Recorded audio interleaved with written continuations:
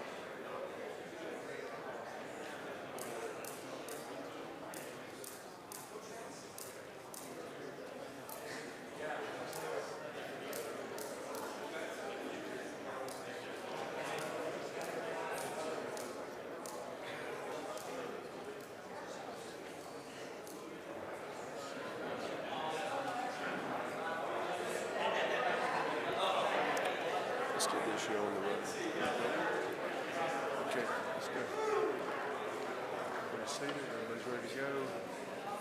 Okay, let's go. Call the meeting order of the Wilmington City Council. I'd like to welcome all those who are with us this evening and all those who are joining us tonight by television and everything else. Thank you for taking an interest in your government. At this time, I'd like to call on Chaplain Lisa Cottrell of the Wilmington Police Department for the invocation and ask that everyone stand and remain standing afterwards for the Pledge of Allegiance. Chaplain, welcome. Thank you, Mayor, City Council. Thank you for having me. Father God, we just come before you tonight, God, and just welcome you in this room. And thank you for our city leaders. Lord, we might not agree on everything, God, but we just want to place you in the center that you would help us make the best decisions. Thank you for everyone in attendance, Lord, that we'll all be heard. Lord, you love us all and you take care of us, and we just want to give you honor, glory, Lord, for tonight and the meeting. And watch over us, Lord. In Jesus' name I pray. Amen. Thank you, sir. Pledge allegiance to the flag of the United States of America and to the republic for which it stands, one nation, under God, indivisible, with liberty and justice for all.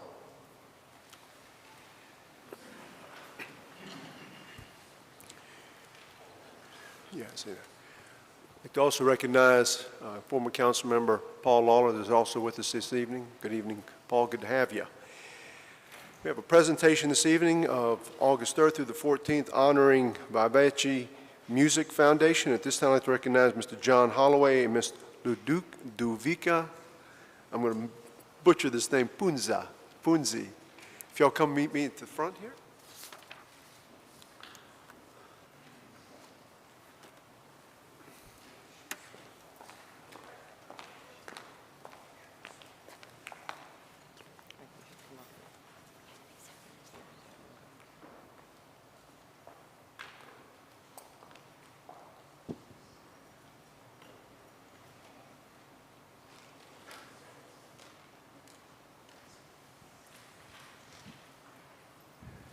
Recognition, whereas the City of Wilmington is pleased to host the Vivace Music Foundation and their 2022 International Music Festival, and whereas this festival brings artists and students from around the United States and world to celebrate classical music, participate in master classes, and perform to the delight of audiences throughout Wilmington. And whereas in its first year, the festival attracted more than 200 students and performers from 14 different countries, and presented more than 40 performances and 900 master class appearances. And whereas the Vivace promotes tourism and music industry by calling attention to Wilmington and showcasing our beautiful city, its generous hospitality, and its amazing performance venues to visitors from near and far. Now, therefore, on behalf of the Wilmington City Council, I, Bill Saffold, Mayor of the City of Wilmington, do hereby proclaim August the 3rd to the 14th, 2022, in honor of Vivace Music Foundation and commend its observation to all citizens. Sounds like it's going to be a great show, and I know it's going to be very well attended, and just thank you for doing this and putting this festival together. So I'll turn this over to John. John. My name is John Holloway. I'm the co-founder of Vivace Music Foundation. This is my colleague and partner and co-founder, Ludovica Punzi. We love Wilmington. We're so grateful for the support. We have just a few words to say to everyone here. Vivace creates unrivaled learning opportunities for aspiring young musicians and presents world-class concerts to music lovers. It's an international music festival for everyone, and our commitment to excellence and need-based financial aid for participants and concert-goers alike is the driving motivation of everything that Vivace does. As young musicians, Ludo and I were faced with financial challenges and the pursuit of our dreams to make music at the highest level.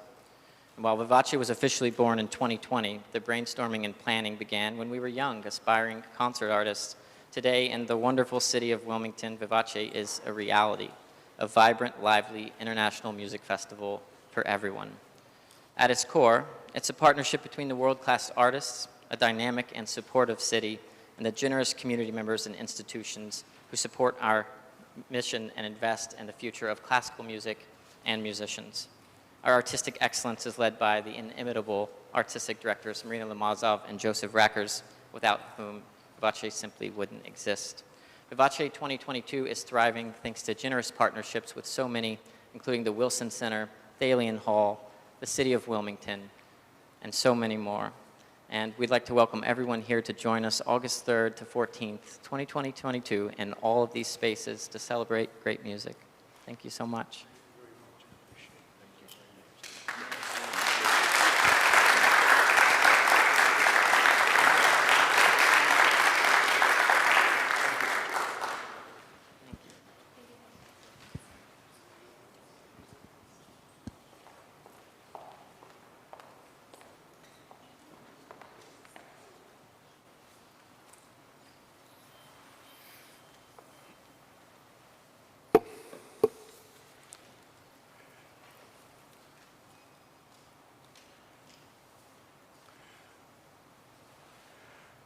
Next order of business is our consent agenda, items 1 through 3. Are there any items that any council member would like to hear separately? If not, what are the wishes of this council? We have a motion to approve by Councilmember Barnett, second by Councilmember Waddell. Discussion. All in favor of that motion, please indicate by saying aye. Aye. Any opposed? Item passes unanimously. That brings us to our next item of business, which is our public information segment. We have 4 speakers that have signed up to speak with us this evening.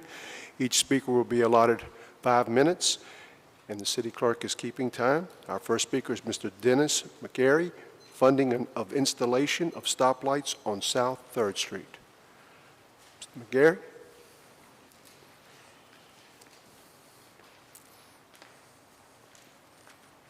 Good evening, Mayor Saffo. I'm actually joined by Terry Everett and Drew Haig, who are also, I think, maybe on the list, so we'll see. Good evening, Mayor Saffo and council members. I'm Dennis McGarry, and I live on South 3rd Street. I'm joined by Terry, as Drew, as I mentioned earlier. We're here representing 670 people who have signed a petition requesting action by the city regarding the safety issues for pedestrians, cyclists, and drivers on South 3rd between Market and Castle. We are here to request that you pass the resolution to install traffic lights on South 3rd at Orange and Ann Streets through funding from the WMPO and a matching investment by the city of $486,000. Let me briefly highlight why these lights are critical. South 3rd Street is a highway with over 15,000 cars per day, half of which are exceeding the 35-mile-an-hour speed limit. This large volume of cars, many at high speeds, cuts through a residential community that is home to many schools, churches, museums, and it also provides access to visitors who park and walk downtown. Per police records, we have roughly 50 to 55 accidents per year, many of which are multi-car accidents due to the impact on the parked cars on South 3rd. The flashing yellow light at Ann Street is generally recognized as ineffective for pedestrians to cross, as many drivers do not stop. In just the last few months, there have been 2 separate incidents where individuals were hit in the crosswalk, one of whom was Drew, who will speak to you later. Unlike the commercial area of North 3rd, which has lights at every intersection providing safe crossing for vehicles and pedestrians, the comparable half-mile stretch on South 3rd from Market to Castle has no lights. Same amount of traffic, safe crossing on North 3rd, but not on South 3rd. NCDOT studied the accident history on South 3rd and recommended stoplights at Ann and Orange due to the pedestrian needs at Ann and the car accidents at or near Orange. Given the wide range of funding needs, NCDOT would not be able to fund this project in the near term. So why should the city fund this project? 1, public safety for the residents, for members of the local churches, for school students and their families, and for visitors supporting the restaurants and shops downtown. 2, for the 670 residents who have petitioned the city to make it safer for them to cross South 3rd.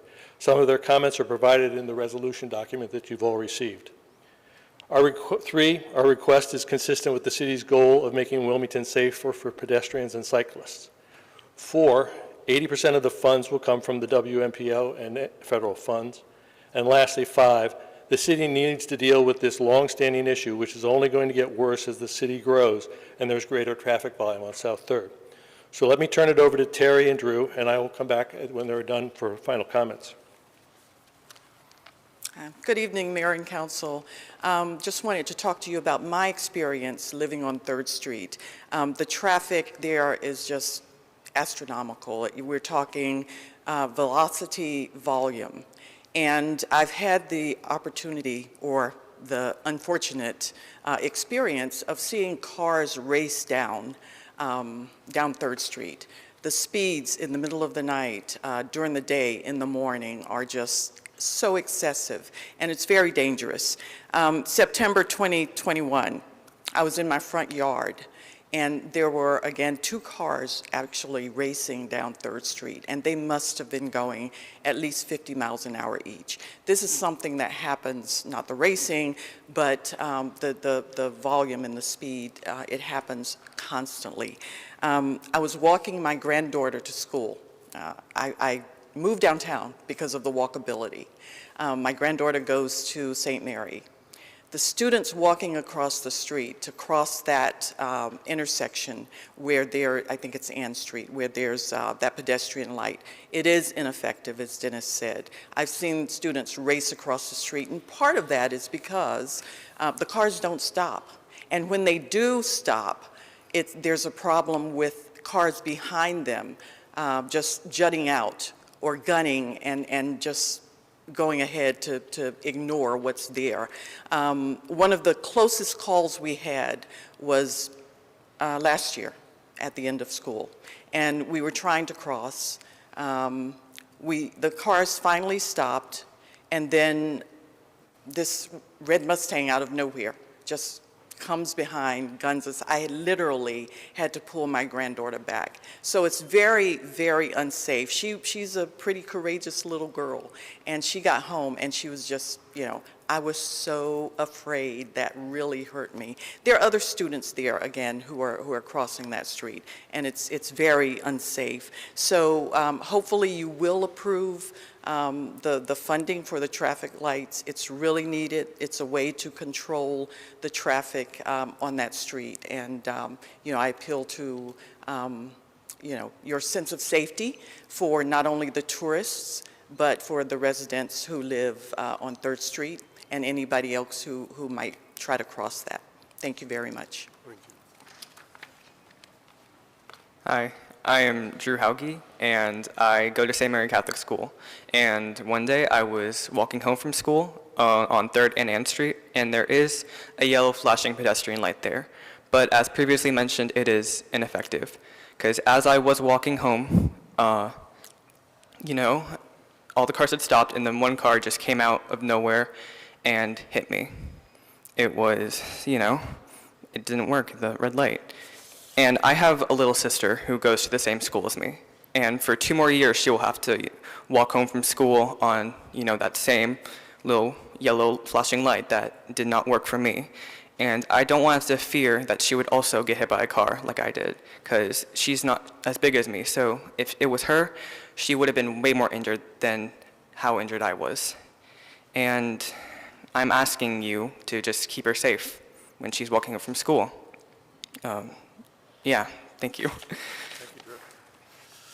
Yeah, Drew went up on the hood, cracked the windshield. Fortunately, it was only cuts and bruises and no major damage. But appreciate your time, and hope that you will consider this resolution this evening and pass it. Thank you very much. Thank you, sir. Next speaker is Ms. Ginger Haig, stoplight for 3rd Street. Is she here? Okay, very good. And then the last speaker this evening is Ms. Katie Gates, who will be speaking to us about Constitution Day in the city of Wilmington. Good evening, Mayor, Ms. Haynes, and Council.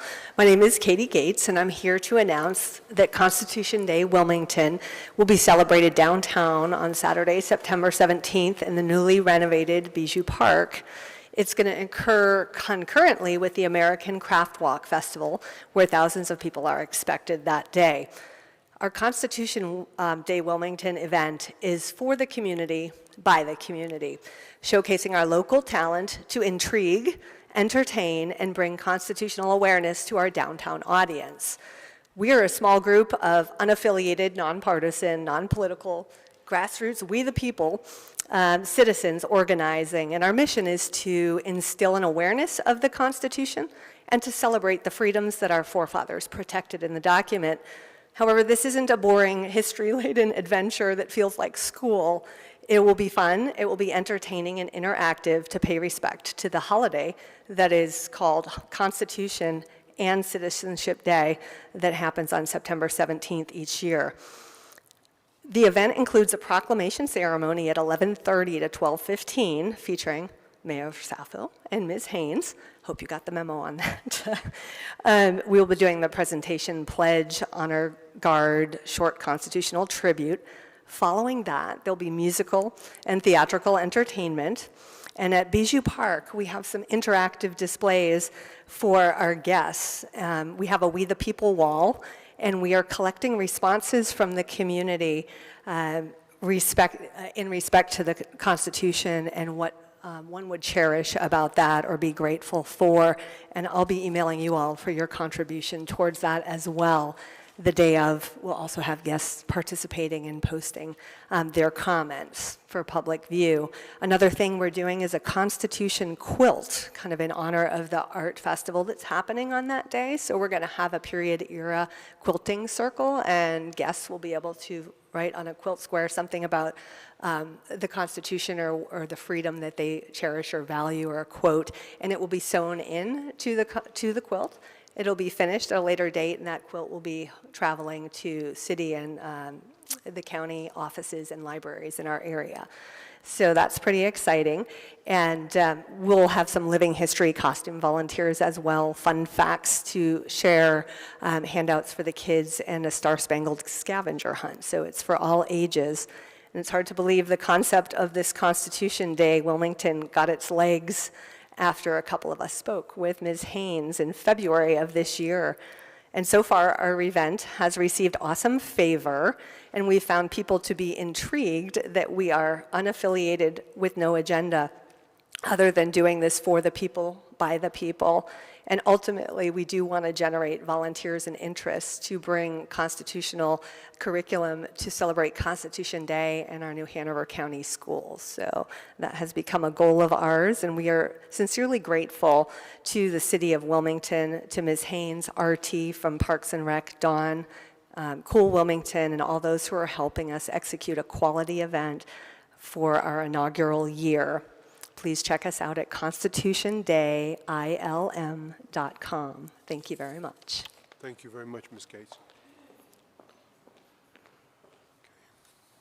Okay, our next order of business is our public hearings. Our first item is item PH1, which is an ordinance amending the official zoning map of the city to rezone property containing 8.76 acres of land located at 239, 245, 251, 261 Giles Avenue, and 255 and 257 Pfeiffer Avenue from R15 Moderate Density Single Dwelling District to R5 CD Medium Density Mixed Residential Conditional District for a 61-unit residential development. I will also note that whoever makes the motion, Mr. Mayor. this particular item must read a consistent statement and reasonableness statement for the record. Sir. Yes, sir, Mr. Waddell. Mr. Mayor, I have a financial interest in agenda items PH1, 05A, and 05B. And based on City Code 8-29, State Law 160D-109, I have a conflict of interest that requires me to be recused. May I make that motion? Somebody will make it the motion. We have a motion by Councilmember Mr. Reinbark, and then seconded by Councilmember Barnett to recuse Mr. Waddell from this particular item. All in favor of that motion, please indicate by saying aye. Aye. Aye. Any opposed? Item passed unanimously. Mr. Waddell, you have been excused. Thank you. So at this time, I'd like to recognize our city manager, Mr. Tony Caudill. Mr. Caudill. Good evening, Mr. Mayor. Mr. Mayor, Madam Pro Tem, and members of council. Senior Planner Brian Chambers will overview this item for us this evening.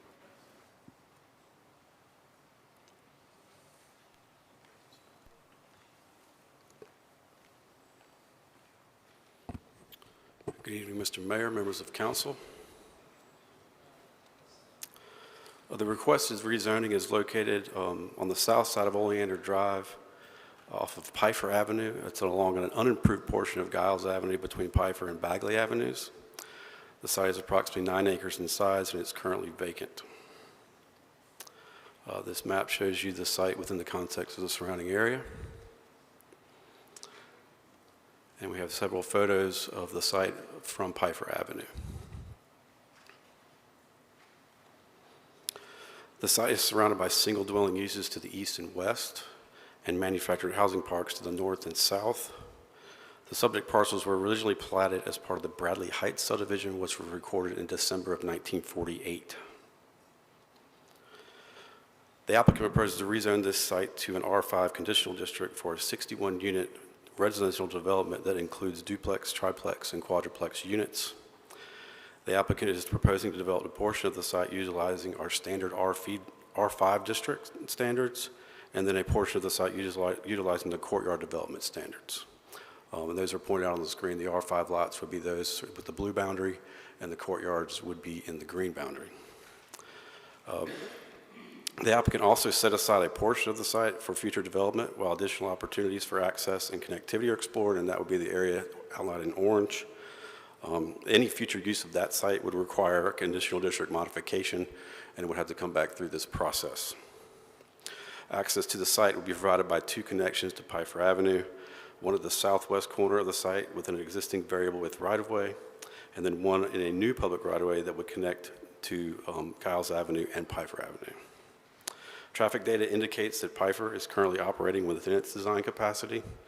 The estimated trip generation indicates that the proposal would result in a minimal increase in trips. However, the proposed intensity does not trigger the requirement for a traffic impact analysis. Here's examples of the public improvements in these rights-of-way.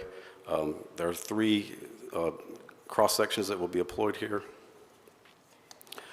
Within the existing Giles Avenue right-of-way, there would be a street cross-section that includes vertical curb, 20 feet of pavement width, plazas, and sidewalk along the eastern side of the street. Within the unimproved portion of right-of-way at the end of Giles, there would be curbing and 20 feet of pavement. And then the new public street would be your standard cross-section with a vertical curb, 20 feet of pavement width, plazas, and sidewalks on both sides of the street. The site is located within a greenfield site and multi-use place area of opportunity in our comprehensive plan. The plan supports infill that is consistent and compatible with our surrounding neighborhood, and the plan calls for new development to provide appropriate transitions between varying development types and densities. The plan also supports the completion and extension of the existing street network. Staff believes this proposal is compatible with the surrounding development pattern. The project would provide additional housing options. It would serve as an appropriate transition between the adjacent manufacturing housing developments and the surrounding residential neighborhood. Staff believes this request is consistent with our comprehensive plan, is reasonable in the public interest, and we are recommending conditional approval subject to the conditions in the report. The Planning Commission at their June meeting voted 6-1 to recommend approval of this request. I'd be happy to answer any questions you might have, and the applicant is prepared to make a presentation as well. I've got one. Mr. Barnett? Yeah, I noticed, you know, in the staff's evaluation in 311, we were talking about diversity in housing, and I noticed they used the term, the homes are appealing to workforce community, but will be priced at current market evaluations. Has there been any consideration of making at least a few of them available for low income? We always discuss that option with applicants. I would have to defer to them as to what their decision point was as to include them or not. I think the idea was that the nature of this, the small units, the one bedrooms, by the size of the units, it would be affordable just because of the size of the unit and the number of bedrooms. We did discuss it, but again, I'd have to defer to them as to why they didn't choose to include an actual affordable housing component. Okay. So discussing it means you brought it up, but not... With everybody that comes through the door, we're talking about workforce housing, and we're always asking them to consider it. Okay. All right. Thank you. Any other questions, staff? Thank you. Thank you, Brian. Just I'd like to recognize the applicant.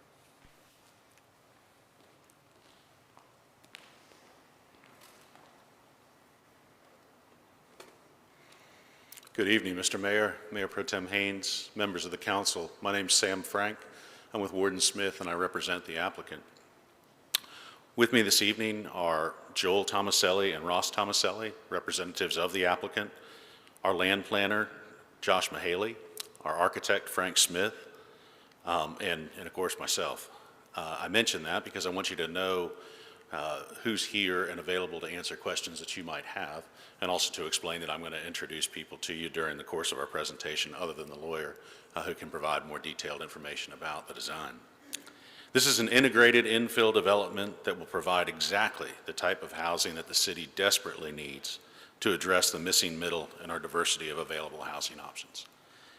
Before I introduce Mr. Mahaley and Mr. Smith to talk about the design, I'd like to respond to Councilman Barnett's question and comment. This proposed development includes 61 units. It's deliberately designed to be relatively inexpensive to build, and that allows us to offer the housing at a rate that is lower than the typical rate for housing in Wilmington. If we were to parse off a small portion of the project and rent control or put a limitation on the income for that small portion of the development, it would necessarily make the other aspects of the development, the other units in the development, more expensive, thereby defeating the true benefit of this project, which is to deliver an organically affordable option to the market without the need for regulatory oversight or control. Consistent with the staff's findings, this proposed zoning is aligned with your future land use plan and is consistent with the surrounding neighborhood. I'll speak to you again at the end of our presentation, but I would like to introduce Mr. Mahaley and Mr. Smith now to talk to you about some of the details of the proposed design.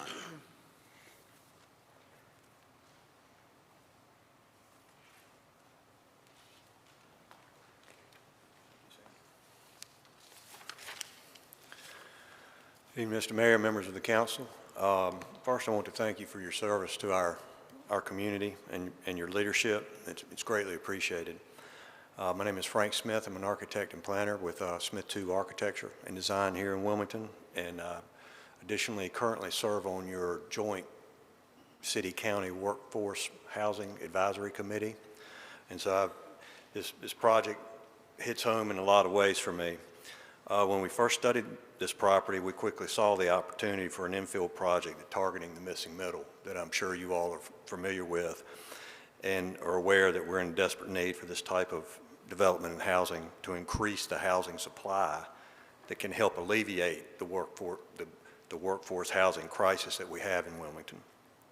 The project presented has a central location with adequate infrastructure and perfectly suited for this type of medium density residential development. It's a first of a kind here. As far as I know, we've taken a unique approach using the courtyard development standards in the LDC.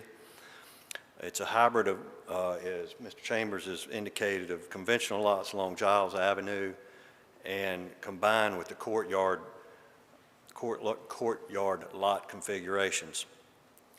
The design arranges smaller scale, as you can see in the illustration, smaller scale cottage style duplex and quadruplexes buildings around a series of common courtyards that are accessible to the entire neighborhood.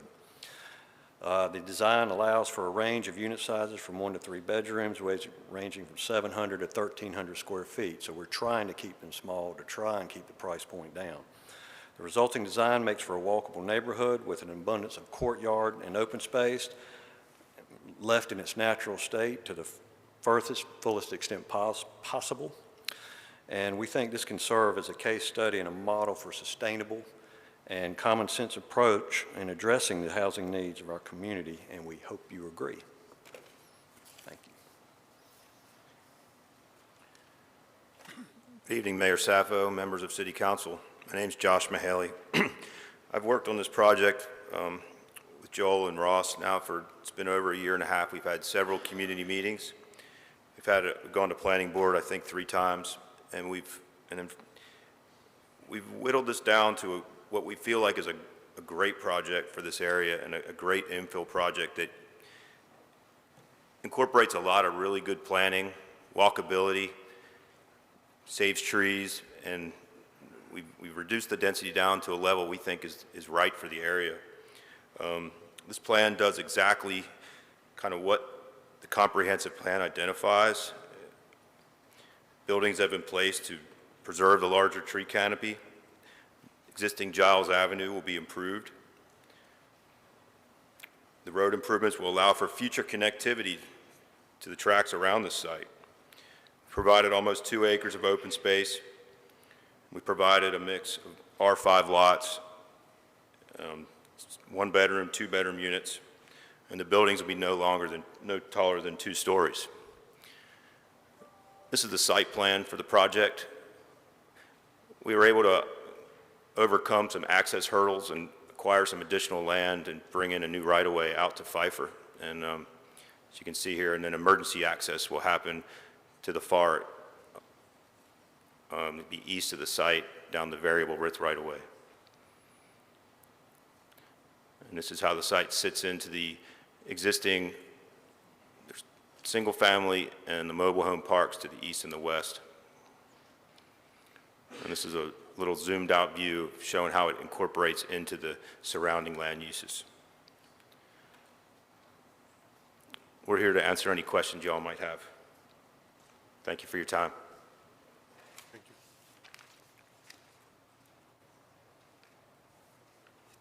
Does anybody have any questions for the designer before I carry on? Okay, thank you. So, as Josh explained, this is the product of a significant evolution of the design following meaningful dialogue with the community members, with staff, and feedback from the planning board. I realize this is the first time that this site has been in front of you, but we've been working with the city for over a year and a half to refine this design and bring it to the place that it is.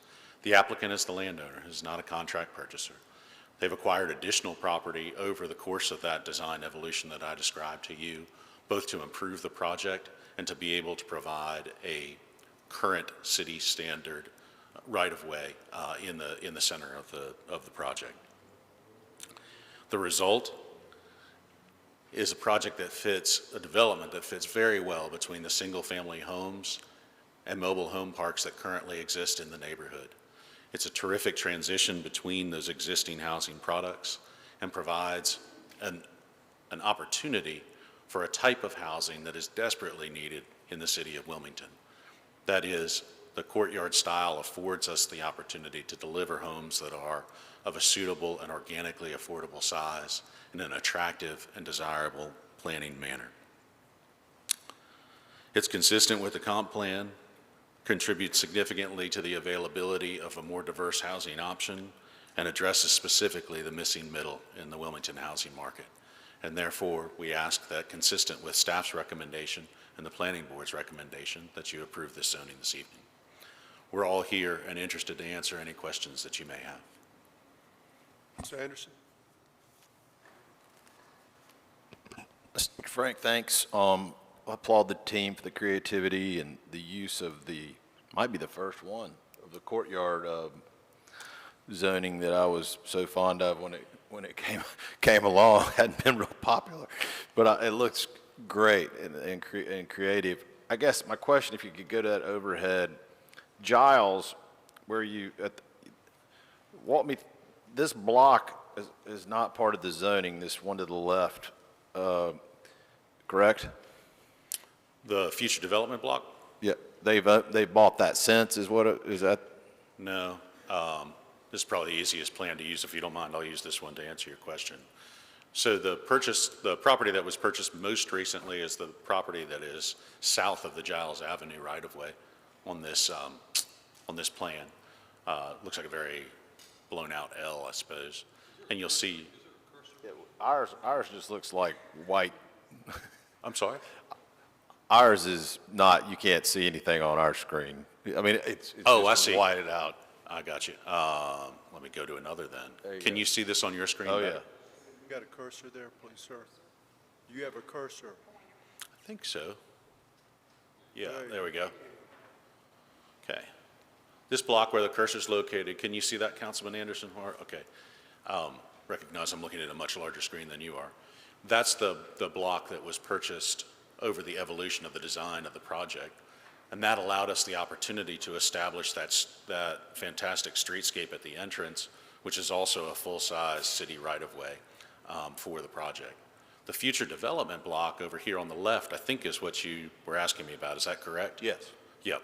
And there was a history of discussion with the folks who own the property here between Giles Avenue and Pfeiffer that led us to want to have more time to evaluate how that access would work.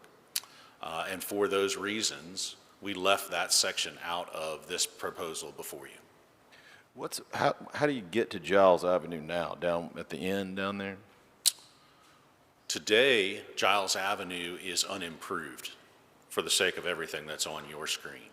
And so there is a dedicated public right-of-way from the bottom right corner of your screen. Right, that's what I thought.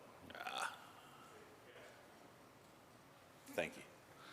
From the bottom right corner of your screen, following that variable width right-of-way up and to Giles, which cuts across from the right to the left. Gotcha. But today, that is an unimproved, call it a paper street. Gotcha. All right, thank you, sir. Okay, Mr. Barnett? Yeah, okay. I like the project and definitely need it. And just some clarity for me, the houses will be basically middle income housing, right? When I say middle income, I'm saying not like the top of the line, you know, not like $500,000, but maybe middle income, like could people that make more than teachers get a house? That's the intent. Yeah, we're utilizing, so the city, in revising its code, opened the doors to make exactly this kind of Density, project yeah. possible. Sure. And so what we've done is responded to the suggestion that you made to us in your revisions to the Land Development Code by proposing a project that incorporates an attractive number of units without excessive density and without excessive height onto a piece of property, thereby breaking down the per unit infrastructure cost to a small enough number and the per unit construction cost to a small enough number that it can be delivered in a more affordable fashion. I sense that you would like for me to be able to tell you how much each of those units would cost or what the rent would be, and unfortunately I Yeah, you can't. can. Because we don't Because know. the market, you don't know what the market's gonna be. Well, and we don't know what the cost of construction is until we get into it and do it. But relative to what it is currently zoned, which is R15, where you would have to build single-family standalone homes, this gives us an opportunity to deliver a much more efficient development, a higher number of units per infrastructure cost, which makes it possible for the homes to be inherently and organically more affordable. And the courtyard approach helps out because you have less yard space, or how does that? Absolutely. Let me invite Mr. Smith to come back to the podium and tell you why. Okay. But yes, absolutely. Thanks. Sorry, I thought you were standing behind me. Sorry, I missed part of it. I missed exactly what the question was. How does the Basically, courtyard? yeah, how does the courtyard play into making the houses less expensive to purchase? I'm going to try and do this without causing havoc. That's the courtyard, yeah. The cursor is on one courtyard, Right. and there are essentially 12 units addressing, well, it's disappeared on me, 12 units addressing this courtyard and this one. And originally, the undeveloped area was going to be another courtyard, but then we reduced the density because we just felt like it was too dense right now until we figured out some future connectivity so there wasn't as much traffic. So we pared it back. I think I mentioned, and if I don't answer your question, ask me again so I make sure I understand it correctly.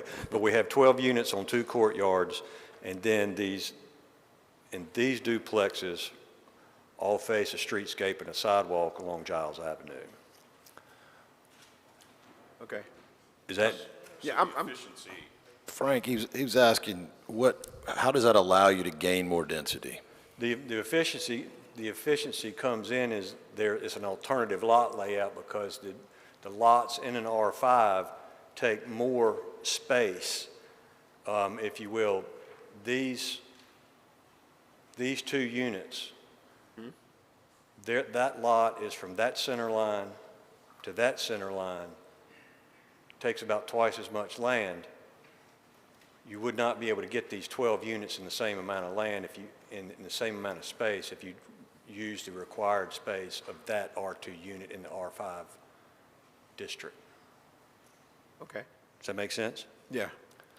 Yeah, they don't have all of the 12 homes don't have individual lots. I mean, like individual yards. In the In a R5 sense. district, a duplex, you've got to have 35, I think my math is correct, and Mr. Chambers might correct me if I'm wrong, but 3,500 square feet of lot area per unit.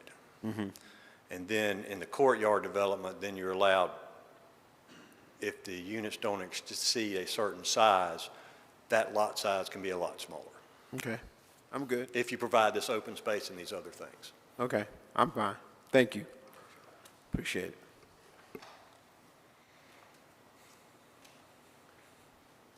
Mr. Anderson, did you have another question you would like, Ms. Lane? Okay, thank you. Any other questions for the applicant? With your consent, I'd like to reserve the opportunity to speak with you again following those who may choose to comment on the project. Thank you, Mr. Mayor.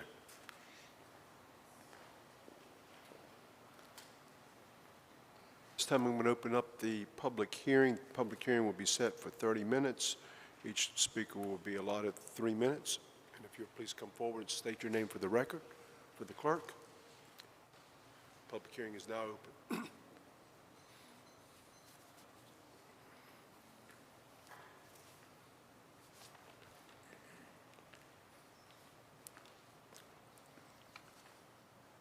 My name is Neil Schulman. I own 257B Pfeiffer. I'm not against development, but let's talk about the density. 139 people, that's going to be over 160 in real life. Then let's talk about some of the other problems. For example, trying to make a left turn at the end of Pfeiffer Ave on Oleander Drive. Have you ever done it? You won't. Not without risking your life. And if it's an accident, isn't that a foreseeable incident for the city? Then if you look at the businesses, on either side of Pfeiffer, the side entrances are closed off because they don't want people in there. Now let's look at the other end of Pfeiffer. That's a place called Greenville Village. It's a private road. The owners don't want the traffic, so they're going to put a gate up. That means you have another Love Grove all over again. The entire road is a narrow street with ditches on each side. If a truck, such as a UPS truck or a city garbage truck, goes down the road, a pickup truck will not be able to get by. The main entrance has a road, but even this, the turning radius is tight for a small fire truck. The secondary access is a variable alley, with one side there are two houses, the other side has a ditch with a fence. And that drainage ditch, I'm told, is a city drainage ditch. Farther up the alley, on the right-hand side of the drainage ditch, there's a fence covering of it, which has been there over 20 years. Approximately 8 feet past the grade stake at the end of the ditch is the back of a mobile home. So that means if somebody misses the turn, somebody's going to get killed in that mobile home. All the streets in the entire project have a tight radius, according to Captain Elrod. He was concerned about anything but a small truck going in there. Where are the visitors going to park? The planning board said, well, we can make them have signs. We know signs don't work. If signs work, you would not have the most profitable legal cash business in Wilmington, towing non-consensual cars, over $1 million a year. The developer calls this a pedestrian project. Where are they going to walk to? Up Pfeiffer Avenue in the road? They are required to have a sidewalk on Pfeiffer. Is this for picketing? Because you can't go anywhere on it. Then there's the storm drainage problems. There's already a problem with another retention pond. So when they have a problem with that one, it ends up in the trailer park. Who's going to pay for the damage from this one? The city? The developer? And let's not forget about people riding bikes, right? Pfeiffer, they won't make it up there with getting hurt or killed. Now, we were told, they were just mentioned that they had neighborhood meetings. Every time you change the development in the program, you got to start all over again. They had one, not three.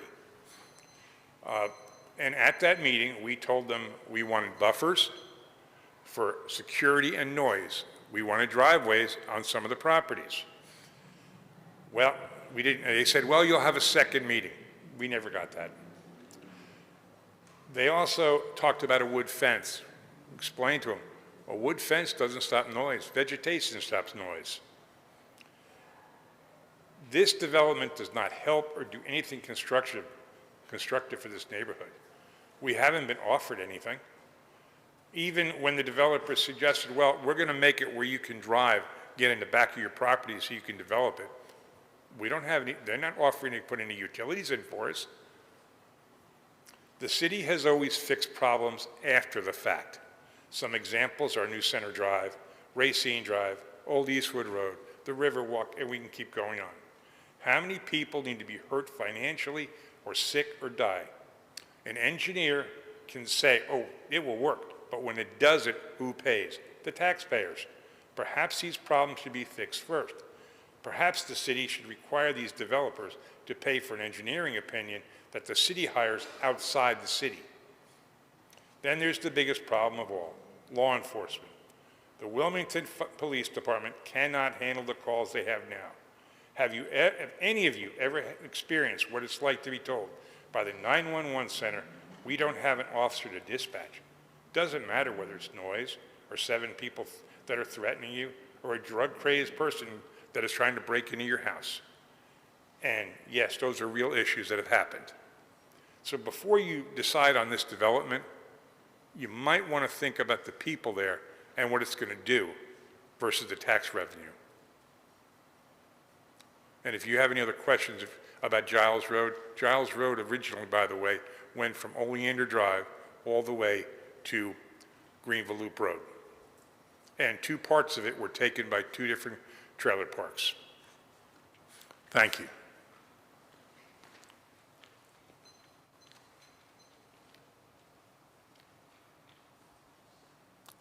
Next.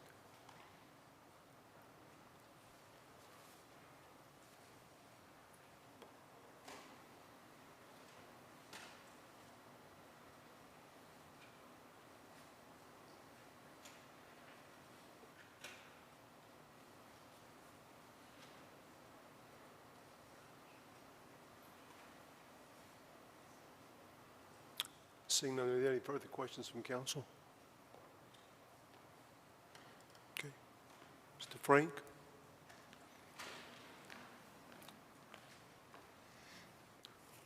Thank you, sir. I appreciate the opportunity to speak with you again. I'll respond to some of Mr. Schulman's points, those that I understood well enough to respond to, and encourage you to ask me questions if you have questions that I don't address in my responses. We'll do the best we can with them. There are 40,000 plus trips a day on Oleander Drive. Concede that it is an overburdened roadway. At the peak maximum hour, this development will produce 31 trips per hour. It's nowhere close. So while there is certainly a traffic issue on Oleander Drive, this development is not contributing to it. And as this is in your staff report, but the trip generation as currently zoned is a maximum of 27 trips per hour. And so you're talking about this development versus what would be permitted today by right, 1 additional car every 15 minutes. It is a nominal, if that, impact on traffic. The primary access way is absolutely designed to current city standards. That includes the radius at the turn, the sight triangles, and every other aspect of it. As I mentioned earlier, by acquiring that additional land, we afforded ourselves the opportunity to do just that, to have a primary access that is in every way compliant with the technical standards of the city. Your parking code requires us to have at least 68 parking spaces. Nuance of the new code is that there's now a maximum on the parking spaces that we can provide. The maximum for this development would be 153. Minimum of 68, maximum of 153. This project incorporates 112 parking spaces. Obviously, it is to our benefit to provide enough parking spaces not only for the people who live in these homes, but for their visitors in order that we can market the same. With regard to the sidewalks, we can put sidewalks in on our land. That's within our control, and we've proposed to do so. Sidewalks throughout the city beyond the scope of our land is really beyond the scope of what we can offer in the context of a conditional zoning proposal. Do you have any other questions for me in light of the comments you heard during the public hearing? Sam, in the internal road network there, I know that Giles, I understand, is an unimproved roadway. Are there any other improvements that you're making around the property there in respect to any road network there? So we propose to improve the section of Giles Avenue that appears as gray on your screen, which is not our land. It's land that's owned by another and has been offered to the public for dedication. And I think that's what you're asking. Are you curious about the details of that improvement? I think that I can get one of our designers here to talk you through the details of that streetscape, because it's important and well done. I'd like the chance to do so.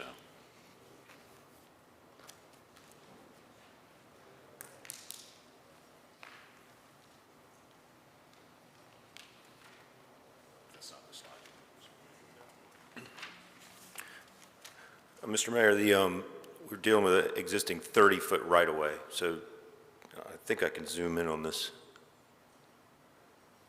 So what we've done is we provided 5 feet from up against the adjacent properties, the R15, we provided a 5-foot buffer there to allow for a transition to those lots.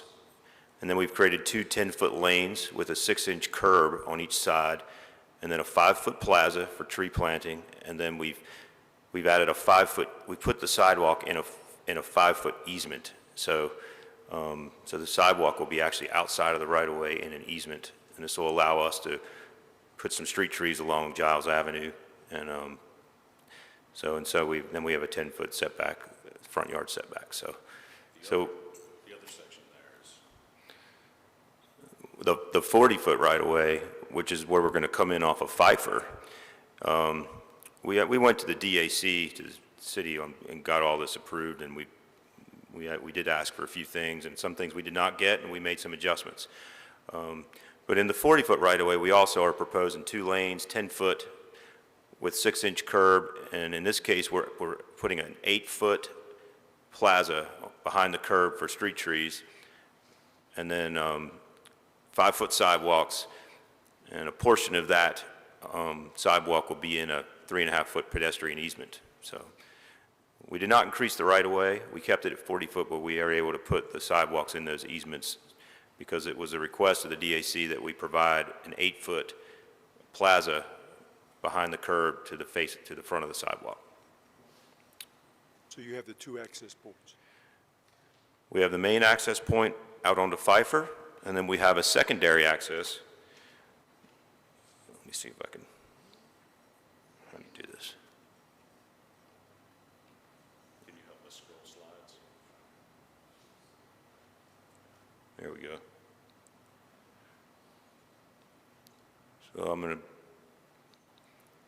So I'll go to the color one.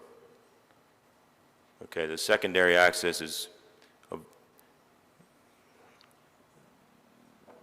there a pointer or something?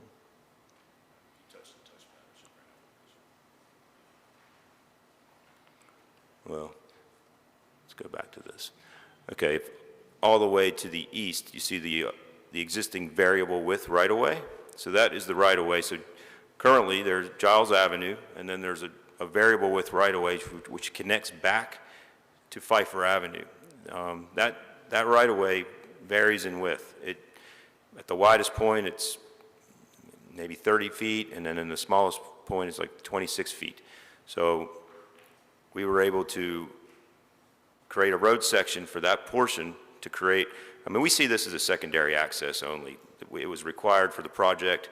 We needed to have a secondary access for emergency vehicles. So we were able to improve that. That right now currently is unimproved as well. It's gravel and dirt. But it is our right to use that and improve that. So that will be improved. And that section, I'll show you how that looks like. That there will be 2 10-foot lanes with a curb. And that'll be a ribbon curb there at that section. Another question, and we hear this a lot, in respect to the stormwater retention, did you design it? engineering Jeremy, team? we do. We've done all the preliminary, we have a utility plan that was included as part of our submittal. That's also in this setting for you. Well, could you go back to the overall arching blow-up of not that one, this one. The trailer park that's here, that's over to the right-hand side. Yes, sir. It looks like a pretty significant trailer park. I don't know how many trailers are there. Does that trailer park have any stormwater ponds on it at all? Does anybody know? It doesn't look it on the map here. It does not. Excuse me, sir? It does not. So I guess my question is, I guess that was built prior to into the 1980s or 90s, prior to stormwater regulations by the state of North Carolina were handed out. So that stormwater pond there, where will it drain to? Or, I guess it would go eventually down to Bradley Creek. It does. I probably want to bring Jeremy, Can we speak the to Jeremy, civil please? engineer up here to talk about the stormwater. Just and so want he to can talk explain. about it I since think the it's gentleman important. asked about it. Thank you.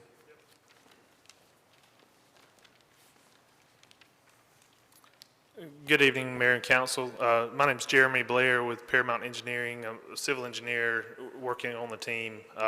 Just introducing myself as Sam didn't include it earlier, just for your record.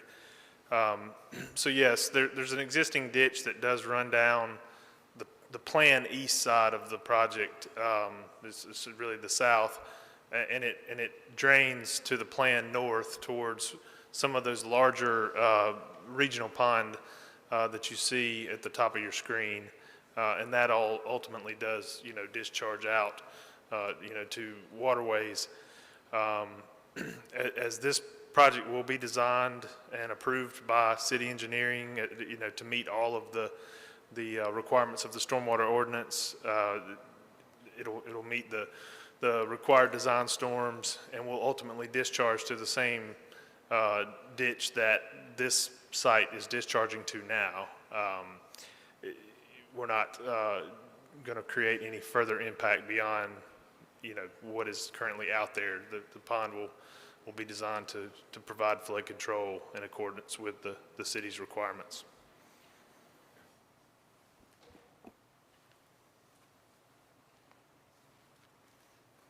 Thank you, Jeremy, and I apologize for not introducing you at the beginning. If I could just clarify. We have sorry. a question here from Ms. Spears. Ms. Spears?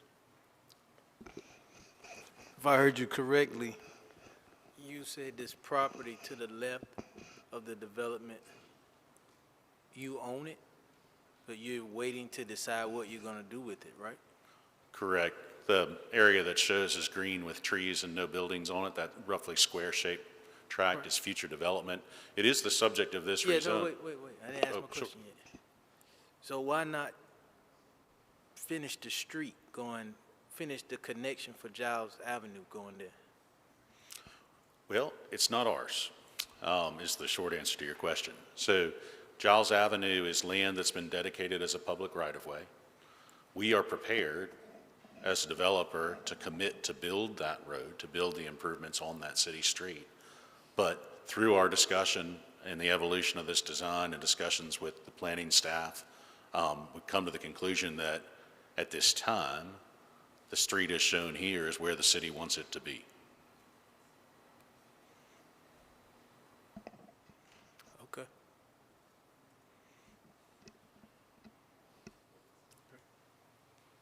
Any other questions? Mr. Mayor, I do want to clarify that point just because it's confusing, and I want to make sure that we've represented ourselves accurately.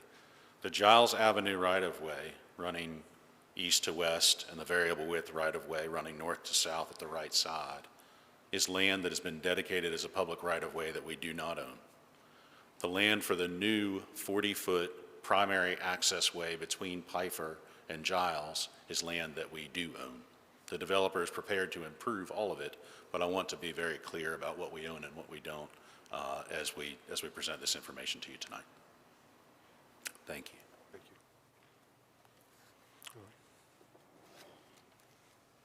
Thank you. Thank you, Ms. Frank. Any other questions for council? Okay, I'm going to close the public hearing and ask for the wishes of council. Mr. Barnett, would you please read a consistent statement for the record? We have a motion by Mr. Barnett, second by Mayor Pro Tem Haynes.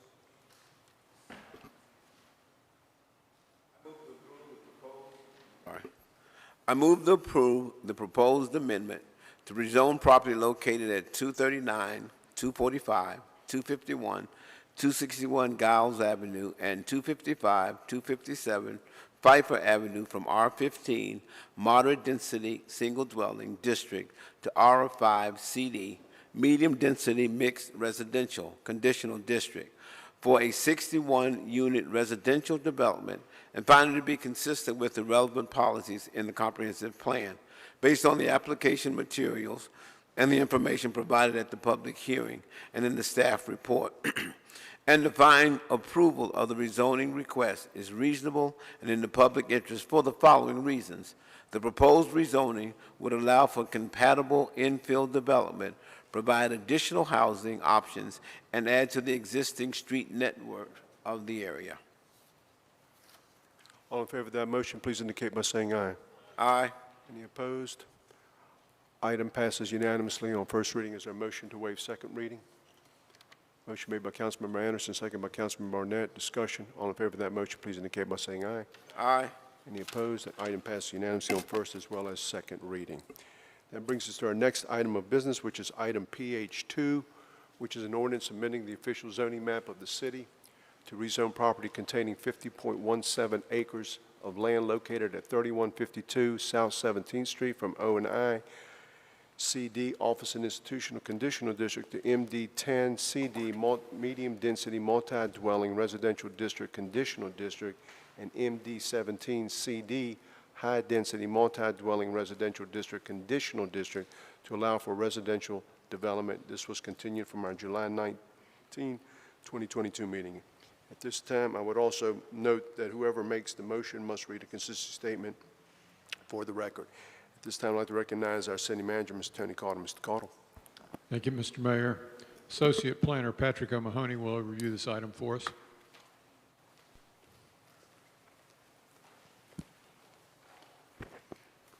Good evening, Mr. Mayor, members of council. As mentioned, this item was continued from the July 19th meeting. This site is located on the west side of South 17th Street and north of Independence Boulevard, and contains approximately 50 acres and is currently vacant and wooded. This map shows the general vicinity surrounding the request. The point at Barclay is located to the south. The Hanover Heights neighborhood is located to the north. These are photos of the subject property. And these are photos of the adjacent land uses.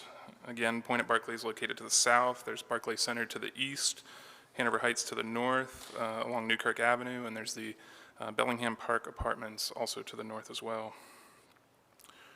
The site's currently zoned O&I CD, Office and Institutional Conditional District. The site was rezoned from R15 Residential and PD Plan Development to O&I CD, Office and Institutional Conditional District as part of the Barclay West mixed-use development. This included property along both the north and south side of Independence Boulevard. The site is bordered by R15 residential zoning to the north, along with MD17 CD zoning, RB CD regional business conditional district zoning to the south, O&I CD remaining to the west, and O&I to the east as well across South 17th Street. Here's the proposed site plan. The applicant proposes to rezone this portion of the Barclay West master planned development from O&I CD, Office and Institutional Conditional District, to MD10 CD, which is Medium Density Multiple Dwelling Residential District, Conditional District, and MD17 CD, High Density Multiple Dwelling Residential District, Conditional District. This is for a proposal for residential development. There are 570 total residential units. The total bedroom count is 1,093 bedrooms. There are two portions of this site outlined on the site plan on your screen. The MD10 portion is outlined in the blue. The MD10 portion includes 170 single dwelling units, 7 duplexes, and 96 townhome units. The MD17 CD section is outlined in red. Within that section, there are 290 multi-dwelling apartments. This includes 92 one-bedroom units, 179 two-bedroom units, and 19 three-bedroom units. For the entire project, that's 122 one-bedroom units, 373 two-bedroom units, and 75 three-bedroom units. There is a new roadway network proposed. There are connections from Independence Boulevard, across from Gallery Park Drive, and from South 17th Street. There's an emergency vehicle and pedestrian access provided to the north to Newkirk Avenue. This was a condition of the previous master plan and is included in this proposal as well to be consistent. There's also a 60-foot wide undisturbed vegetative buffer to the north along the northern property line. These are elevations provided by the applicant showing the multiple dwelling units on the left side for the MD-17 and the single-family townhome and duplexes for the MD-10 on the right side of your screen. This site's located within a Greenfield site as multi-use place area of opportunity. It's also located within a mixed-use place, mixed-use center along a major road corridor, community parkway and loop road, and community connector. This plan calls for an increase in residential density as part of a mixed-use development that will provide goods and services to nearby residents, which allows for multiple stops at one location and creates a density necessary to support transit services along this corridor. The proposed rezoning request would provide a residential component to an existing commercial and mixed-use area. It will add to the mix of uses, both existing and planned, and provide multimodal connections between adjacent sites. Compared to the previous rezoning request in 2013, this proposal provides appropriate residential development between an existing single-family neighborhood to the north and a commercial node located at South 17th Street and Independence Boulevard. Staff believes this proposed zoning amendment is consistent with the comprehensive plan and that the request is reasonable in the public interest. Staff recommends conditional approval with the conditions outlined in your case summary. Planning Commission unanimously recommended approval. This is where I normally would end my presentation, but I would like to hit on some topics that the applicant has proposed from the Planning Commission meeting to tonight.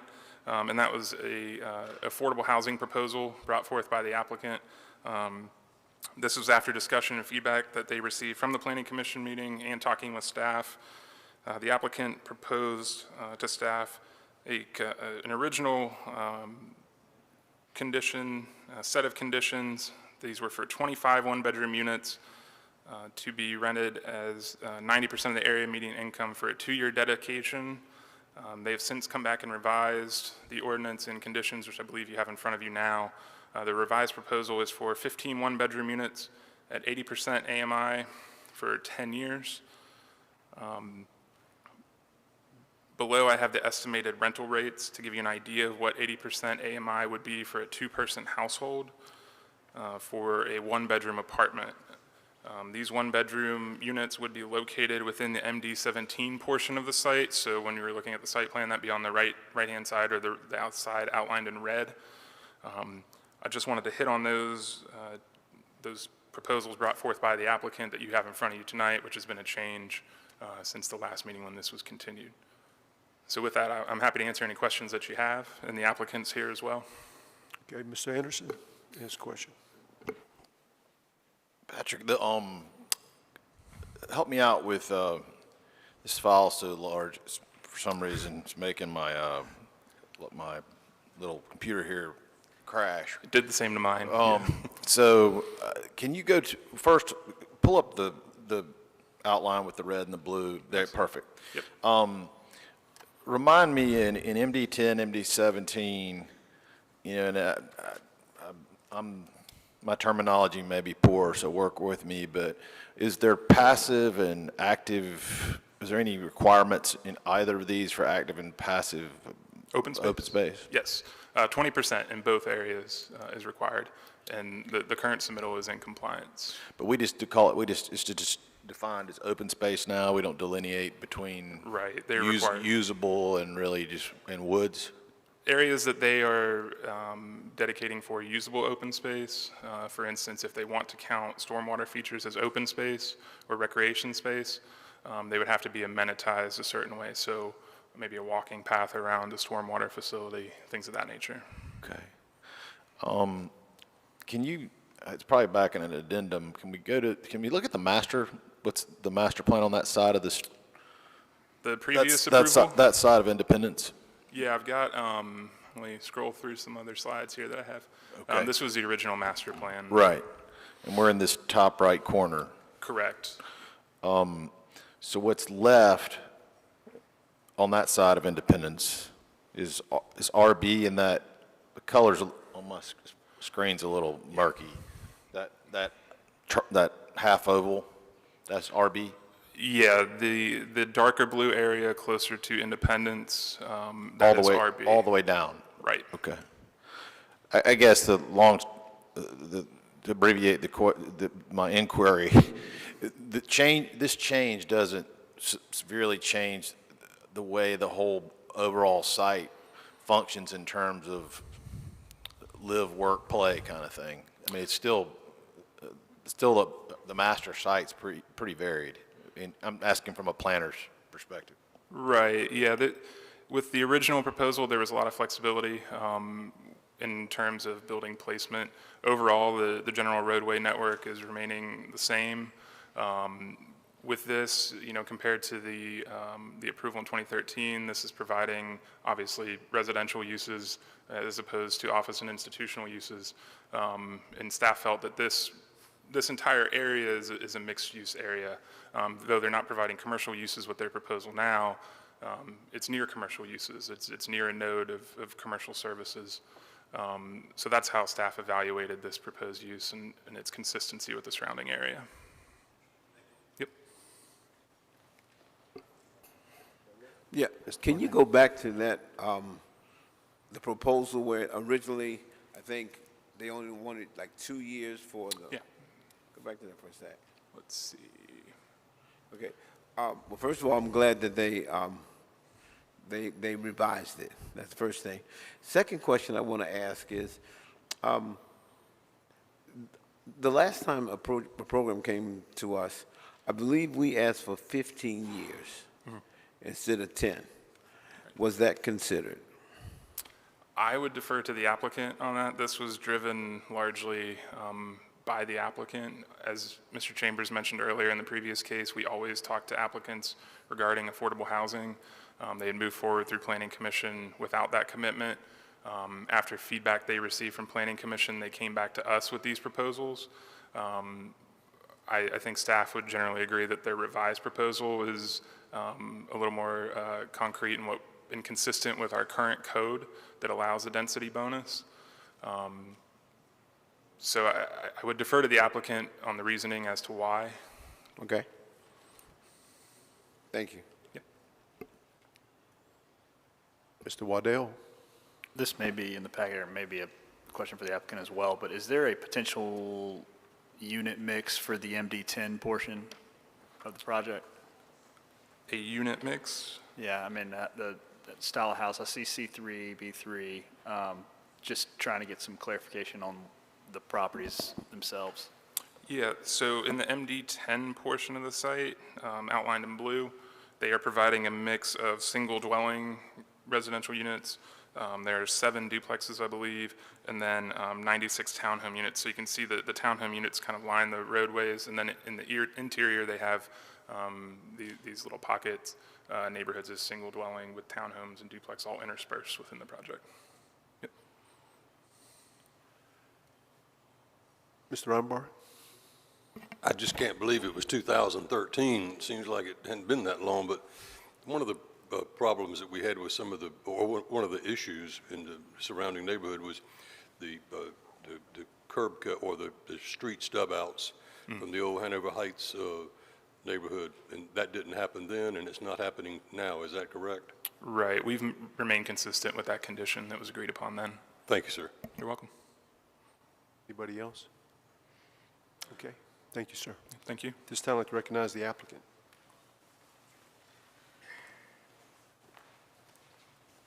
Thank you. Good evening, Mr. Mayor and Madam Mayor Pro Tem, members of council. My name is Matt Nichols. I'm here tonight representing the applicant, Middleburg Communities, and with me this evening are Jason Pfister, Alexi Papapiris, and Casey George with Middleburg. Our civil engineer is Dan Fisk with Paramount, and our traffic engineer, Jonathan Guy with Kimley Horn, is also here, along with property owner representative Adair Graham, and we hope to be able to answer any questions that you may have. Briefly, before we go through the plan specifics, for the council's consideration this evening is a conditional district rezoning request for a proposed residential development that will provide a variety of housing types and rental options in a very central location in the city. As was mentioned earlier, this is part of the what is approximately 301-acre Barclay West development rezoning that was unanimously approved by City Council in 2013. And as Council knows, that rezoning included several large parcels on both sides of Independence Boulevard in this vicinity. And I know council members are very familiar with the existing development that's being developed, The Point, which consists of restaurants, a movie theater, multifamily residences, and office space. And what we're here tonight about is the other side of Independence, and approximately 50 acres, which is currently vacant. I was going to emphasize a few points before Jason came up and talked a little bit more about the plan specifics, but number one is the obvious point that this is a very central location, and it really has excellent access to major roadways. South 17th Street is a minor arterial, and Independence Boulevard in this vicinity is a major arterial, and they both have excellent levels of service. Independence Boulevard in this vicinity actually operates at a level of service A, which is pretty remarkable. And South 17th Street in this vicinity is a level of service B. So again, it's excellent connectivity to the major roads in this area.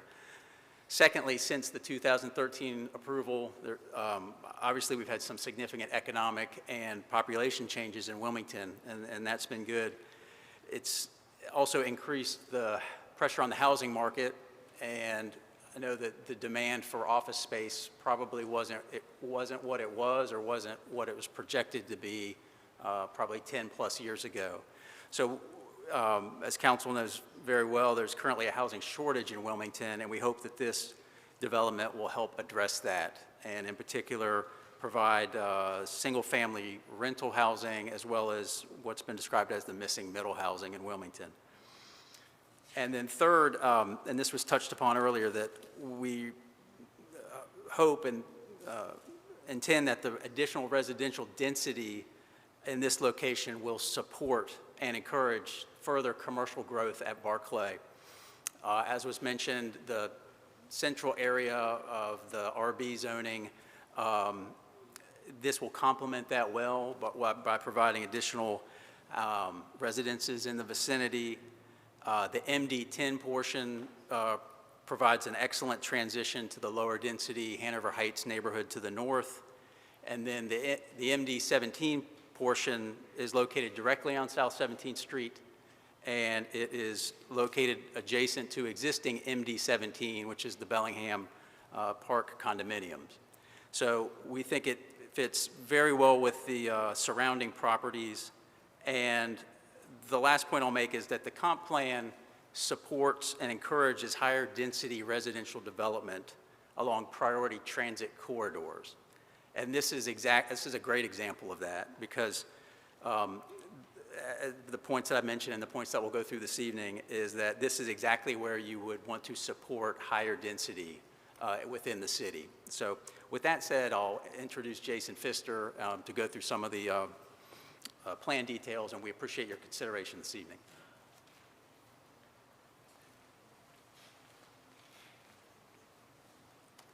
Good evening, Mr. Mayor, members of council. My name is Jason Pfister. I'm here to talk about, I want to just kind of give you an overview of the thought process and answer your question, Commissioner, or Councilor Waddell.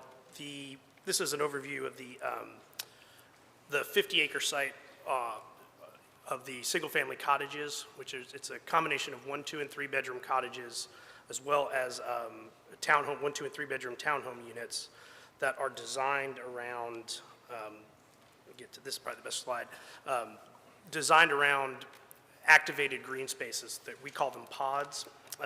What every home is going to have in this section is going to have its own private yard area, but then there's also going to front either an activated streetscape, as you see in the picture on the right, or it's going to face a pod, which is the kind of community garden space that each of these are going to be amenitized with things like fire pits, hammocks, different, different things. So you kind of have this, the goal really is to increase the walkability of the neighborhood and the green space and kind of de-emphasize car traffic. It's medium density. It's going to be completely owned and operated by Middleburg. We are fully integrated, which means we're a development company, but we also have our own construction company. We build our own projects. We also have a property management company, so we operate it ourselves. So it will all be under one ownership. Every blade of grass will be the responsibility of Middleburg to ensure that the standards are met throughout the community. But what we think this does, this is opening up the benefits of single-family living to tenants and to renters. So it's a new product for Wilmington, but we think it kind of encapsulates sort of the benefits of a medium density and giving people the freedom to have single-family living. And I've got these are some renderings you can kind of see here. This is just representative of the greens and pathways through different neighborhoods, so you can see how to, the homes are kind of centered around these activated green spaces. These are just some additional renderings. I think we already went through the cottage elevations. Councilor Waddell, this is kind of answer your question. It's a different mix. Want to bring up Alexi now to kind of go through okay. Spears? How many one-bedroom in this project in total? How many in the Hamlet portion of the one-bedrooms or the duplexes? Overall, it's 122 one-bedrooms. 122 one-bedrooms. Yes. If you include, sorry, 122 one-bedrooms total. And those are the rentals, right? So there's, in the SFR, we've got 30, and then the multifamily, we have 92. All rental one-bedrooms. All right. Thank you.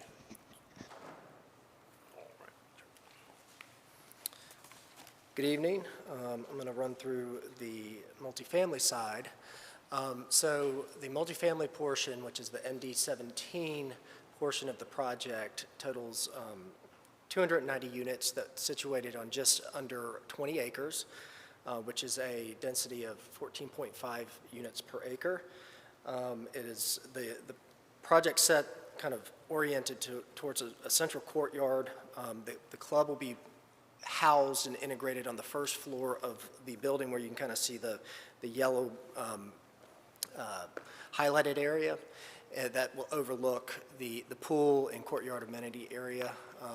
We are providing kind of above and beyond buffers along the, I guess, to the right of this plan, but technically to the north and northwest of the site for this portion of the project.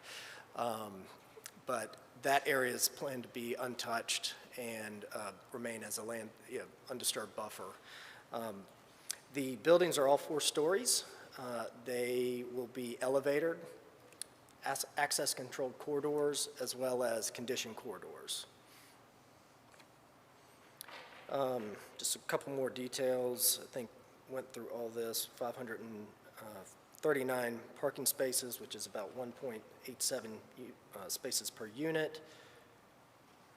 Here are some elevations, a little more updated than the last ones we were able to provide the city. We just got these, but this is gives you an idea of the design intent for the project. And to give you some context, we tried to use Riverlights project, which we developed a couple years ago, as a basis. We felt like that turned out really nicely and fit in well with Wilmington as a whole, as well as Riverlights. And it'll be a little different, but in general, if you've ever been by there, hopefully you can see the quality of the architecture and design and the end product. And here's these were in the staff report. Both communities will be highly amenitized. We'll have clubhouse, leasing centers with fitness center fully equipped with state-of-the-art equipment, resort-style pool that'll have different gathering areas, cabanas, fire pits around them, bocce ball, just outdoor gathering spaces for everybody to come together as a community. Within the clubhouse, we'll also have a co-working space, which is basically, it'll have conference rooms, private offices, gathering areas where people can come together and meet. But that's been an amenity that's become increasingly popular as people have started working more remotely over the past couple of years. And then additionally, we'll have package concierge, valet waste, electric vehicle charging stations. Within the units themselves, stainless steel Energy Star appliances, granite countertops, 9-foot ceilings, washer and dryers in every unit, walk-in closets, Bluetooth smart locks, smart thermostats, and then within the cottage units, we'll actually have vaulted ceilings, some private yards, and attached garages on some of the units. And then just to kind of recap the Planning Commission meeting, there was a 7-0 unanimous approval. During that meeting, we were asked to explore adding affordable to the project. So from June 1st, we've been reaching out, had a number of meetings with the city, and really trying to get an understanding of, the affordable issues within Wilmington, and understanding, putting careful thought and analysis into what we can really stomach on this project. There is one incentive out there, the density bonus. If you provide, I think, 10% at HUD high home rents for 15 years, you can get a density bonus. We're not asking for that. We're actually well below what would be right if we were approved.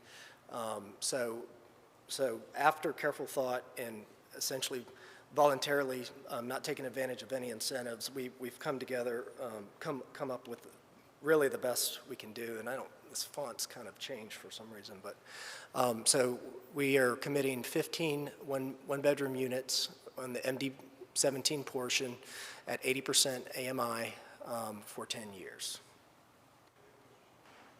We have a question, Mrs. Spears.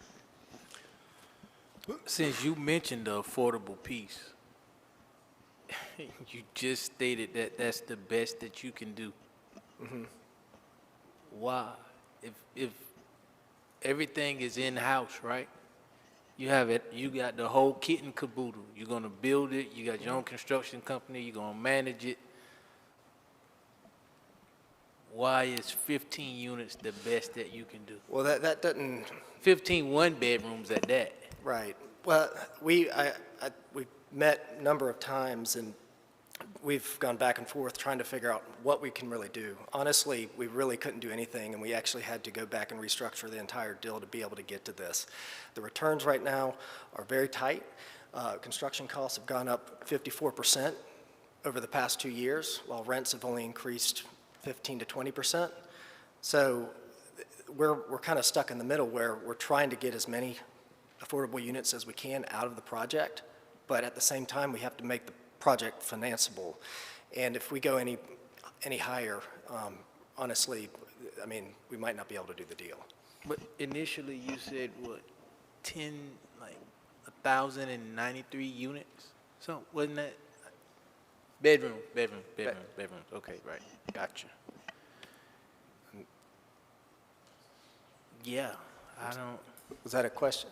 No, Okay. I was just, Neil helped me. Okay. Yeah, you said 1,093 bedrooms. Bedrooms, yeah. Yeah. 570 units total.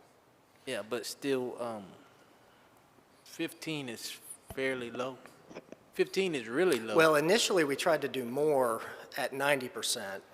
At 90% for 2 years, Yeah. but 15 for 10 years, and I get you're not asking for any incentive, but I mean, why not shoot for a bigger goal and try to get an incentive? that would help you. I mean, you're gonna make money anyway. Well, in order to get the incentive, we would have to completely redesign the project. It would delay the project significantly. And honestly, we can't delay it any further.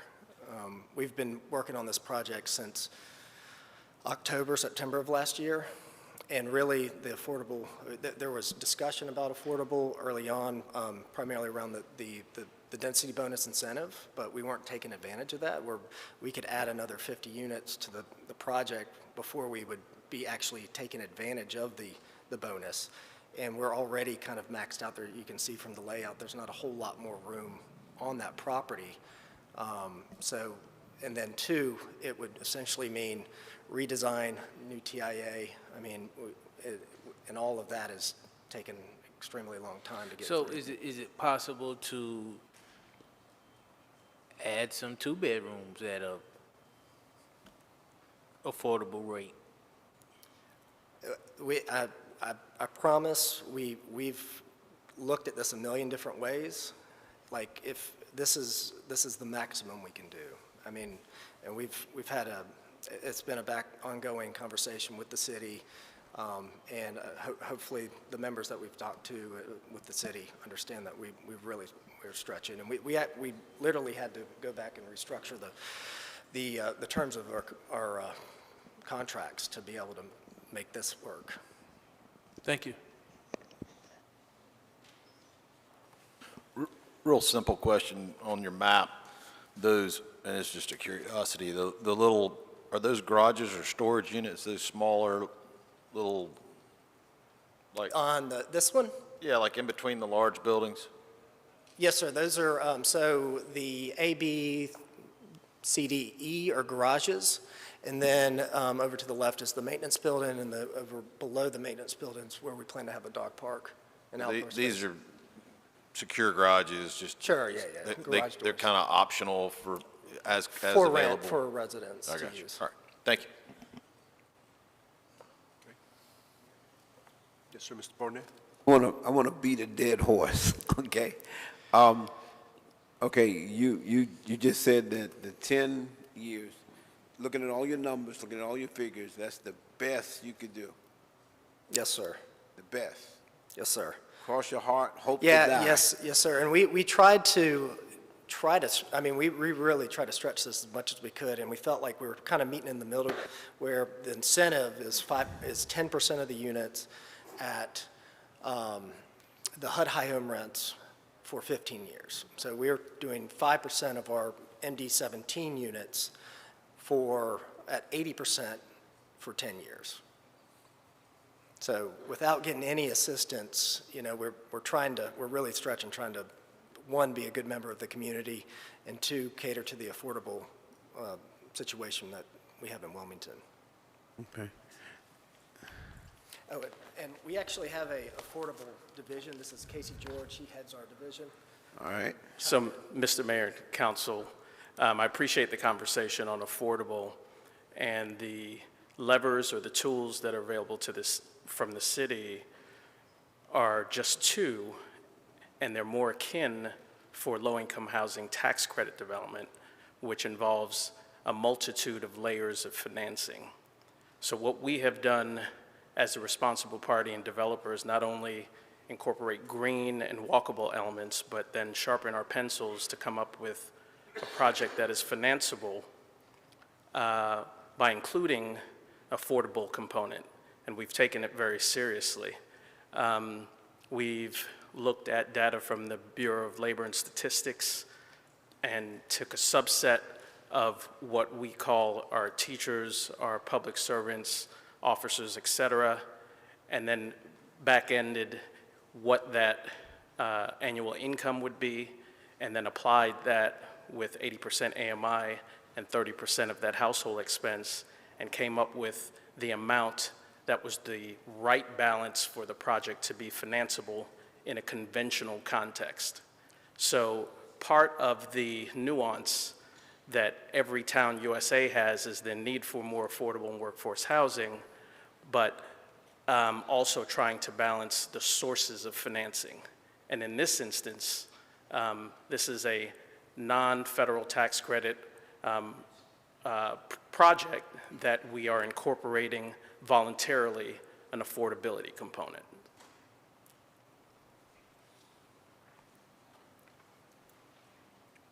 Okay. All right. I guess my position is, and, I've always say this whenever people come to us and, we want to build 570 units. I applaud the project. I think it's a great project, but I do want to have people realize that we want to do the best we can, and I mean really do the best we can. I just felt like, the last project we did, I think they did like 15 years. So, and I noticed you went from I thought it was 25 down to 15, I think. But anyway, okay. And if I may, just because affordable is my focus within the company, many of the 15-year affordability component that's akin to part of the GAP financing program parallels what the compliance period initially would be for low-income housing tax credits, where it's a 10-year tax credit but a 15-year initial compliance. So I think oftentimes what people may do is conflate or parallel what is more usual for a tax credit program with multitudes and layers of financing than something that is self-imposed. And we have spent numerous hours trying to come up with the right balance to make the project financeable in a conventional context. Okay, and so you're not getting any federal help, that's what you're saying? No, none at all. Mm-hmm. Okay. Thank you. You're welcome. Mr. Waddell? This may be a question for Middleburg. It also may be a question for staff. There's a number, I don't know if it's a New Hanover County number or a City of Wilmington number, but the estimated shortage of housing in general that we have over the next 10 years, and I believe it was something around 5,000 units. Do you have any idea what that number is? You may not, and rightfully so, but does staff have any? I believe it's 5,000. Anybody can correct me if. I believe according to the Bowen report, it was 10,000. I believe according to the Bowen report, it was 10,000. 10,000 over the next 10 years? I don't remember the time period, but I remember that number jumping out to me. If somebody else knows better. At 590 units, I mean, that's a pretty big chunk, less than a year time span at chipping away at this problem. And I believe land cost is going to play into, the amount of affordability that you can do too. So I don't think we can always go apples to apples with projects. We got to look at each individual one with what we can do, because, we're not privy to, what their initial costs are in the project. Sure. Yeah, and I will add, we've kind of, when I say we dug in, we pretty much read the Bowen report, and obviously there is an affordable issue, but there's also a market rate issue as well, and it notes that the majority of growth will actually be in the higher income range. So we're trying to address both kind of a supply and demand issue as well as help out with the affordable issue as well. Because really, you've got a ton of people moving here. You're not building, there's not enough units being built to house all these people. Over the past, let's see, I think it was since 2000, got too many notes here. Since, in the past year, since the beginning of the 2021, there was only 1,500 units built, while 2,500 were absorbed. So there's almost a 1,000 unit delta there. So that has drastically dropped the vacancy, which has driven up the rent. So it's a supply and demand issue, but there is obviously an affordable factor that is not just for the high income people where their rents are going up, but also construction costs are going up. If rents weren't going up, honestly, I don't know how we would build these things right now. So we built, and I'll be candid, we built river lights for $125,000 a door. That was 2 years ago. Right now, construction costs are at around $192,000 a door. That's 54% increase. That's, I think, 19 grand increase to the cost of the project, or 19 million. So those are factors we're having to, behind the scenes weigh. How do we build this thing if we can't get it financed? So. Mr. Mayor, a quick internet search showed that Port City Daily reported in April of 2021 that Patrick Bowen of Bowen National Research presented to the County Commission, and at that time he said their estimate was within the next decade our county, including Wilmington obviously, would need 10,776 more rental units and 13,017 more for sale units. And to add to that, the for sale, we're anticipating a decline in new for sale development. So now is when the additional multifamily is going to become even more critical because of increased mortgage or interest rates for 30-year mortgages. Sorry, it's gonna make it much more difficult for people to buy a house. So by providing a diversity of housing, both with the apartments and the single-family rentals, we're helping to kind of create attainable housing kind of across the board. We have a question here from Mr. Spears. Mr. Spears? Yes, sir. That's for you, sir. Yeah, come on back up. I want to make sure we're not confusing low-income housing with affordable housing, because when you started speaking, you exchange affordable for low, and then you started talking about federal incentives to the project. So we're not talking about 30% AMI, 40% AMI, not even 50% AMI. We're talking about 60, 70, 80 is still pretty high. I mean, based on the slide you gave us, compared to the market rate in 80%. But, Councilman Barnett talked about teachers, and we're talking about firefighters and police officers and, people who live in the community, who want to stay in the community. And everything, every time we mention affordability, we're not talking about low-income housing. So I want to put that out there, and I almost have to do that every time one of these projects come up. But I just want to stress that everything is not about low income. We understand that there's a need for housing in general, but if you're bringing a project of this magnitude, I mean, I won't even pretend to say just 15 is just low, and that's just my opinion. The rest of them can feel however they feel about it. I just think it's low. That's all. So no.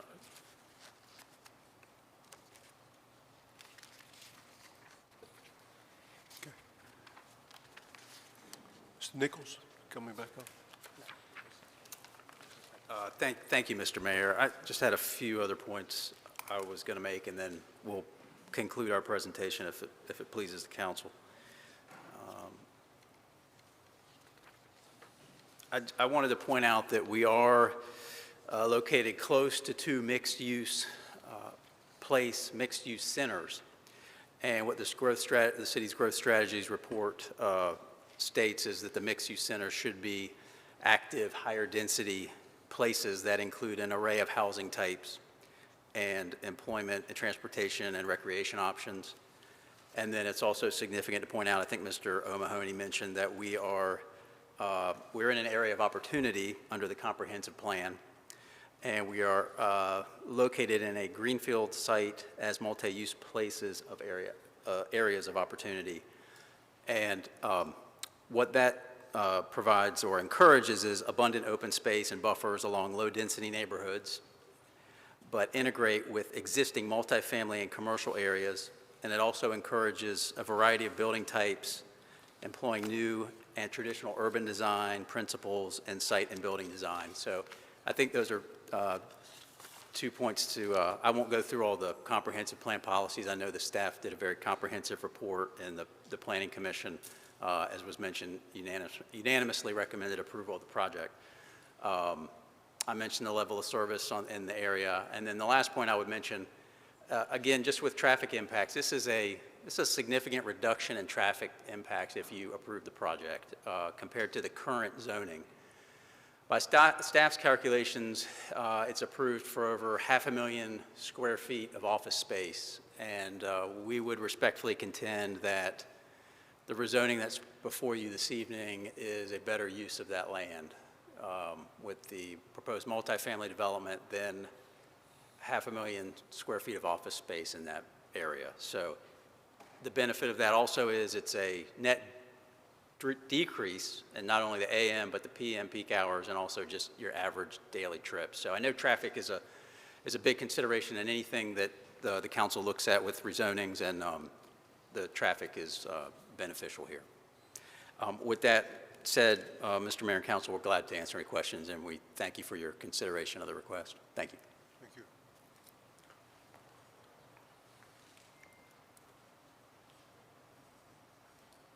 This time I'd like to open up public hearing. Public hearing we set at 30 minutes. Each speaker will be allotted a 3-minute voice their opinion.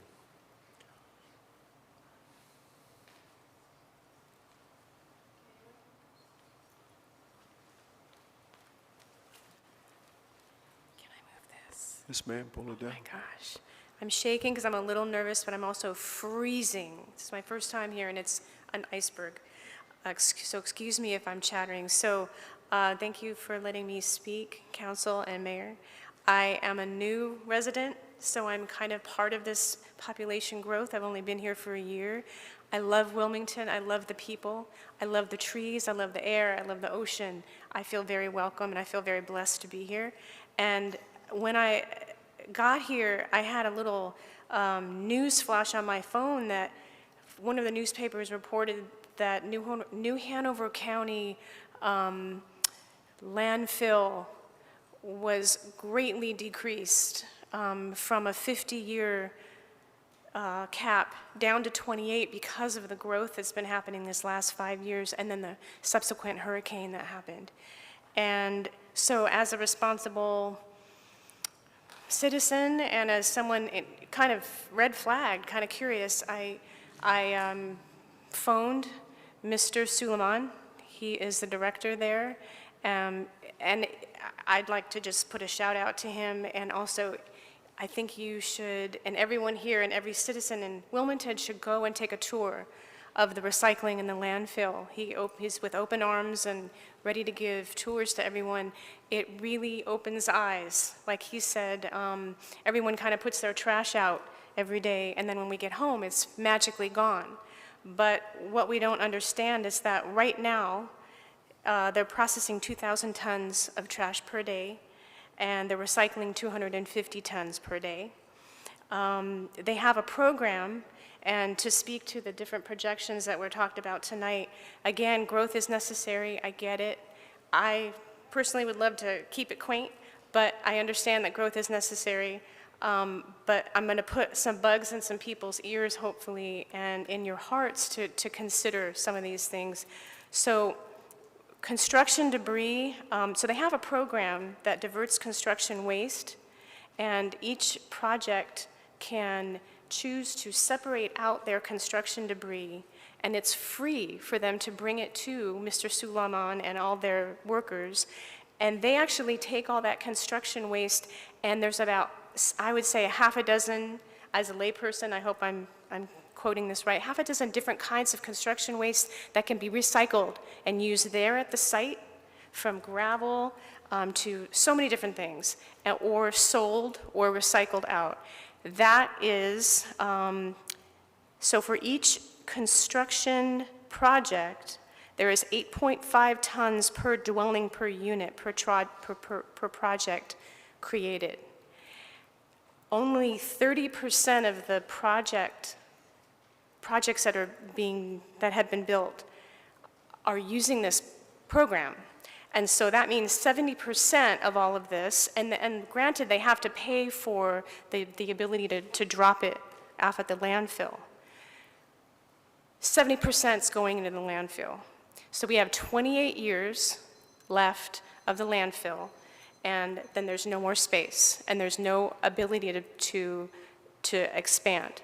So what that means is that we're going to have to put our trash out to other surrounding counties and make it their problem, and that's going to be a cost of $20 per ton per person every time the trash is picked up. So $20 extra on our trash bill per person per every time our trash is picked up. That's if the trash companies, which are mostly private, don't add on their extra costs. And this is just a statistic that every man, woman, and child creates 1.3 tons per person of food waste. And that doesn't include, per year, and that doesn't include the commercial industrial waste. So my plea to you, I'm not a tree hugger. I love the trees here. I love the ocean. I love everything about Wilmington, but we're going to run out of space for trash.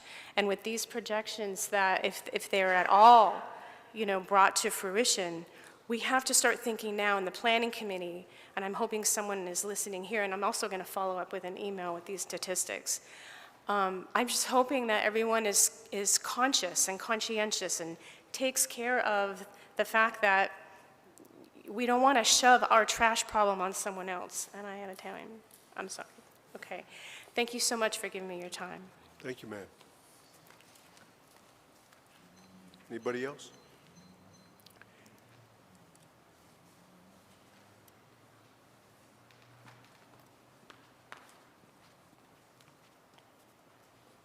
Hello, Council. How many minutes do I have? 3. Okay. I was here, my name's Lee Voley, Wilmington native, and just bought my first home in Hanover Heights, so when I found out about this project, I was very interested. Saw the sign and came to the county commissioners meeting last month. So very glad that they took the commissioner's suggestion to include a affordable housing element to the project, which was not in the original proposal. But I have to say, when I saw those numbers up there, this doesn't even pertain to their project necessarily. This is just Wilmington and the housing crisis in general.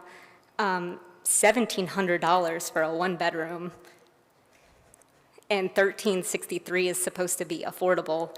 And I'm just looking at my 3-bedroom house thinking my mortgage is $1,050. So I don't know what's going on, but I really think that we need to address this. I mean, I have some other notes on interconnectivity and all of that. The project's really very nice, but it just brought a little bit more into view just how crazy the prices are getting. So thanks for your time. Thank you. Anybody else?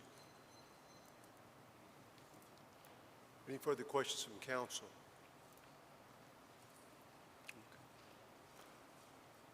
I do want to make a comment about the affordable housing because I think it's very important that people or citizens understand the magnitude of the issue.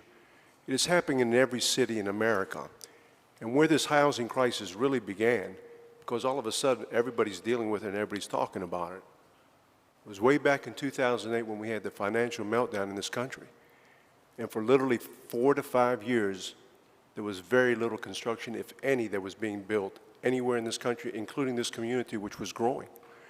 And so now you have that 5-year buildup of a lot of people that continue to come not only to the country, but also into our community with no homes for those 5 years, apartments, and the community continued to grow. And that demand has accelerated in addition to all of the costs that we're dealing with inflation. And it has put us in a pretty tough position, all communities. And so, yes, we are trying to catch up, and we're trying to do the best we can. I applaud the people for at least volunteering, trying to help us here. But this is a significant issue. And the city of Wilmington, which is only 50 square miles, there's not that much left to go here. Yeah, there may be some more density, but the bigger part of it will be in the county, and especially in the northern end of the county, but it is an issue that has been out there for quite some time. And I don't know what we'll do about it, but there has to be some kind of at least a look at the financial, how you qualify for loans today, because there are a lot of people that are not even being able to qualify based on the new regulations, and they should have been tightened, absolutely. But it is definitely has accelerated this problem that we are all experiencing throughout this nation. So I'm going to close the public hearing and ask for the wishes of council, and I will also ask that Mr. Anderson, you read a consistent statement for the record.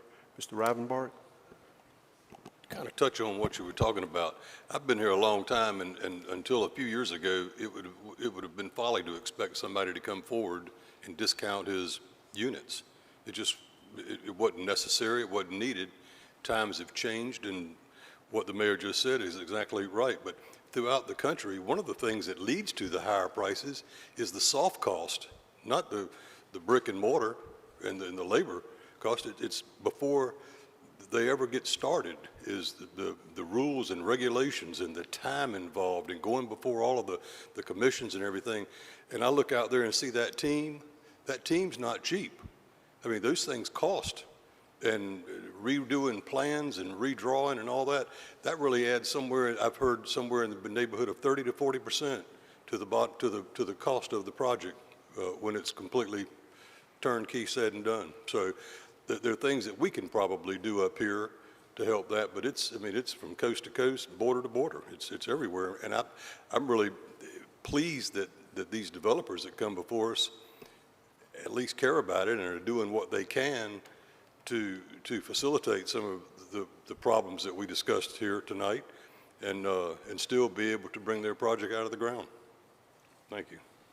Ms. Haynes, will you read a consistent statement, or Mr. Anderson, will you read the consistent statement for the record? I move to approve the proposed amendment to rezone property located at 3152 South 17th Street from O&I CD, Office and Institutional Conditional District, to MD 10 CD, Medium Density Multiple Dwelling Residential Conditional District, and MD 17 CD, High Density Multiple Dwelling Residential Conditional District, for a residential development, and find it to be consistent with the relevant policies in the comprehensive plan based on the application materials and the information provided at the public hearing in the staff report, and to find approval of the rezoning request is reasonable and in the public interest for the following reasons.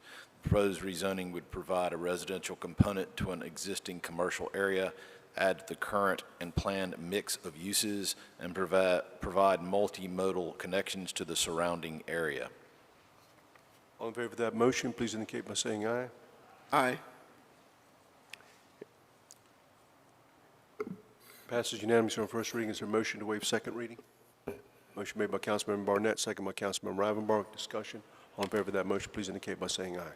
Aye. Any opposed? Passes unanimously on first as well as second reading. We'll now move to PH 3, which is an ordinance amending the official zoning map of the city to rezone property containing .45 of an acre of land located at 1415 and 1417 42nd Street from R10 residential to RBCD Regional Business Conditional District to allow for an existing nightclub and beauty salon to continue and add a retail plant shop as a permitted use. And at this time, I'll recognize our city manager, Mr. Caudle.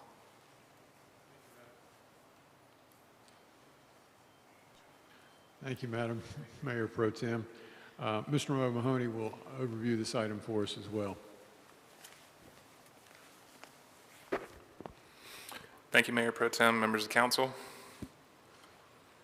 If you'll remember, this item was continued as well. This was continued on the June 21st City Council meeting based on some concerns of neighboring property owners. The applicants worked with the neighboring property owners since that continuation to present the plan before you tonight. This site's located on the east side of 42nd Street. It contains approximately 0.63 of an acre. It's currently occupied by an existing nightclub use, a personal service use, a hair salon, Both of those uses are currently operating as legal nonconforming uses on site within the existing structure. This is a map showing the general vicinity surrounding the request. These are photos showing the subject property with the existing uses. And these are photos of the adjacent land uses in the area. The site is currently zoned R10 residential. It's bordered by R10 residential to the north, east, and west, and there's regional business zoning to the south. There are residential uses located to the north, east, and west, and commercial uses to the south as well. So the applicant's proposing to rezone the properties from R10 residential to RB Regional Business Conditional District. This is to allow for the existing nightclub and personal service use to become conforming uses, along with an additional retail garden shop. That area is shown on your plan in the fenced-in area just to the, well, on the plan it would be to the right of the existing building. Since the continuation on June 22nd, the applicant has amended the rezoning request by reducing the portion of the proposal to be rezoned RB-CD on the site plan that is shown in red. They're leaving additional R10 zoning in place, shown in blue. This is adjacent to the eastern properties, which are zoned R10. Additionally, the applicant has agreed to provide a buffer from the existing parking lot to the south along the eastern property line, as well as an 8-foot tall opaque fence located on the boundary between the proposed RB, CD, and R10 zoning. So as you'll see on the plan, the fence is pointed out along that property line there between the RB zoning and the existing R10 zoning that's to remain. So originally when they had come in, the entire area within the blue and red square shown here was to be RB. They have since changed that to add or leave that blue area remaining R10. And that was in conversations with some surrounding property owners who had concerns about RB encroachment into the residential district. Just in general, these uses are going to be served by 3 driveways. They will be required to be brought into compliance. There will also be the installation of a sidewalk along 42nd Street with this proposal. The retail plant shop, which started this whole process, they are proposing to use 300 square feet within the existing structure and a fenced-in display area of approximately 1,200 square feet just outside of the structure. The site's located within a suburban commercial retrofit and neighborhood scale infill development area of opportunity. It's also located between 2 mixed-use place, mixed-use centers, as identified on the comprehensive plan's growth strategies map. The proposed expansion is generally consistent with the comprehensive plan, the surrounding neighborhood, and maintains an appropriate transition of uses from Oleander Drive north along 42nd Street. The existing nightclub and personal service uses have historically served the area. Adding additional neighborhood retail use of this scale, staff believes is appropriate with the surrounding neighborhood. Staff believes this request is consistent with the Create Wilmington Comprehensive Plan and it's reasonable in the public interest. Staff recommends conditional approval with the conditions in the case summary be applied. Planning Commission also unanimously recommended approval at their May 4th meeting. That concludes my presentation. I'm happy to answer questions. The applicant's here as well. Any questions? Mr. Anderson? Patrick, go back to the slide before, if you will. So the parking lot here in this slide that's to the left, Yes. will that be zoned? That is currently zoned RB. Okay. So it's, the red's, basically it's extending into this kind of L or? Correct. Okay, thank you. Yep. Any other questions? Mr. Waddell? The portion shown to the right that's not outlined that says remaining as R10 zoning, is that also the applicant's property? I believe so as well. The applicant may be able to correct me on that one with their presentation, if they are the owners of that property. And then it's all R10 in the bottom portion as well? Yeah, let me, it's a little difficult to tell what the changing colors, but that black line going through the middle, that's the demarcation between the RB and the R10 zoning right now. Is RB directly adjacent to R10 fairly common for us in the city? Staff did an analysis. There are a few places where there are RB and R10 areas that butt up to each other. Further down along, I believe, down Peachtree to the east, there is a similar situation as this with R10 and RB. Wouldn't say it's fairly common, though. Mr. Rivenbark? One you just alluded to, where is that on Peachtree?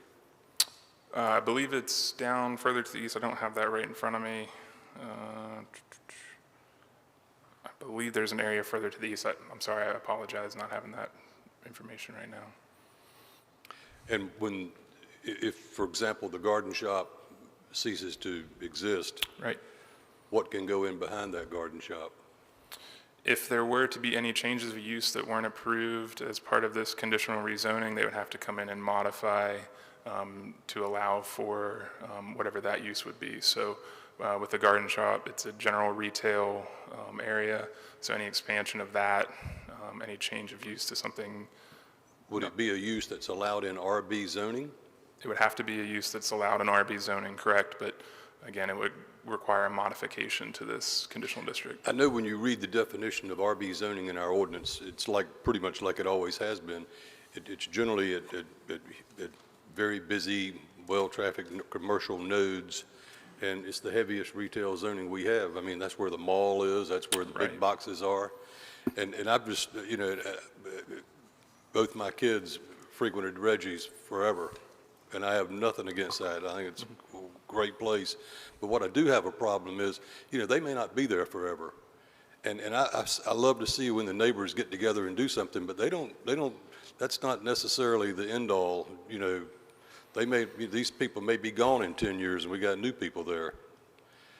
My point is, and I've asked this question 3 times and I've not gotten anybody, it not takes any traction, is could this be done with a CB, conditional district? The nightclub use is permitted within the CB district. However, there are conditions within the CB district that limit the size of the nightclub, and that limit is to 2,000 square feet.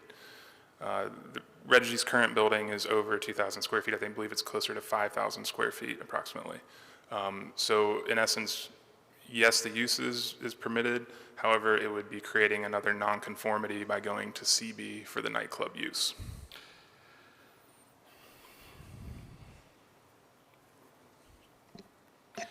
Okay, I'll come back to you later. Thank you. Yes, no problem.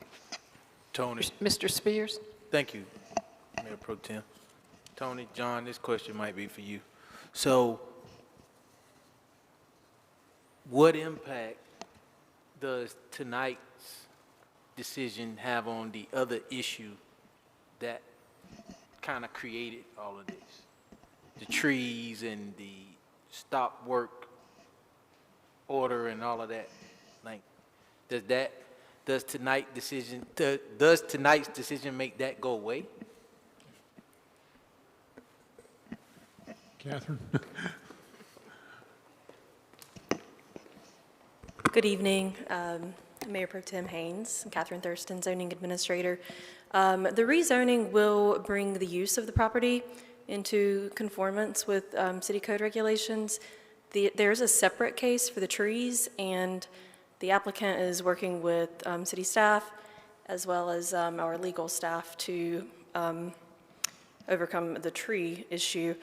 They've got an appeal pending before the Board of Adjustment, but the board and staff have recommended that we wait until we see what happens with the rezoning, because there are 2 cases. One is the land use issue and the other is trees. So we wanted to hear the 2 cases together if they do go in front of the Board of Adjustment. But it doesn't resolve the fact that they've removed trees without permits.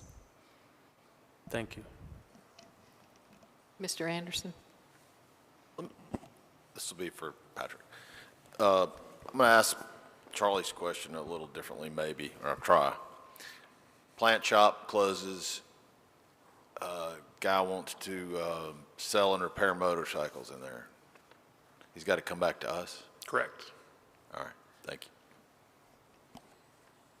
Any other questions for the staff? Great, thank you so much. Thank you. At this time, I'll recognize the applicant.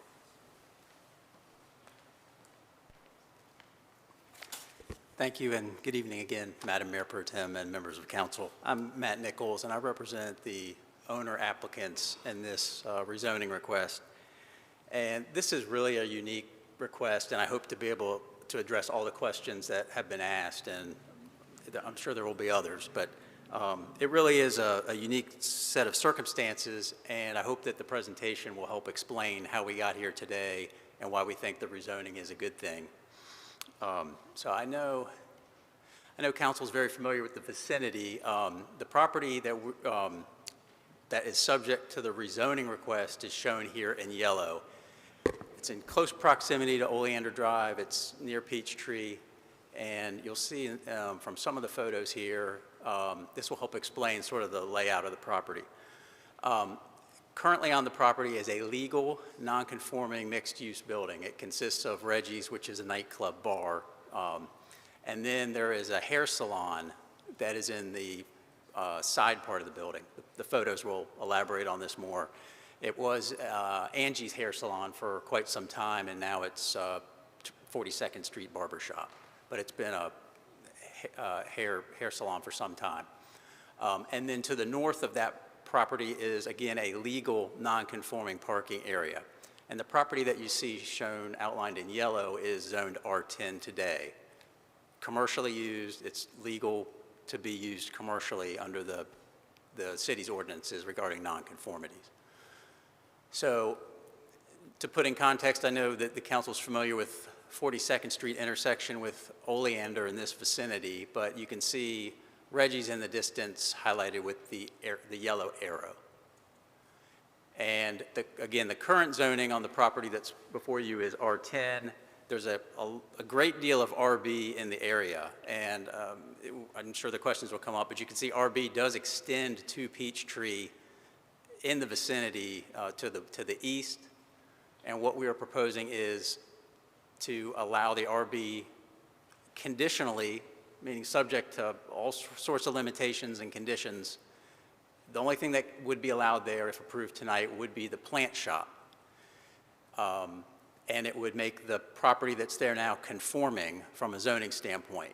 Now, we certainly hope that through our presentation that you approve this tonight. If you don't approve it, it doesn't impact the bar. The bar will open tomorrow. The Angie's Hair Salon or the barbershop opens tomorrow, and parking continues on the property. What will not be allowed would be the plant shop. And really what brought this to the forefront was my clients who are here tonight, Charles Kruger and Matt Hearn, who own and operate Reggie's. Charles's wife, Emily, would like to operate a plant shop at Reggie's. And it's a small part of the existing building. We're not talking about adding any heated square feet to the building. This was a storage area within the bar. I'm kind of getting ahead of my presentation, but I'll give you the background while we're talking about it. But Matt and Charles started out working at the bar probably 20 years ago. And Matt eventually purchased the business, not the real estate, but purchased the business as a tenant in 2004.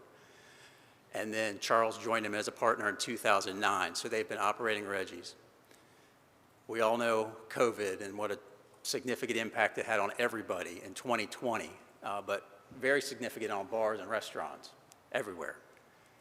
Despite that, as sort of a leap of faith, they purchased the property in the fall of 2020 during COVID. Now they're the owners and they would like to make improvements. They're invested in the property, and what the rezoning will do tonight will allow them to make those improvements and invest in the property so it's not non-conforming anymore. And you'll see, based on the presentation, I hope you'll see that there's a lot of improvements with this rezoning request. So that's the background. And I'll go through the pictures here a little more detail, but quickly. As you go down 42nd Street, you can see Reggie's there on the east side of 42nd Street. This was brought up earlier. This parking lot on the south, that's currently zoned RB. So that's already RB without any conditions, and that's used as a parking lot. The property itself largely consists of Reggie's, the bar, and then shown here in pink is the hair salon portion, and then the legal non-conforming parking area to the north of the property. Looking back toward Oleander on 42nd Street, you can see the property, and then my clients own the property that's to the north on Peachtree. That will remain R10. We think that'll provide a nice buffer, but they own that, and we hope to actually come in and have a residential development there, hopefully in the not distant future. Here's another vantage point of the intersection of 42nd Street and Peachtree. Again, the property on Peachtree will remain R10. That's owned by my clients, and you can see Reggie's in the distance. So on the left side of the screen, that's an older view of Reggie's, and again, that was largely a storage area for the bar.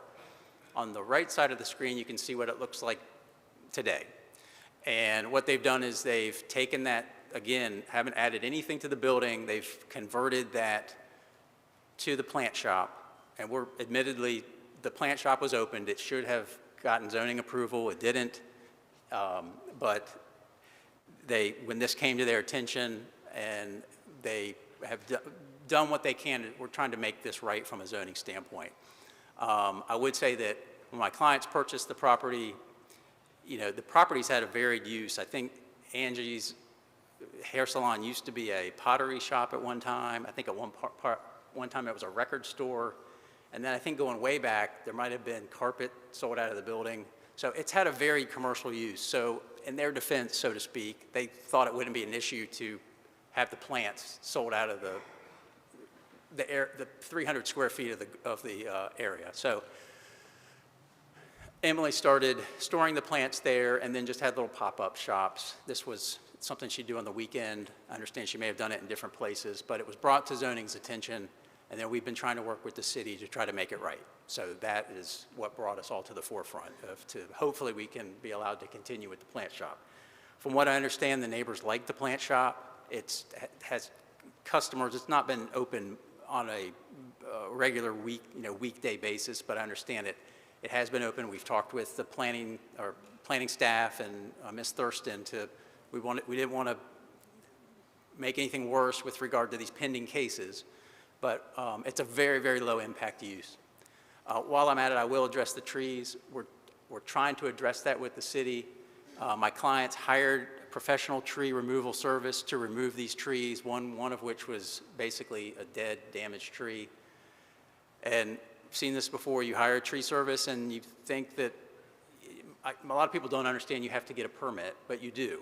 But when you hire professionals to remove these trees and they don't do what really they're supposed to do too, is know their job as professional tree removal, is come to the city and get a permit and talk to the city arborist. And that, unfortunately, that does not happen all the time, but for the average citizen out there, when they hire a tree cutting company, I think there's a disconnect, and you have to get a tree permit or you have to get something from the city before you cut trees in the city. But we're working through those issues. Again, this is the location of the plant shop. It's about 300 square feet or so in the building, and then outside the storage area is, I think it's roughly 1,200 or less than 1,300 square feet. And I'll move along here. Just additional photos. On the site plan, I just wanted to highlight a few things if I could. On the left side of the screen, that was the plan we presented to the Planning Commission, and the Planning Commission unanimously recommended approval of this. We've since that, and we've been in discussions with Mr. Dobbins. He's the immediately adjacent neighbor, Mr. Dobbins, and he's here tonight. We've had good discussions with him before the Planning Commission and after the Planning Commission, and we've made some changes. So the main changes we've made since the Planning Commission are 3, and that's shown on the right side of the screen. We've essentially carved out roughly close to almost 8,000 square feet from the rezoning request.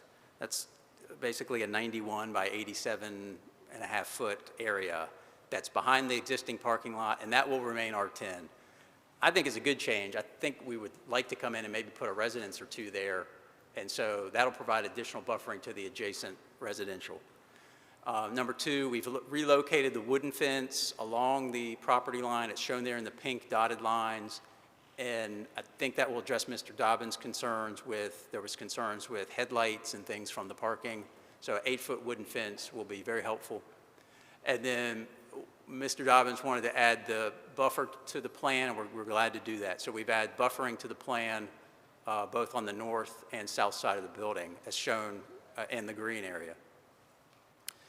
So the thing I want to emphasize is what the rezoning, if approved, would limit the uses to the existing nightclub, the hair salon, and the parking area. Number two, it would add only one new use, and that's the garden shop with outdoor plant display area, and that's it.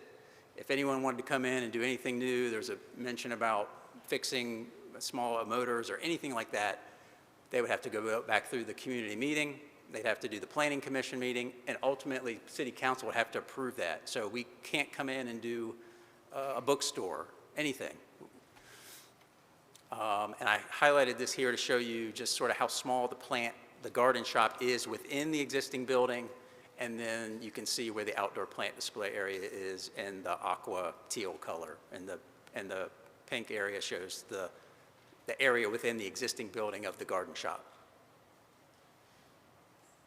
There's going to be some significant improvements with the plan. You can tell on this part of 42nd Street there is no sidewalk, and it's essentially just one sort of contiguous long driveway, and it needs some aesthetic improvements. That's looking back toward Oleander. One thing that we're going to do is install an ADA compliant sidewalk along the entire length of the commercial property. I think that's a big benefit because there is a nice network of sidewalks in the area as you go toward Peachtree and then back over further toward Wrightsville Avenue. But there is no sidewalk between Peachtree and Oleander in that area on either side of the street. So my clients would be installing that at their expense.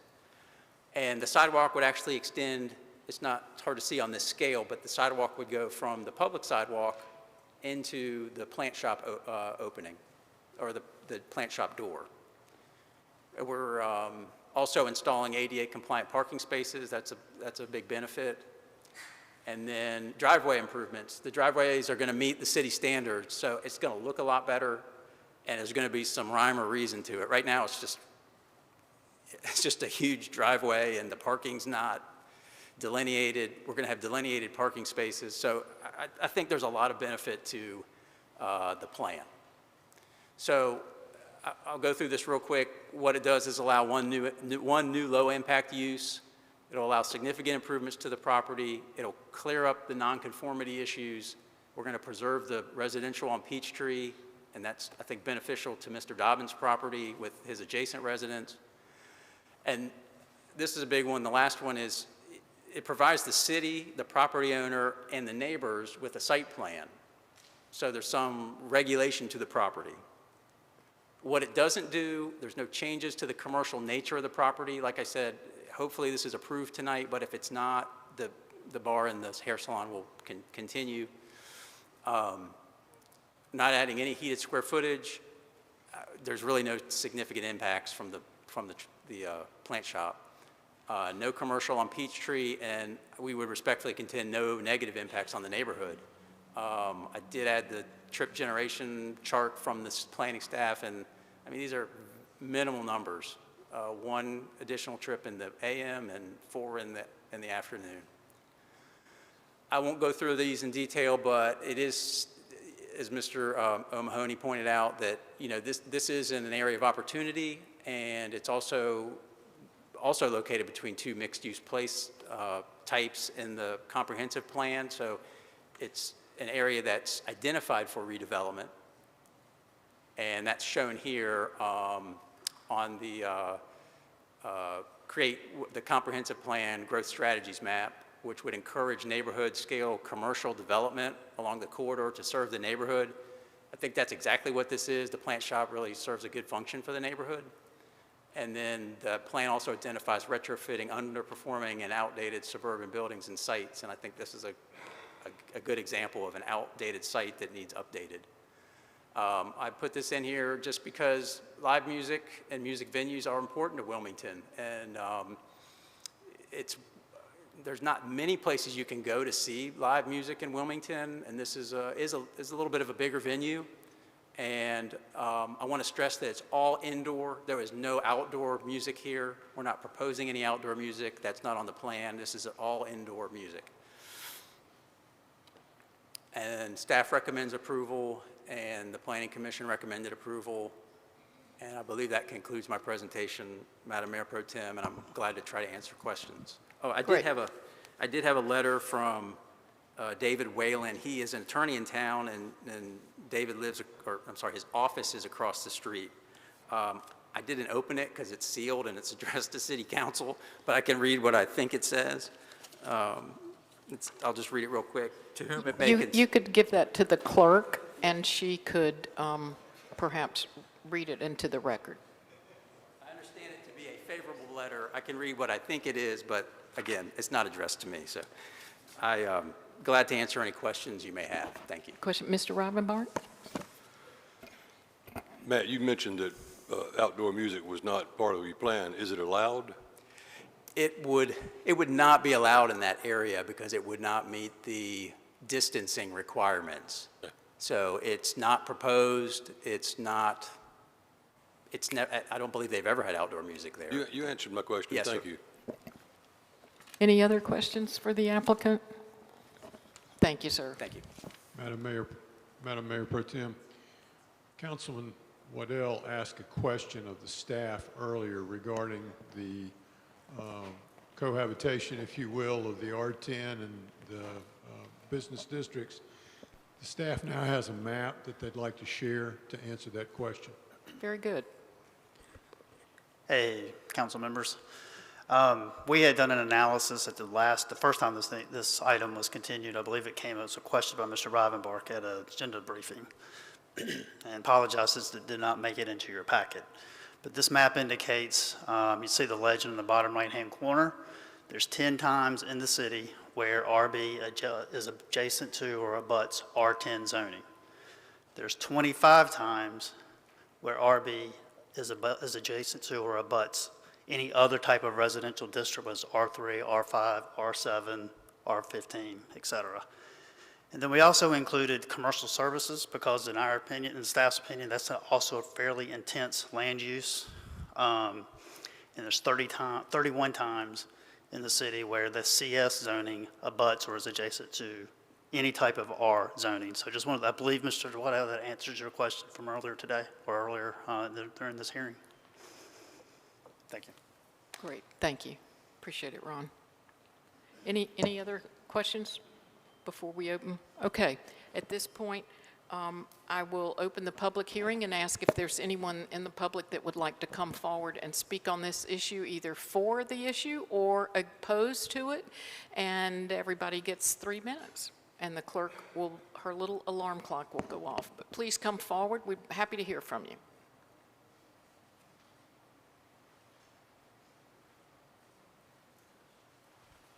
And if you'll state your name and your address for the record, please. Yes, ma'am.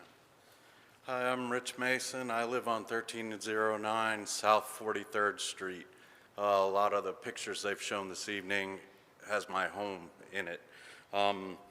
And I'm a neighbor of Reggie's. I consider myself a neighbor of Reggie's and soon to be Reggie's Veggies and Plants. Wishful thinking on my part. As a neighbor of and supporter of small business, I welcome this change. It sounds like a wonderful idea to add the sidewalk on Peachtree, and the decent landscaping and a plant shop. The neighborhood is an ideal area for walking with a number of shops and restaurants growing in the area. The proposed improvements to the property are, to me, most welcome. The owner of Reggie's, the owners, they're some of the most respectful and kind people that I've met in the neighborhood. And since they purchased the property already, they've already made a lot of improvements to what's existing, and they talk about doing more, such as the plant shop, the residential. They're thinking of the neighborhood as a whole, I believe, as far as keeping it up and improving it. And who doesn't want small business to thrive, and especially in our community?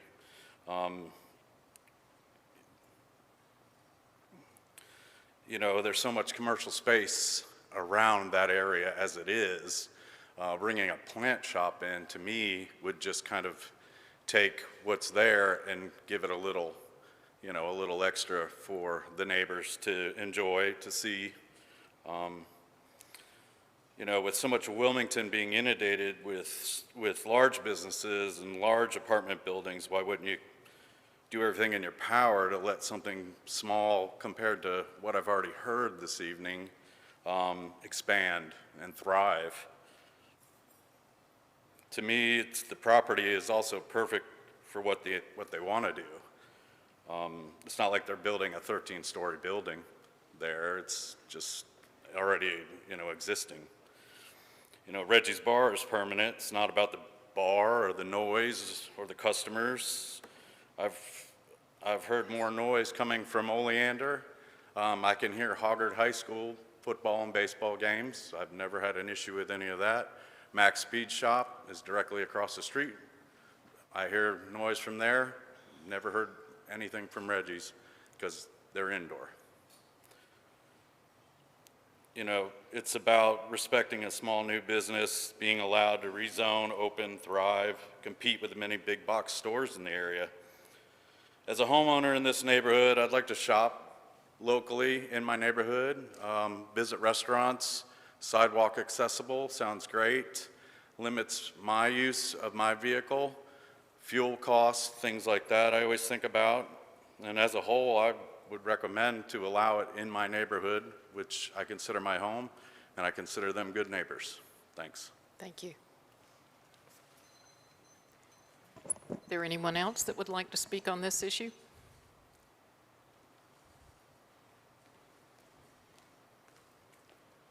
Welcome. If you'll state your name and address for the record, please, sir. Yes, good evening, Mayor Sappho, Pro Tem, and Council. My name is Jeff Dobbins. I wanted to just come up and speak to you a couple of minutes about the project. You've been so kind to listen to my concerns along the way, which led to all of us being able to get together, talk about the project, and come to a conclusion that works for everybody. It'll allow them to operate all of their businesses, and it won't interfere with me down the road. I think it's a small enough impact that we could get away with the project and not do too much damage in the future. So just want to let you know I support it, and thanks for listening to me the whole way. Thank you, sir. Thank you. Is there anyone else that would like to come forward, either for or against?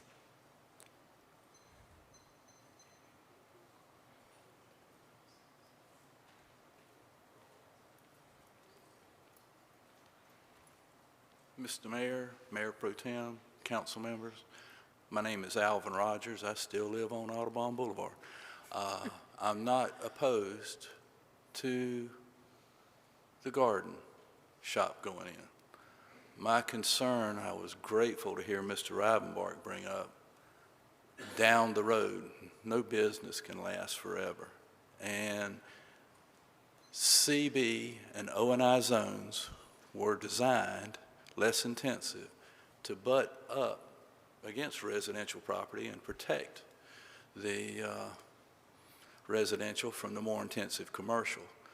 And as I understand it, and I'm sure staff can correct me if I'm wrong, in the CB zone, if this were changed to CB, they'd be able to do as they're asking. And the only thing is the bar would be non-conforming in its size. It wouldn't impede them from doing what they want to do, but if something happens, somebody else comes along, their choices would be different in a R or a CB zone than the RB, which is the most intensive zone we have in the city. And it's just, and Community Hardware on Peachtree is the C.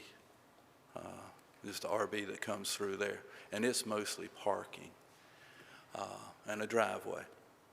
But as a lifelong resident of Wilmington, I am concerned about our future and would ask if you might consider, because I can't see where it would not, a CB zone with the conditional use would allow them to do exactly what they're wanting to do, but give us a little bit of protection down the road. Thank you for your time. Thank you. Is there anyone else that would like to come forward?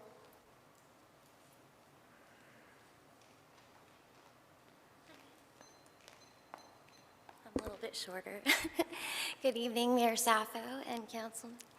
My name is Hope Henderson. I'm a local Wilmingtonian, as well as my parents. I'm in support of this business. I've known Emily for well over a decade. She's one of the most hardworking people here that I know. And I also think that Wilmington is in dire need of green businesses. So I own a business myself. I have successfully ran Hope Consignment Boutique and Landfall Shopping Center, so I am completely supportive of what she's doing. So thank you. That's all. Kept it brief. Thanks. Thank you. Is there anyone else that would like to come forward?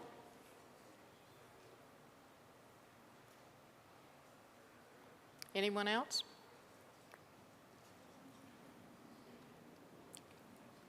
Oh, okay, we have a question for staff. Yeah, I just want to, I guess, get clarity. Mr. Robinbach and Al talked about in the future. So, from my understanding, if we do this, then if they want to change it anyway, they'll have to come back to council. Is that correct? Yes, sir. All right. So that's the security that they would need. All right. That's okay. All right. Thank you. Any other questions?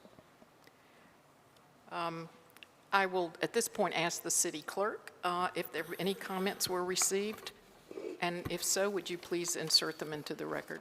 Yes, ma'am. We did not receive any comments. However, Attorney Matt Nichols presented this letter that I will read into the record from David P. Wallen. To whom it may concern, Matt, Hearn, and Charles have been extending neighbors for almost 20 years. I support the rezoning request without reservations. I firmly believe that this neighborhood would prosper and be significantly improved with the improvements and upgrades planned. Small businesses are the strength of Wilmington and make this town unique.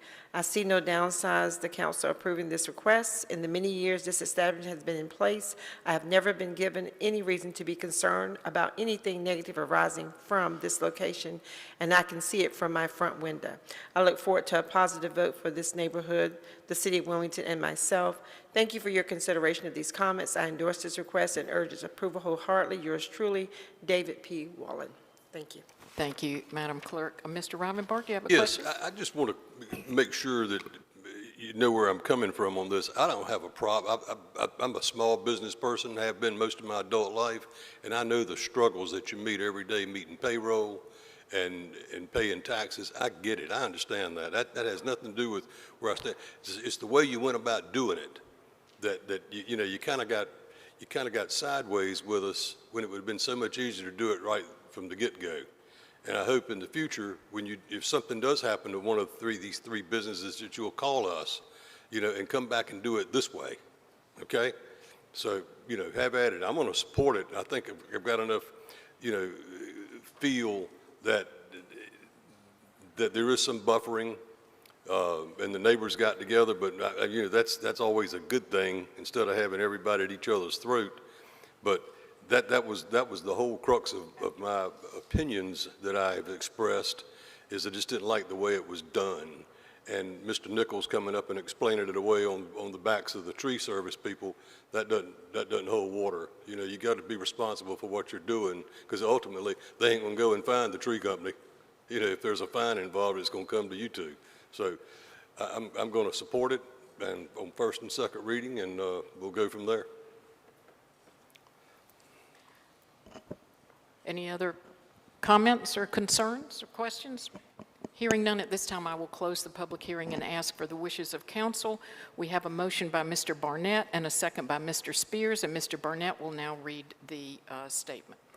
I move to approve the proposed amendment to assign zoning to property located at 1415 and 1417 42nd Street from RD Residential to RBCD Regional Business Conditional District to allow an existing nightclub and beauty salon to continue and add a retail plant shop as a permanent use, and find it to be consistent with the relevant policies in the comprehensive plan. based on the application materials and the information provided at the public hearing and in the staff report, and the final approval of the rezoning request is reasonable and in the public interest for the following reasons. The proposed rezoning would allow for an established commercial use to continue and allow for an additional retail use that will provide additional services to the surrounding neighborhood.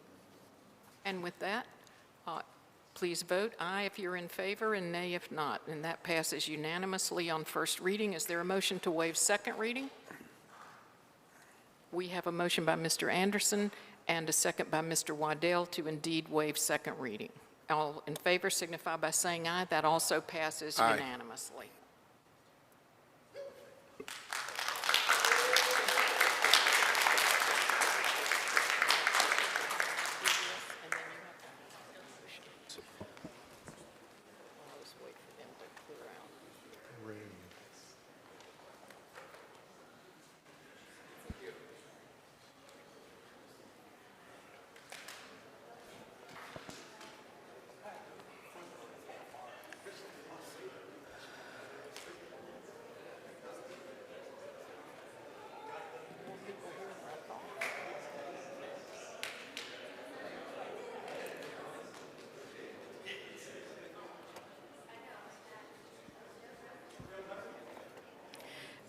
At this time, I am going to ask to take my leave from this meeting. As some of you know, I had total knee replacement recently, and I am going to withdraw from the meeting, and that's addressed in the state law 160A-75.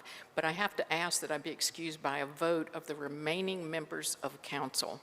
We have a motion by Councilmember Reinbach, second by Councilmember Barnett, to excuse Mayor Pro Tem Haynes from the remainder of this meeting. All in favor of that motion, please indicate by saying aye. Aye. Any opposed? That passes unanimously. Thank you. Thank you.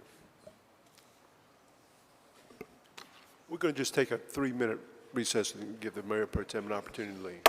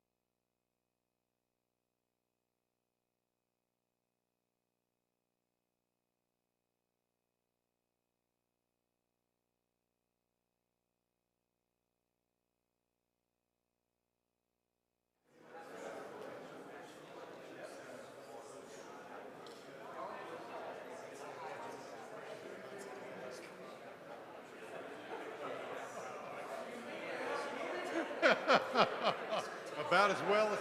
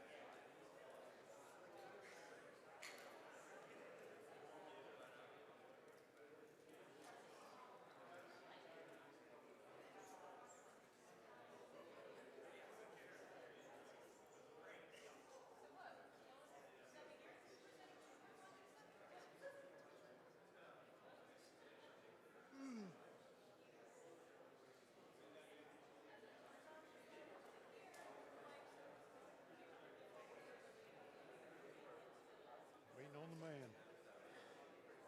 I'm trying to stay away from Charlie. He was right up in Catherine's face, right up in Linda's face.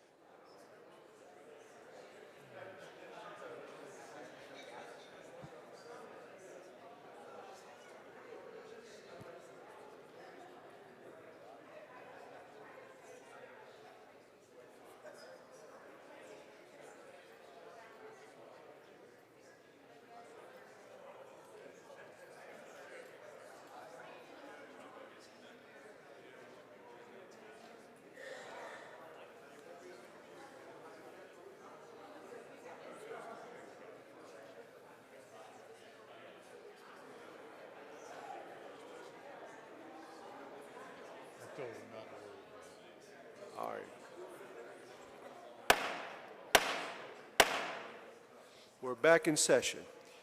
That brings us to our next item of business, which is item PH4, which is an ordinance directing the housing inspector to vacate, close, and repair or demolish a dwelling at 212 North 11th Street as unfit for human habitation pursuant to Article 5, Chapter 16 of the City Code, and directing that a notice be placed thereon prohibiting its use or occupancy. At this time, I'd like to recognize our city manager, Mr. Tony Cottle. Mr. Cottle.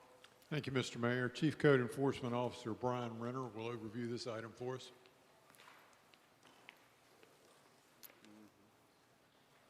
Good evening, Mayor, Council. I'm Brian Renner. I'm Chief Code Enforcement Officer with Community Services. The property we're looking at tonight is 212 North 11th Street. So this is a two-story duplex. So this duplex is actually located on a parcel that has another duplex on it. So I just wanted to show this aerial so that you can see what building we're talking about. It's the one on the south side of this parcel. We do have a case on the one on the north side, but that's not what we're here for tonight. The first floor of this is Unit A. That has been vacated since we've opened our case. Unit B is still occupied by one tenant who was here, but because of the lateness of the meeting, he had to leave and take his medicine, so he is not here currently. But I have spoken with him. The owner is Owner ROI Trust, and on the deed is Devin J. Bola, who's the trustee. This property is managed by 9 Lives LLC, and we have the property manager of that LLC here with us this evening. So this is the front of the units. The door on the left is the stairway that goes up to the Unit B, and then that open door on the right is Unit A.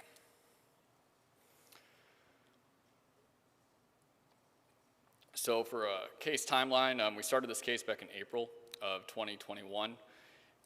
We took this to Housing Code hearing in January of 2022, and the order to repair this unit expired June 7th of this year. So the findings of fact from that hearing, we have the tax value of that structure being $333,000, and then the estimated value to repair is $94,674, which makes this 171%, which would make this dilapidated by our minimum housing code based on the cost to repair. These are the sections of the minimum housing code that we found in violation at that hearing. And then we'll look at some photos here shortly. All the violations were outlined in the findings of fact. So this is the side of the building that goes down. We can see that there's definitely some rotten framing on this structure. And this is the second doorway into what would be Unit A, and we're just noting some exposed electrical. There's actually water dripping over that during my last inspection from the AC unit on the above dwelling. This is what would have been the kitchen of this unit. The kitchen sink in Unit B has a severe leak that we'll see in a little bit that is running down over the framing and electrical wires and is actually rotted through to the floor.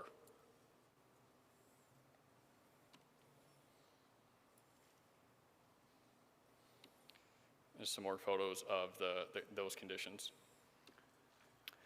So when I conducted my inspection yesterday on this, I found that somebody had actually moved into one of the bedrooms because a lot of the windows and doors are broken in, which is a fairly recent development within the last few weeks. And that's just kind of that documentation in that photo showing that someone had been squatting in there and the bathroom conditions. This would be the other bedroom. Where this is below the upstairs bathroom. That floor in the upstairs bathroom is very much rotted, and the water from the shower pours into the lower unit. This is the living area, and this being that front room that you saw from the other direction. Significant amount of water on the floor in there that was actually running out into front of the building, where you might see in a couple photos where it looks really wet. That's all this water running out of this building due to the leaks. This is just the exterior side, rot, decay, and the broken windows here. So going up to Unit B, this would be the kitchen for Unit B. That floor is very uneasy, as you saw from what it looked like below. Yes, Councilman? Unit B it currently has a tenant there. Correct. There is a tenant there. He was here earlier, but as I said, he had to leave. Okay. There were 3 people living there. The tenant's girlfriend who passed away in April, and then the other tenant who passed away earlier this week. And we can see here the way that kitchen sink is in. He's actually using his cane to balance out that kitchen sink. Brian? Are there utilities to this property? Yeah, the utilities are active on this property, yes. Yeah, everything, yes. So this is that bathroom that I was talking about. As you can see, the shower door is essentially non-existent. When I was doing an inspection previously, I bumped it and it fell and hit me because that floor is very unstable. And then this is an upside down photo. I apologize for that. But this is going into the room of the tenant that passed away and just showing some of the infestation in there. That's a German cockroach. So as I had said, this is still occupied. We've had multiple conversations with the property manager and their maintenance employee about the conditions on this property, as well as some others. But these violations have persisted. And the unit has remained occupied through all of this. And obviously it's deteriorated significantly since we started our case in April of last year. So that being said, what we're looking at because of the occupancy on here, we're looking at a 3-day to vacate this building is what our initial recommendation is. My conversation with the tenant that I just had, he asked until the 16th to leave. Due to relocation issues. I have connected him with a variety of service providers, including Good Shepherd, and I understand the property manager is in conversation with him about potentially finding alternative accommodations. And then regarding the repair or demolish, we're looking at 180 days to repair or demolish this building, mainly due to the unsanitary conditions and unsafe conditions that continue to persist. And I'm here for any questions about this case. Okay, any questions for Brian? Yes, sir, Mr. Barnett. The guy who's living in this house now has asked you to extend his stay until the 16th. That is the conversation I had with him shortly before he left. I know that the property manager spoke with him after I spoke with him initially, and then prior to him leaving, he asked until the 16th in order to relocate. Okay, just a quick question. If something happened to him between now and the 16th, would we be held accountable? It's very possible that we would be sued. Generally, we don't have a duty to protect individual members of the public, but is it likely that would be sued? Yes. Okay. Mr. Waddell? Again, this is a tenant of the property. This is not the owner of the property, correct? Correct. This is a tenant occupied. Tenants living there, so they're having to pay rent to live in this property per lease or something. And they're required by, I mean, the owner is required by North Carolina law to keep a property in fit and habitable condition if you're going to have a tenant there. It's the worst thing I've ever seen. Okay. Mr. Rivenbark? Is the gentleman that lives there, the tenant, is he employed somewhere? I mean, he has means of money? Is he on disability, or is he just kind of squatting there? He is a tenant there, to my knowledge. Him and his girlfriend, who I said recently passed away, were residing in that building. I'm not sure their employment circumstances, however. Okay. And to go back to Cliff's question, or I'd like to address Mr. Joy, you said we most likely would be sued, but that's certainly defensible. I mean, Absolutely. I believe it's completely defensible, but it's likely would be sued. Thank you. Yes, sir, Mr. Barnett. Yeah. And then No. Mr. Me? Yeah. Okay. Did you say that the tenant's girlfriend just died yesterday? His girlfriend passed away in April, and then the person who died last week was the tenant in the other room. Oh, okay. Mr. Anderson? Brian, I mean, I know, do you ever recommend, I mean, I don't know if this is really part of your purview, it's probably not normal, but to these tenants that, you know, they have a legal claim, I mean, the landlord's breaking the law, as Luke's saying, do you ever say you ought to consult attorney? We do our best to recommend tenants in challenging situations to Legal Aid North Carolina, as well as to provide them with information on General Statute 4242, which is the tenant landlord law. Okay, great, thank you. Any other questions? Okay, thank you, Brian. Thank you. This time I'd like to recognize property owners. Property owner here.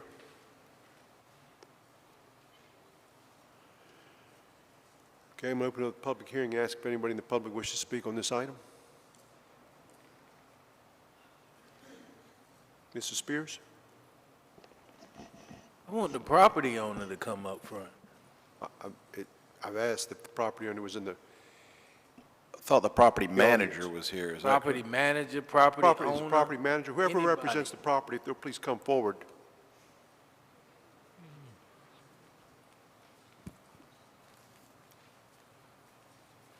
Mayor, council. On this address, I'm not here to make excuses of its condition. It's not a property that we've been in some time, and if we can have the time to fix it.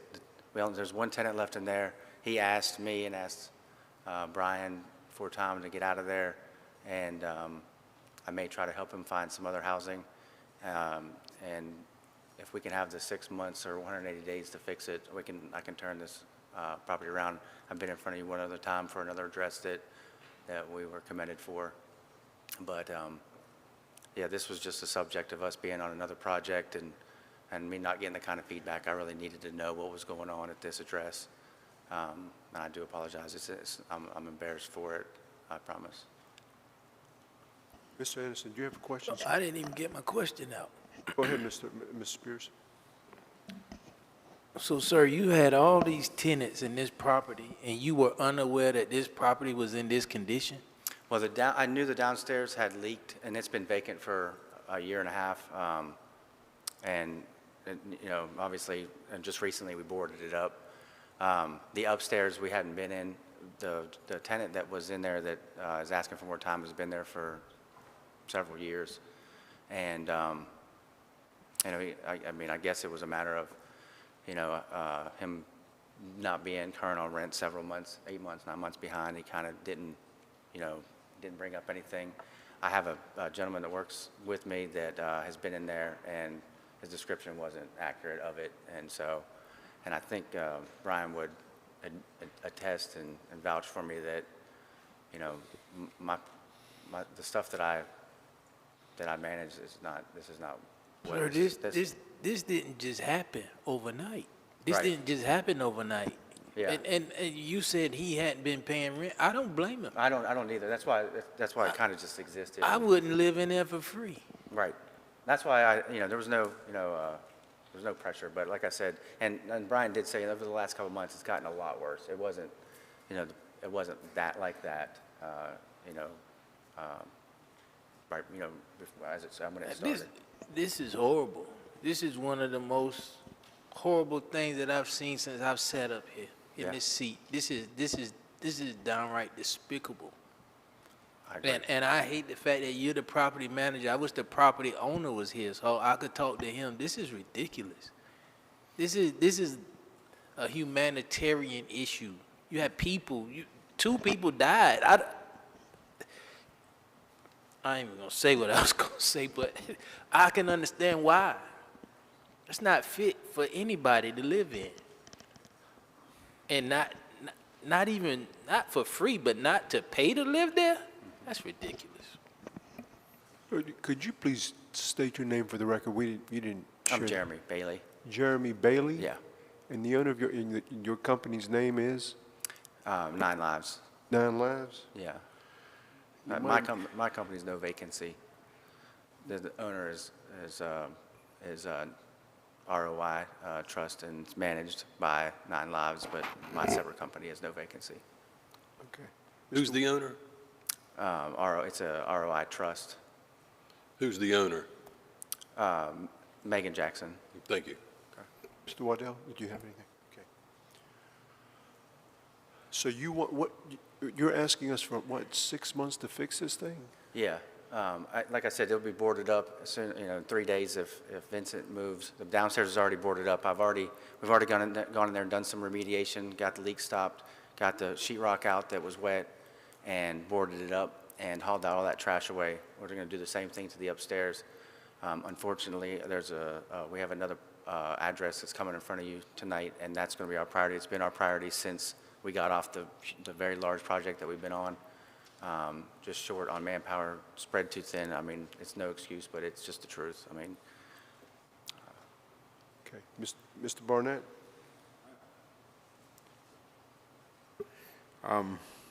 Mr. Jeremy, I'm not a poker player, okay? And I'm trying the best I can to not show my face, okay? But I think, like Councilman Spears said, this just didn't happen last week or last month.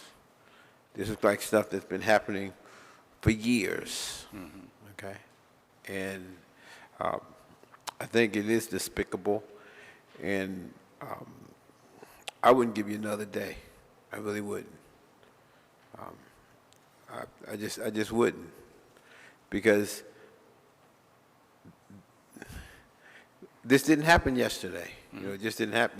This is like it's been going on a long time. And if you had 2 people die in that same apartment or the same house, and I'm just very disappointed in what I see. Mr. Rivenbark? We had a guy down here one time about 2 or 3 years ago, similar situation. It was so bad and he had so many violations. And I told him that night, I wish there was some way we could sentence him to have to live in one of his units. And that probably has nothing to do with what we're doing here tonight, but I had to tell you that. The other thing, you obviously have building permits and permits given to you by the county. They're going to be inspected. Oh, during the remodel, yes. Pardon me? Yes, for the remodel, yes. Okay. Thank you. All right. Thank you.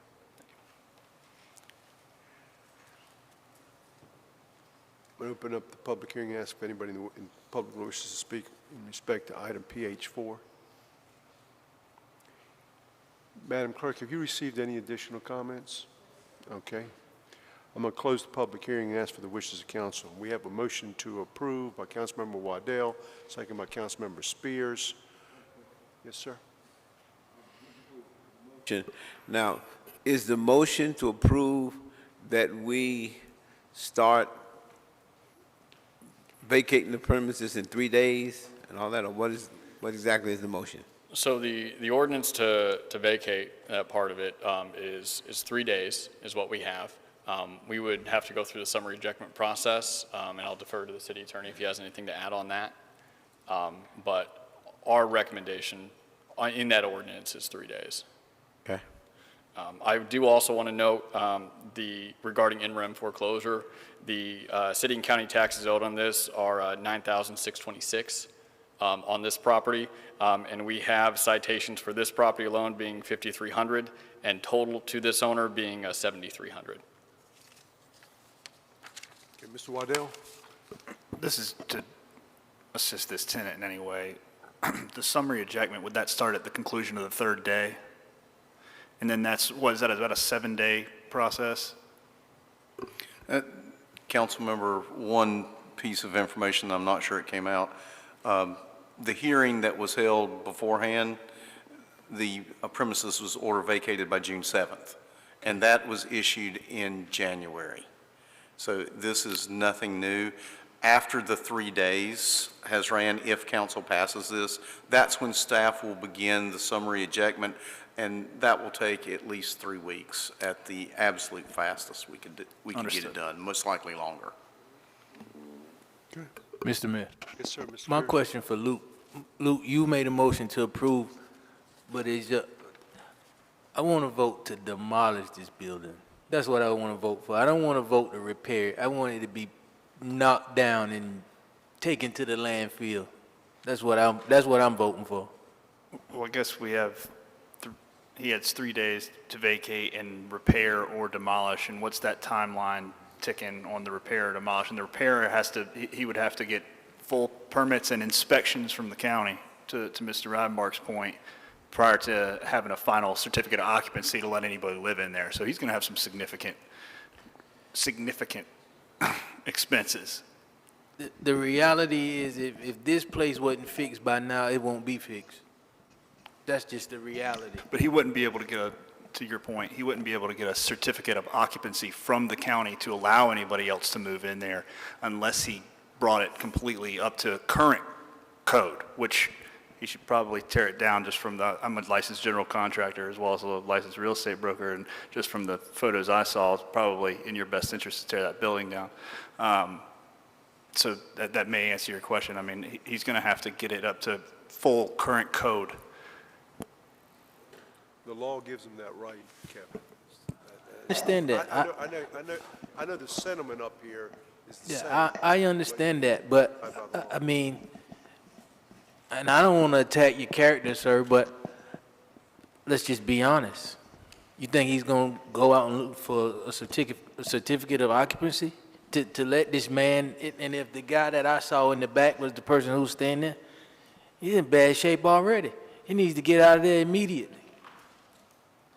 This is horrible. I wish I had a bulldozer. I'd knock it down myself. And then you're going to jail, brother. All right. Previous question, Mr. Mayor. Okay. Call for the question. We have a motion on the floor by Councilmember Waddell, second by Councilmember Spears. All in favor of that motion, please indicate by saying aye. Aye. Any opposed? Item passes unanimously on first reading. Is there a motion to waive second reading? I offer that motion. Yeah. I'll second. Well, we have a motion on the floor by Councilmember Spears, second by Councilmember Barnett. All in favor of that motion, please indicate by saying aye. Aye. Any opposed? Item passes unanimously on first as well as second reading. That brings us to item PH5, which is an ordinance directing the housing inspector to vacate, close, and/or repair or demolish a dwelling at 813 Castle Street as unfit for human habitation pursuant to Article 5, Chapter 16 of the City Code and directing that a notice be placed thereon prohibiting its use or occupancy. At this time, I'd like to recognize the City Manager, Mr. Tony Cottle. Mr. Cottle. Mr. Mayor, Mr. Renner will walk us through this one as well.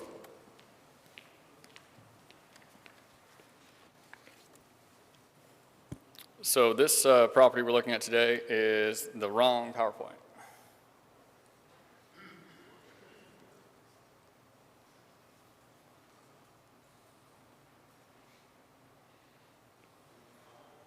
Did I upload two of the same one? Okay. This is that classic case of where I forgot to update my header after I checked it 5 times. So if you want to open that one back up, that would be great. Thank you. This is my fault. This is 813 Castle Street. I checked it 5 times, and of course I forgot to change that header. So 813 Castle Street, this is a 2-story, multi-unit rooming house. The property owner is Colonial Arms LLC. The registered agent for that LLC is Megan Jackson. And this is also managed by 9 Lives LLC, as the last case was. And this is the front of that. Currently, there are 4 tenants occupying the 2nd floor and 2 tenants on the 1st floor. And one of those tenants, there were 3, but one passed away in June, the day prior to this inspection.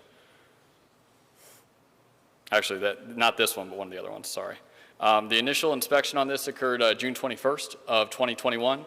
The Administrative Housing Code hearing took place on September 23rd of 2021, and the order to repair this building expired on April 19th of 2022. That findings of fact from that hearing, the structure is worth $214,500. Our estimated cost for rehab is $137,861, which is 46%, which would make this building dilapidated by the city's minimum housing code. Those are the minimum housing code sections that we were referred to in that findings of fact, and we'll look at some samples of those here. So this is noting, this is the upstairs hallway. The layout of this property is in the downstairs, the 1st floor, you have 2 3-bedroom units and 1 room in the hallway. In the upstairs, you have 9 individual rooms that share 2 bathrooms, and then you have 1 3-bedroom unit upstairs that's been closed off to a separate unit. This being one of the hallway bathrooms, there's no hot water in this bathroom and some exposed electrical there. This being the 2nd bathroom up there, the situation we're having here was significant leakage from that shower. That was actually, to our knowledge, going into this HVAC vent and running into one of the downstairs units. There were some other water issues in the downstairs unit from an HVAC unit failing. And this is that sewer vent pipe that is clogged with a T-shirt. This is the upstairs egress on the rear. It is a metal staircase. And here you can see the rust around the bottom of that. It's actually got a handrail missing right now, and it's not very well secured to the building. This is within the utility room on the 1st floor, just to note some of the rot that's occurring underneath the upstairs bathrooms. This is in the far back downstairs unit, just an example of the hanging light fixtures and the open junction boxes. This is in the kitchen of that unit. I don't know why my photos are upside down. I apologize for that. But there is a hole in the kitchen wall that goes into the utility room and the damaged sink fixture in that bathroom. There are a lot of flies in that bathroom, just thinking back to it. This being, I wonder if I can rotate my slide. This is the ceiling of the HVAC that I was talking about, the water running down through the HVAC. That whole ceiling, you can push up on it. It's hanging, and there was water dripping when I was in there previously, and that's the floor of that unit being completely covered in water, leaking from the HVAC and from the ceiling. So where we're at on this property in terms of any potential in-rem foreclosure, everything is, tax-wise, is paid up to date. We have $204 in public nuisance liens from having to clean up stuff that was out on the curb previously, and citations, we have $9,100 issued in citations on this property. We have had, again, multiple conversations with the property manager and property maintenance employee. We've seen a new roof installed in this building since the hearing. We've seen some exterior paint. We've seen some interior paint and some other patchwork repairs that we do not believe are sufficient enough to bring into compliance with the city's minimum housing code. I've been at this property June 17th, July 8th, and August 1st, and have seen very few changes except for paint. Except for paint on the interior. So this dwelling, as I said, is still occupied. There are 4 tenants upstairs and 2 tenants downstairs. We're recommending a 45-day vacate and close on this due to the amount of tenants and attempts to relocate. We have been in contact, as I said, with Good Shepherd and other service providers, and I would also open it up to the property manager to relocate to any habitable units if they choose to do that. I'm here for any questions, if you have any. Mr. Anderson. Brian, I happened to hear a really good article on the public radio about this one, and they interviewed several tenants. And did you find that the apartments had doors to them? That article was referring to the far back unit, which you saw a lot of photos of. Again, I apologize, they're upside down. It's one of those things. But that is the rear room of that unit. They haven't had a door for quite some time, and I had spoken with that tenant on numerous occasions about that. So they rent a unit that they can't even protect their belongings or anything? The unit that they occupy is a 3-bedroom unit. One of those bedrooms had been occupied up until very recently, in addition to theirs. Does that stairwell, that metal, is that the second way out, if you will, if there's a fire? So yeah, that's the second floor egress in the rear. The first floor, the only egress door is that door you see right there that's hanging open. So if there's a fire in that area, that's the only way out? Aside from any window, correct. That's the only doorway out. And I will note per that article, it was not safe, the stairwell. Was that an accurate description? Our assessment of that rear stairwell for the egress is that it is rusted and needs to be either significantly repaired or replaced. Wasn't attached real well, I think you said in your notes. Correct. All right. A beauty. Thanks. Mr. Rivenbark? I guess this question would be for the gentleman. How many properties do they manage? So to my knowledge, 9 Lives LLC owns at least 16 rental properties within the city limits, and this is managed and owned by Colonial Arms LLC, which has the same registered agent of Megan Jackson. And then they are also affiliated with the owner ROI Trust, the case that we just saw before, and as well as Suites on Market as well, which is a residential hotel. Okay. Does this raise a red flag for your office? I mean, are you looking at their other stuff? Well, we're aware of a variety of their properties. This is not the first time we've looked at these properties, so we're aware of several. Okay. And the 45 days, would you run back through that again? I want to make sure I'm clear on that. Yeah, so we're at 45 days to vacate and close, and then 180 days to repair or demolish. Okay. So the tenants, I believe there are 6 tenants in there now, is that right? 4 and 2? Correct. Okay, and they would have 45 days to relocate? Correct.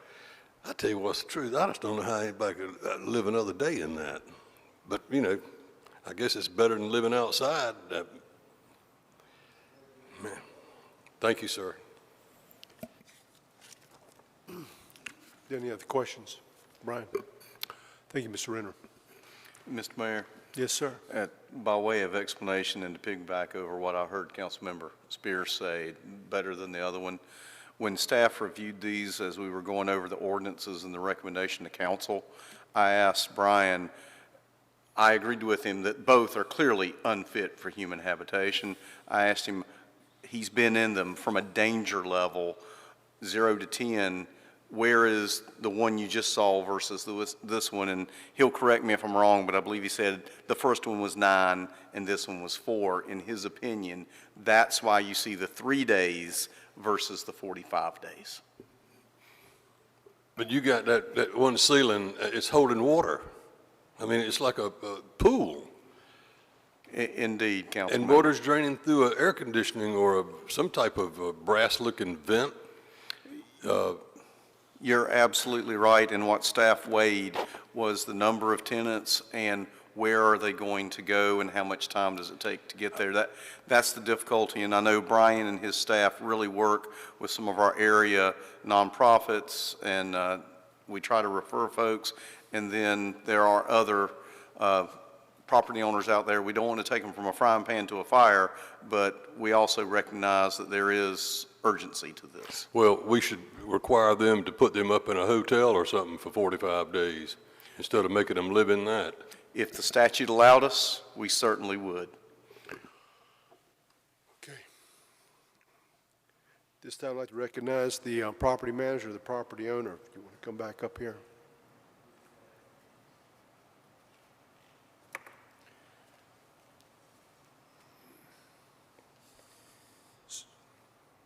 So to update you on this property, a lot of work has been done. I sent Brian an email last night of a page and a half of things that have been remedied in there, from more than interior paint. It's every room has LED lighting. All the common areas have LED lighting that doesn't turn off. All the doors lock. All the doors are free of any damage.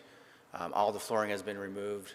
We're getting ready to put all new tile bathrooms in this, all new flooring, solid surface in every square footage of the building.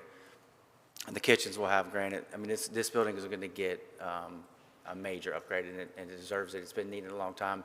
There's this building, just to give you, and again, no excuse, just to see if I can relate and kind of explain myself. This has been, we rent a lot of rooms, and this building in particular has been a stepping stone for a lot of transitional people. For years, I've rented through Benefits Management, Physicians Alliance, Good Shepherd. I did the Back at Home program. I'll take people off the streets. I'll find people on the streets. As long as, and there's a joke around with the neighbors that I know personally, and they said, you know, we heard you tell someone if you got an ID and you got $100, you can have a room. And the neighbor said, that's terrible. And I said, unless you're the guy with $100 and an ID. And we've had to tighten it up. We've been evicting people over several months, working with Brian, trying to get in this place. It's been frustrating because some of the tenants that are left, the one room that he described with no door, we've replaced that door 11 times or 12 times. We've given him over 100 keys. His caseworker told us to just stop locking the door. He's the one who kicks it in because he's not saying he's got a disability, but he's not. He's a guy that rolls his wife around in a wheelchair. And I've evicted him 5 times and chickened out every time except for this last time. And so, not trying to make an excuse, not trying to say I do this because it feels good or I help people, but that's where it started. People would move in here if they could pay their rent weekly. They weren't, a problem. They didn't have unwanted traffic, which is really, it's not a lot of the tenants that lived in there that were trouble. It's the people that they surround themselves with. The homeless people and the vulnerable people that I've dealt with in the last several years, they're the kindest people you ever meet. I mean, people with tons of money won't give you nothing, won't give you barely a place to stay. These people, you give them 5 donuts, they're going to give 4 other donuts to a friend of theirs or 4 friends of theirs. And so I kind of got addicted to that. Like I said, I deal with every agency, but it became a full-time thing for me. And then again, we got on this other project, this huge project. It didn't get the love and the maintenance that it needed. There was no sense in us going in there and doing heavy stuff once we got the violation. I needed to get the people out. And 3 of the 5 that are left in there are leaving this week. So let me ask you a question, man. You're managing 16 places, and you got a bunch of rooms, and obviously you're taking anybody just about that can pay something. You know the condition of these units has been pretty bad. How often do you go in there and inspect? You got exposed wiring. Somebody can get electrocuted. You got unsanitary bathrooms and kitchens. Mm-hmm. I mean, do you go in here at all, or you just say, here, give me your money and just walk in the door? Because it sounds to me that's what you're doing. You're just taking the money. You don't even care what the heck's going on inside. And, unfortunately, you're giving property owners and property managers a bad name. This is horrifying, man. Yeah. And it's not just this. It's obviously, I'm sure if this is, we've seen 2 tonight. I can imagine what the other ones look like. Well, I wish you could, and trust me, if and I know Brian's job well enough that if he saw the one you saw previously, and it would get his attention. He's been around to all my stuff, that I manage, and we have some really nice Airbnbs. We have really nice properties. These are the two that are the hungriest. These are the two that suffered when we did the big project. And So you're going to continue to operate this, you're going to put money into this thing, you're going to fix this thing up, and you're going to go in there and you're going to inspect it and continue to manage it? yeah, we're like I said, unfortunately, due to the amount of repair and turnover and kind of chaos, because we put someone in, they give you, a little deposit, a little bit of rent. If they turn sour in 24 hours on you, it takes you a month to get them out. Meanwhile, you're evicting them, and they really lose interest in trying to keep you happy. So it's kind of a double-edged sword for me. I talked to Brian about it earlier, kind of trying to get him to relate on kind of what I was trying to do and how it worked out, and the drawbacks to it. And so we're just unfortunately going to be raising our caliber of, what we're doing, and we have to. Well, unfortunately, what you should have done is you should have vacated those units, understanding that you had a serious issue, understanding give you some time to get these people out of these units, and work with Brian in the city instead of what we're seeing here tonight, because you've got us all up here pretty angry about what these things look like and the conditions that they're in and the people that are having to live here, and it's just not right. Yeah. I mean, it's just not right. And we have been working a lot. Every time Brian goes by there, my guys are working, we're working, I'm working, it's just that back unit that you saw, that was the majority of the pictures, and that's where Frank and Lisa lived, the two, the woman in the wheelchair, and I mean, they used the bathroom on the floor, so it's hard for us to go in there and do that. But all I can say is, I know the ordinance, is going to allow me, and I know personally if you guys wouldn't, I can tell by your faces you wouldn't let me do it, but I just want the chance to come back in front of you in just a few months. I don't even need the whole time that I'm allowed, because I'll turn this around. As sad as we are, the law allows you to fix it or try to fix it, but what I'm seeing here tonight, I would ask our staff people to look at some of your other stuff, because I'm really concerned about it. Nobody does this. I haven't seen this since I've been up here, and this is pretty bad. Right, I understand. Let me just give me the chance to come back in front of you and show you the turnaround of it. Okay. Just quick. Have you, the ceiling, the soggy, sagging ceiling, has that been fixed? Yes. Matter of fact. So that drywall is taken out, and yeah, the you don't have any rotting beams and black mold and all that up under there? The drywall's been taken out.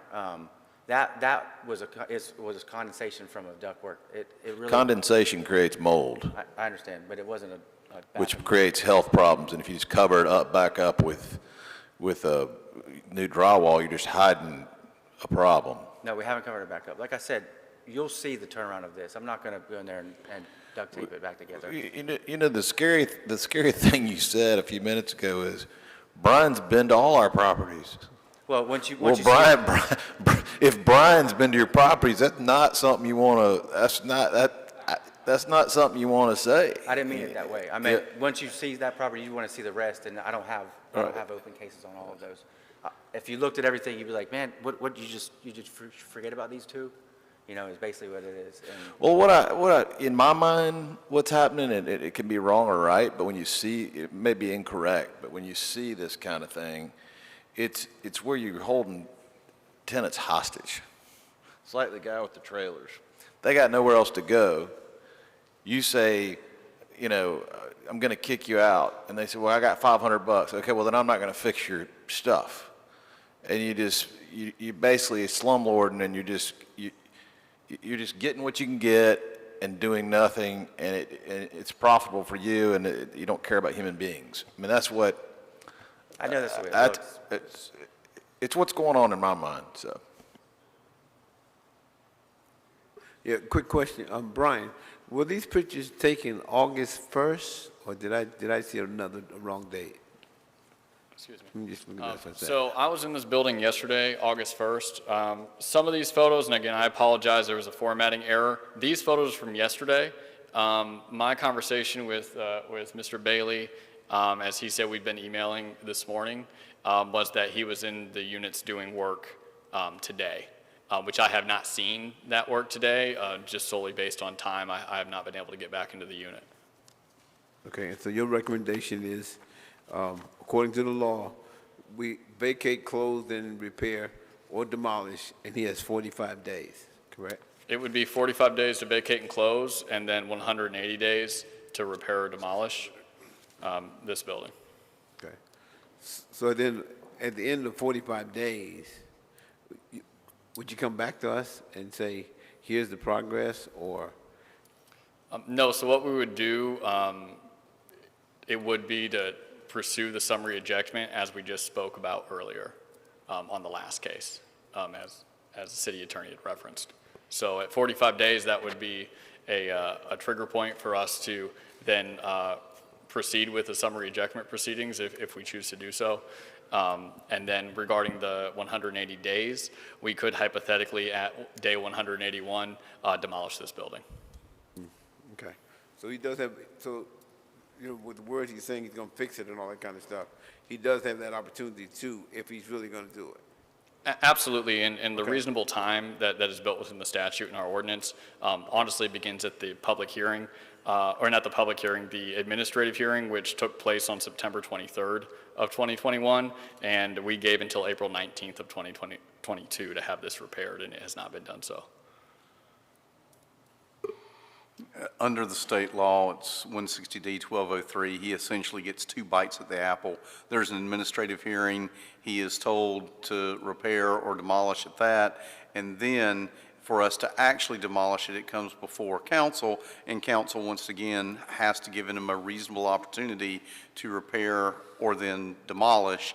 And if he doesn't during that reasonable opportunity period, then that's when Brian can actually step in, and I've already spoken with Mr. Renner, and just to make it clear, at day 181, we intend to have the vendors and the demo company there to demolish these buildings if they're not in compliance.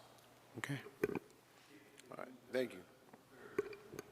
And, excuse me, in the meantime, the repairs that he says he's doing, they're subject to a building permit from the county. Do you verify that? So most of the repairs that have been done have not hit the trigger point for a building permit. I would strongly encourage a building permit be pulled, especially because of the egress issue on that first floor. There is no rear egress door in this building. There is over 100 feet of travel way from that rear apartment to that front door through a fairly dark and winding hallway. Okay. Okey dokey. All right, thank you. Yep. Thank you. And for, just so council is aware, I'm sorry, we are looking to take the other duplex that is on the parcel we just looked at in the last case. We're looking to take that in the upcoming months as well before you. Okay, thank you. All right. I'm going to open up the public hearing and ask if anybody in the public wishes to speak on this particular item. Seeing none, Madam Clerk, do you have any other comments that have been received? Okay. I'm going to close the public hearing and ask for the wishes of council. We have a motion to approve by Councilmember Spears, second by Councilmember Anderson. Discussion. All in favor of that motion, please indicate by saying aye. Aye. Any opposed? Item passes unanimously on first reading. Is there a motion to waive second reading? Motion made by Councilmember Rivenbark, second by Councilmember Anderson. Discussion. All in favor of that motion, please indicate by saying aye. Aye. Any opposed? That item passes unanimously on first as well as second reading. That brings us to item PH6, was an ordinance amending the Land Development Code, Chapter 18, Section 18-157, lodging to reflect changes necessary to comply with the recent North Carolina Court of Appeals case law. This time I'd like to recognize our city attorney, city manager, Mr. Cottle. Thank you, Mr. Mayor. Zoning Administrator Catherine Thurston will overview this item for us.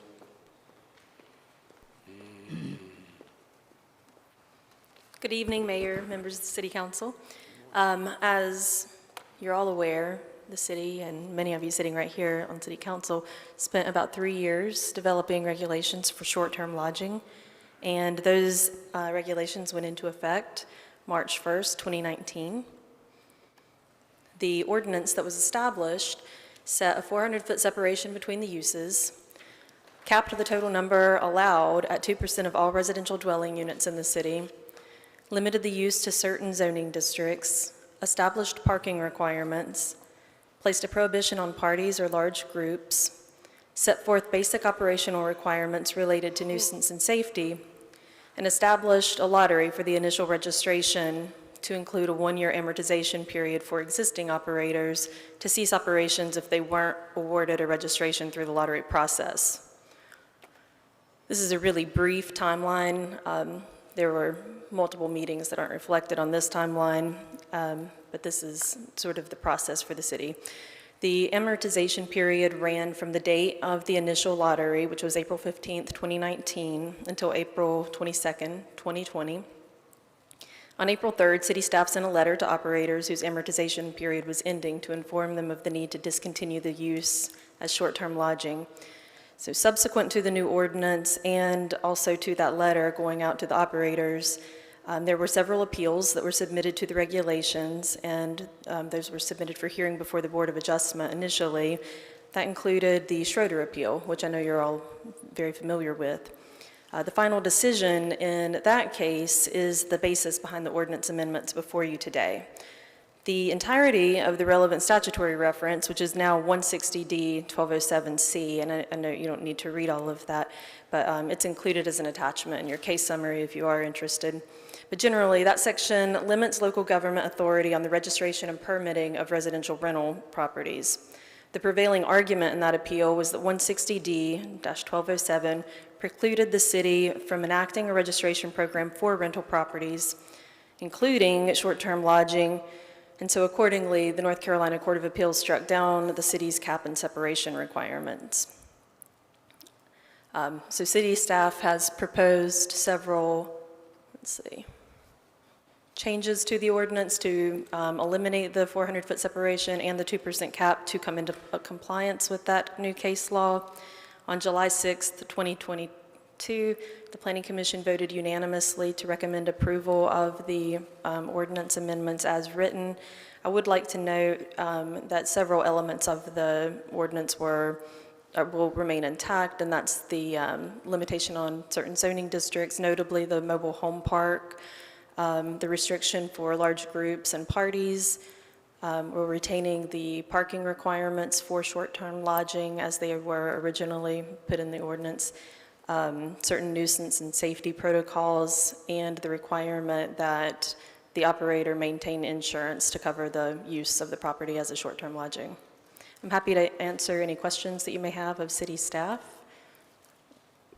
there any questions from Ms. Thurston? We understand the law very well. I know you've sat through many meetings. Thank you. Thank you. Thank you. I will now open the public hearing and ask if anyone in the public wishes to speak on this particular item to please come forward. This is going to be a friggin' pearl.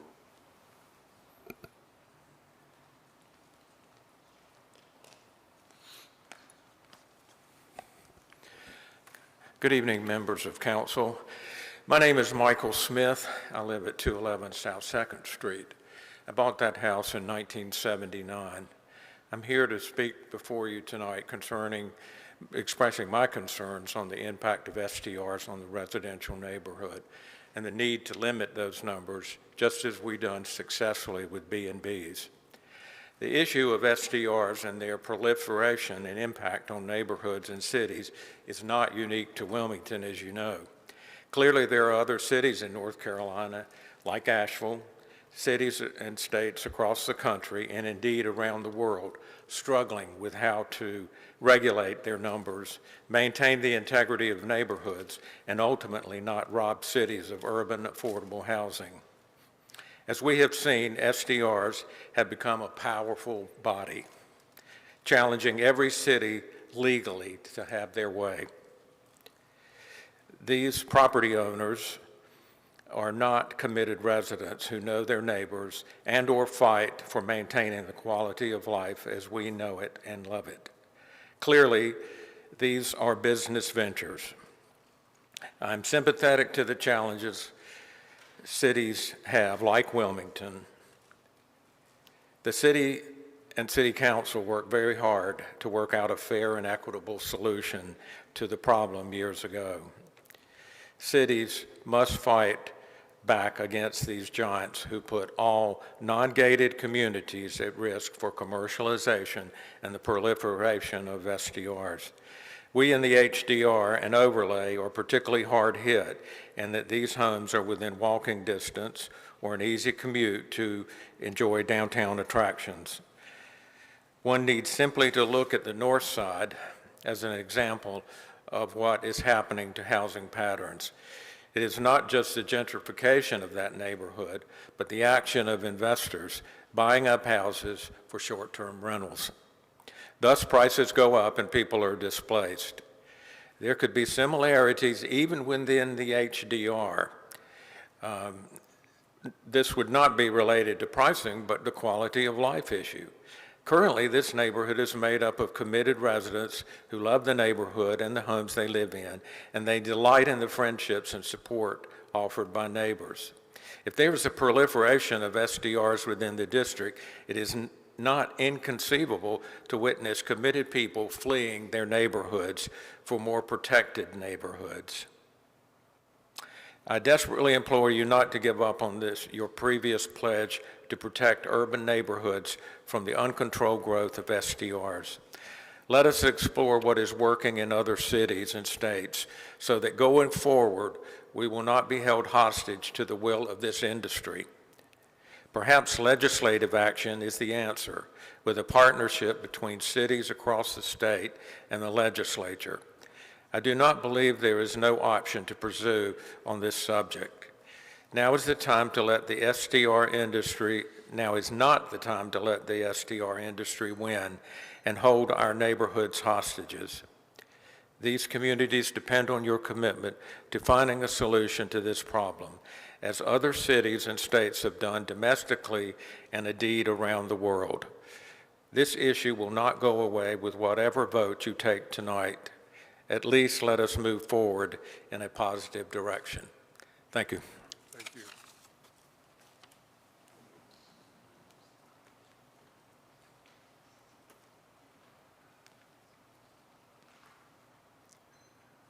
Good evening, Mr. Mayor and members of City Council. I'm Alan Smith, no relation to Michael.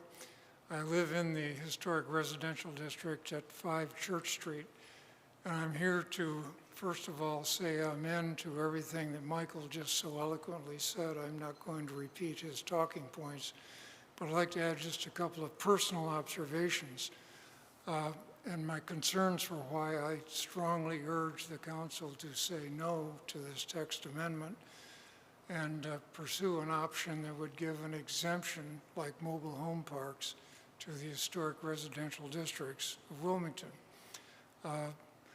From where I live, within a half-block radius, there are 6 homes right now, residential homes, with absentee owners, with apartment-style units being rented out to multiple tenants. It's working fine. It is basically workforce housing in place now. These are fairly modest apartments, 2 to 6 per home, and we get along fine. It's still sort of a neighborhood. There are some spectacular properties that are now up for sale or coming up for sale would make ideal targets for STRs. River access, views, close proximity to the fun zone downtown.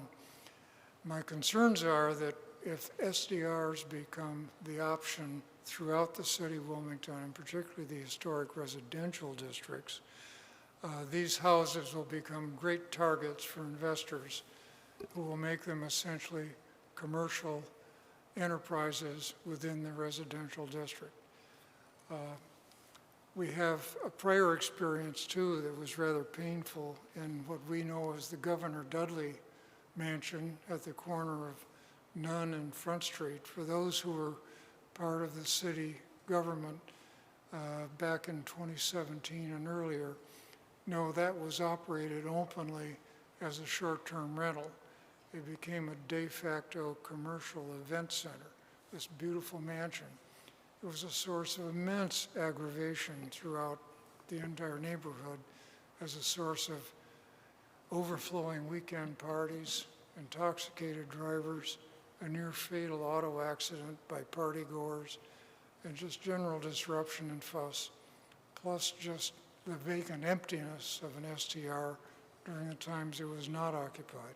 Fortunately, because at the time this activity was not sanctioned, the city eventually shut the process down, and it's now back in the hands of a family, and it is a functioning residential unit.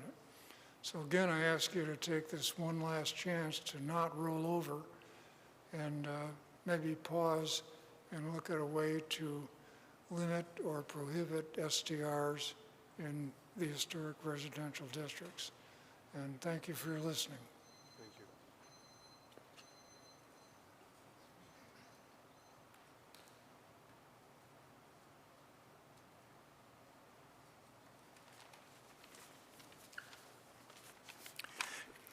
you. Mayor and council members, my name is Peter Maloff, excuse me, and I live in the home I own with my wife at 311 South Fifth Avenue in downtown Wilmington. Whole house short-term rentals have posed a challenge for municipalities across the country. Many municipalities have sought to limit whole house STRs because they replace neighbors and workforce housing with hotel suites. Until now, Wilming was fortunate. Whole house STRs were illegal until 2019, and then the city council wisely restricted them in residential districts. Now, the well-funded pro-STR supporters have sued in court and won, invalidating the city's restrictions. Now, those of us trying to preserve neighborhoods and workforce housing are facing unrestricted STRs from the zoning text amendments proposed by city staff. It doesn't need to be this way. Despite what city staff may say, the zoning text amendments before you are not the only solution. The city of Asheville continues to ban STRs by zone, and even the amendment before you bans STRs by zone in mobile home parks. Accordingly, please vote no on staff's zoning text amendment and ask staff to use Asheville's regulations as a template, if not for all residential districts, at least for the historic residential districts. Historic residential districts don't enjoy the protections of homeowner association bylaws, which typically prohibit whole house short-term rentals. At the same time, historic districts face unique threats from whole house STRs. Please give residents of historic districts the same protection available to homeowners in homeowner associations. Thank you.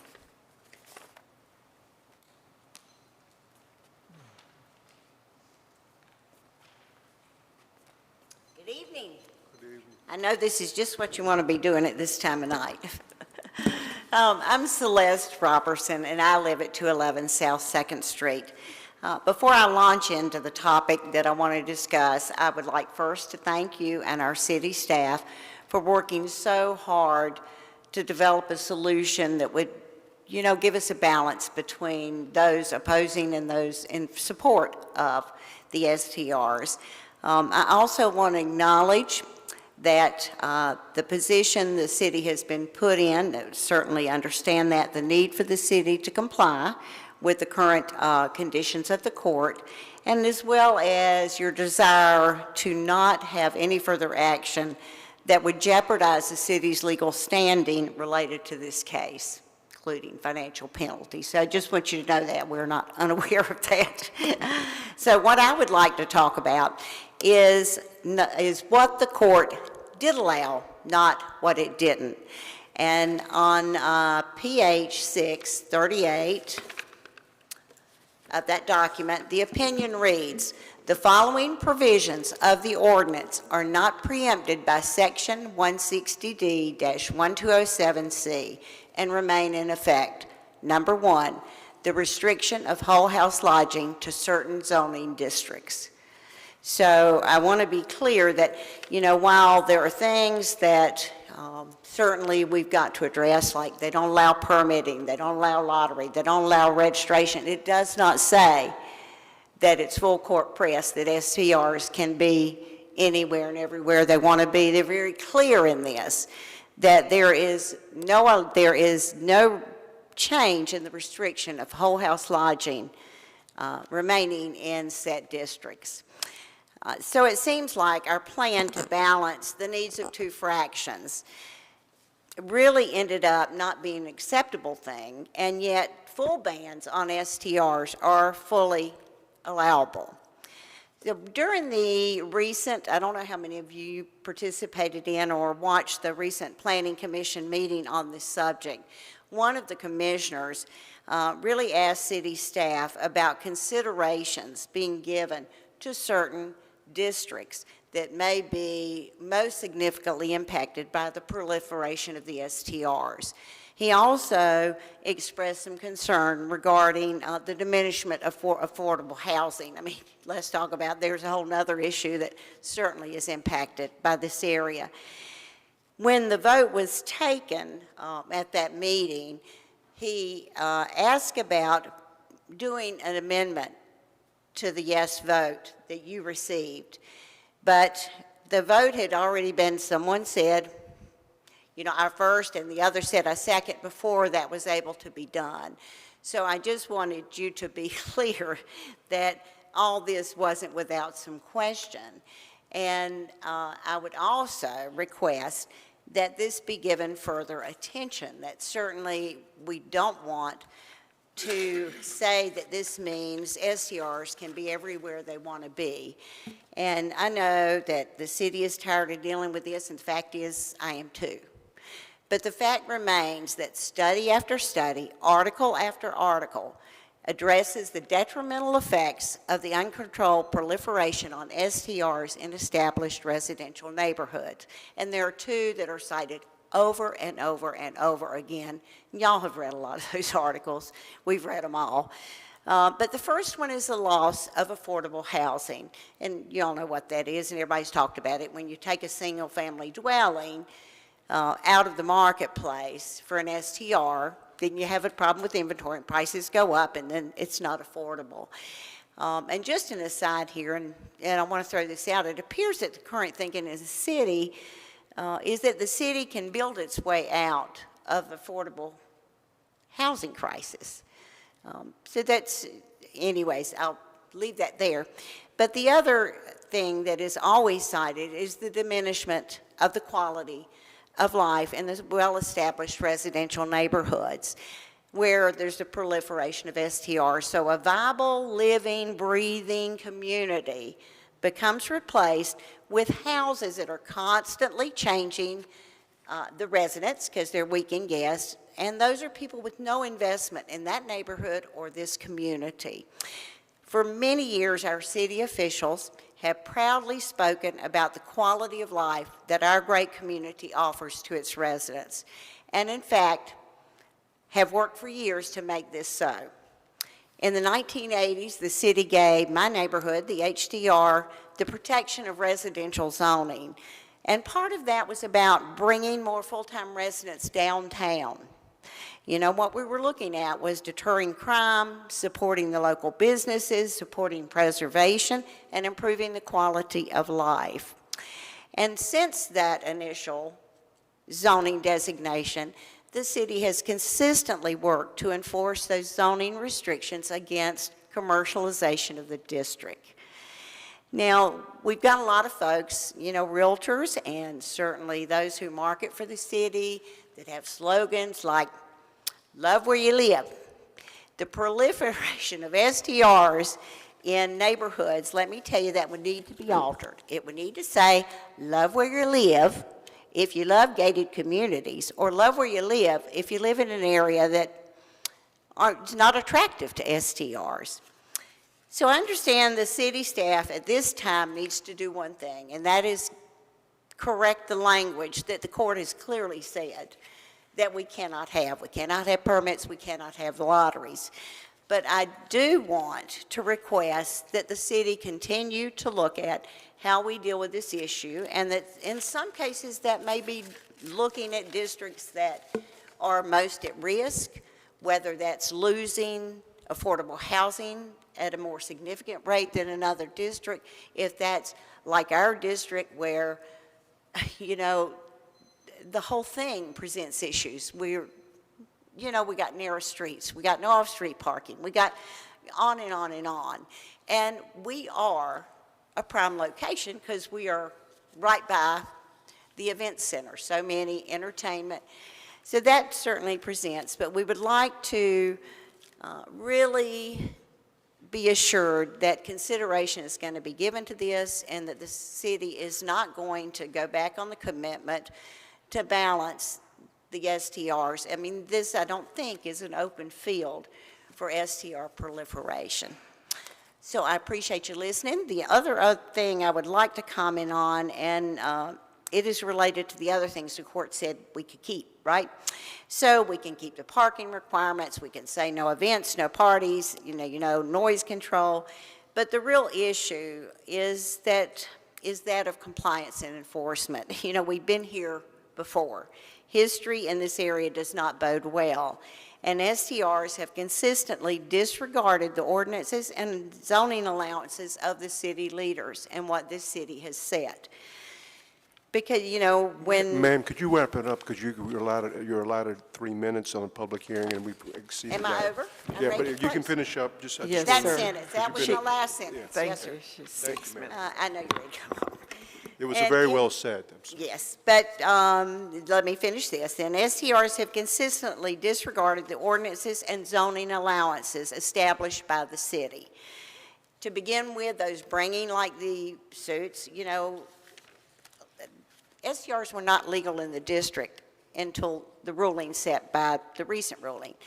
The other thing that was noted the other night at the Planning Commission was that there were 600 and some STRs thought to be, from looking on the online data, 200 and some of those had registered, 300 and some had not. Anyways, we thank you very much. Thank you, ma'am.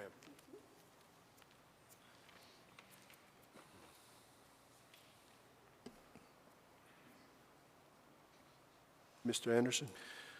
Mr. Joy, could you just,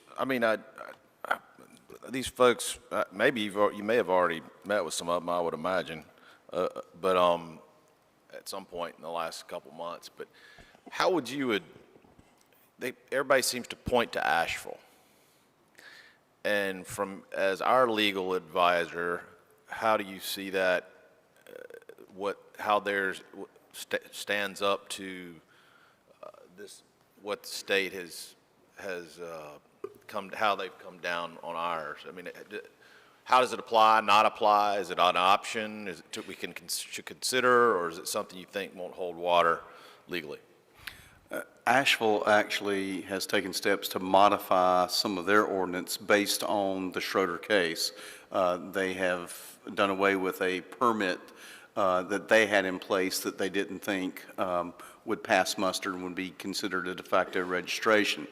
How they went about it before we did is they actually banned it in, I think, virtually all of their zoning districts.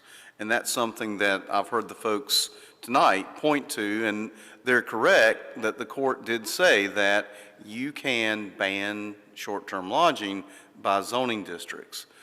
What we are doing here with this text amendment is simply to draw into compliance with the Court of Appeals ruling, and we're doing that because we don't want the public to look at our ordinance online and have to guess of what parts have been struck down, what parts are still valid.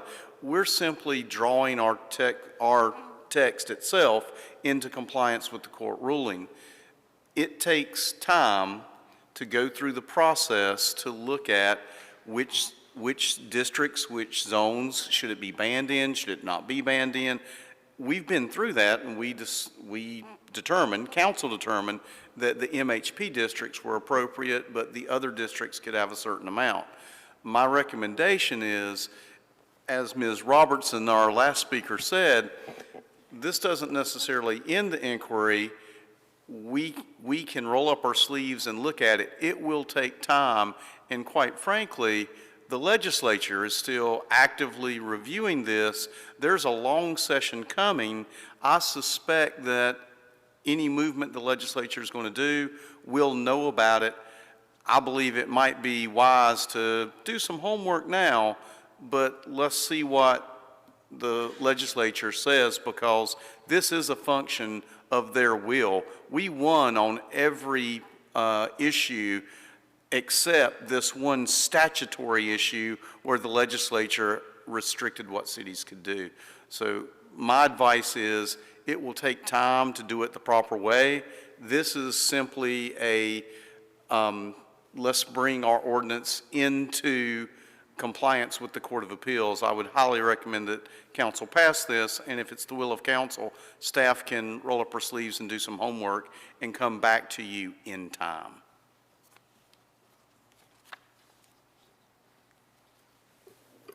Anybody else?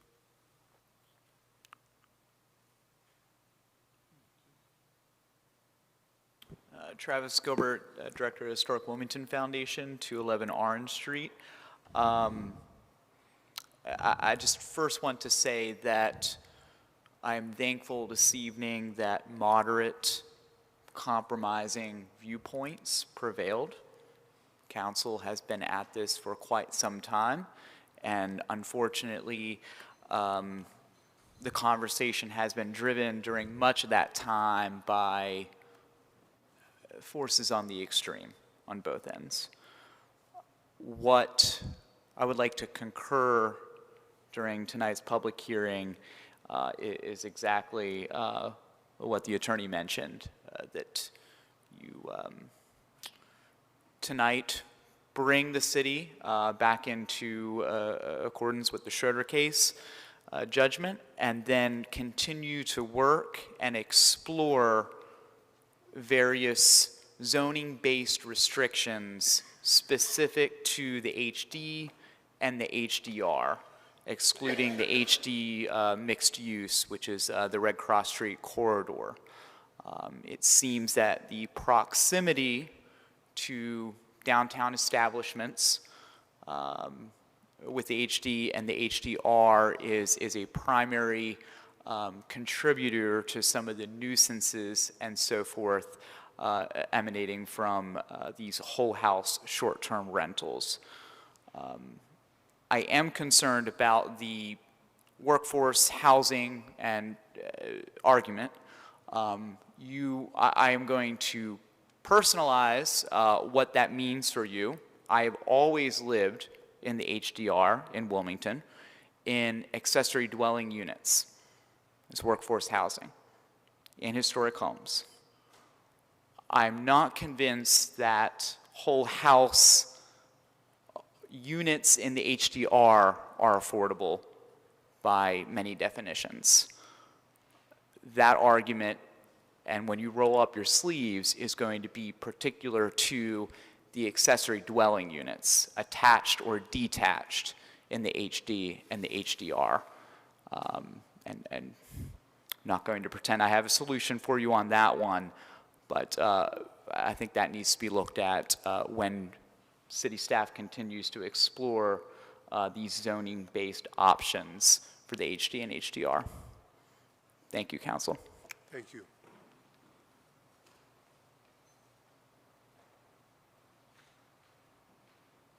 Anybody else? Okay. Madam Clerk, have you received any additional comments? Okay. I'm going to close the public hearing. I do want to speak to a lot of the residents that are here tonight. I know that we worked on this for several years, starting in 2016, and we were trying to find a non-zero-sum solution to a very complicated new kind of economy that we're dealing with, not just short-term rentals, but also Uber. We've almost lost all the taxi business now because of that. Now Uber drivers are, in some moments, we're getting comments from citizens telling us what they're charging. But this is the reality that we live in. You know, I'm on the Metro Mayors, I'm the vice chairman of the Metro Mayors. That's the larger cities in the state of North Carolina. And I can tell you, every one of those mayors and every one of those councilors were looking at our ordinance because they thought it was a fair and equitable ordinance. Obviously, we were challenged. And on two of these particular items, which were significant items, they struck it down. My concern, and I'm just speaking for me personally, I'm not speaking for this council, I'm speaking for me personally. My interaction with a lot of the legislative actions that have been taking place up there in the last several years have not really been favorable to cities. And my concern as the mayor of the city is that they could take that legislative action away from us altogether and say STRs are allowed no matter what, with no zoning regulations. And that's a real possibility. And I'm not here just to scare you folks. I'm telling you what I see as a possible reality. We are all working in concert with one another and talking to one another about the best way we can move forward as a state, because it's from Asheville to Wilmington and in between. Everybody's dealing with it, and everybody's frustrated about it. There are going to be some ordinances out there that may make some sense to us. There may be others that are going to be challenging, just like some of you have asked us to do altogether, is eliminate them. But I also feel that the legislature is going to also be looking at homeowners associations and the restrictive covenants about those associations. This is a real possibility. And what I'm trying, and I think what we're all trying to do, is to work with the legislature in a way that gives them some understanding of what we're dealing with on the ground, but also giving us the control that we would like to have to be able to work with people that may want to use their houses for short-term rentals. So I want to be upfront with you. And these are the things that I'm saying, and I do think that once we pass this, based on the legislative or the court action, we can revisit some of the specifics of the ordinance to help those in those areas that are impacted more grievously in respect to smaller streets, less parking, and some of the issues that you folks have to contend with down in the historic district.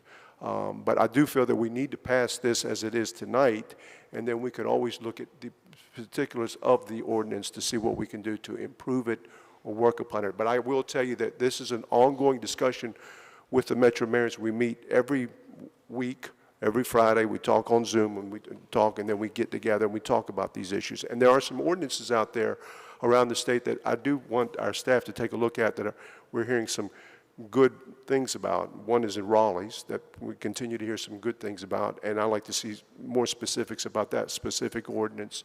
But there are other ordinances. I know that I've talked with the mayor of Asheville about her concerns and what's happening with them, and they, of course, have taken a pretty significant hit on some issues with the legislature, with things that they have tried to pass in the last couple of years, and I know that they're very sensitive to that. So we're all working together. I know that talking to Mayor Lyles from Charlotte, waiting to see what this court decision was going to say before they made a decision, and they're now currently having to tweak their ordinance to kind of follow what had happened to Wilmington. So I just want to let you folks know that this is just will be an ongoing discussion, I'm sure, for quite some time, because this thing is changing. And but my bigger concern is that the legislature does not take away the authority to the communities and to the cities, and just allows it to go anywhere and everywhere with no regulation. And that's a bigger concern for all of us.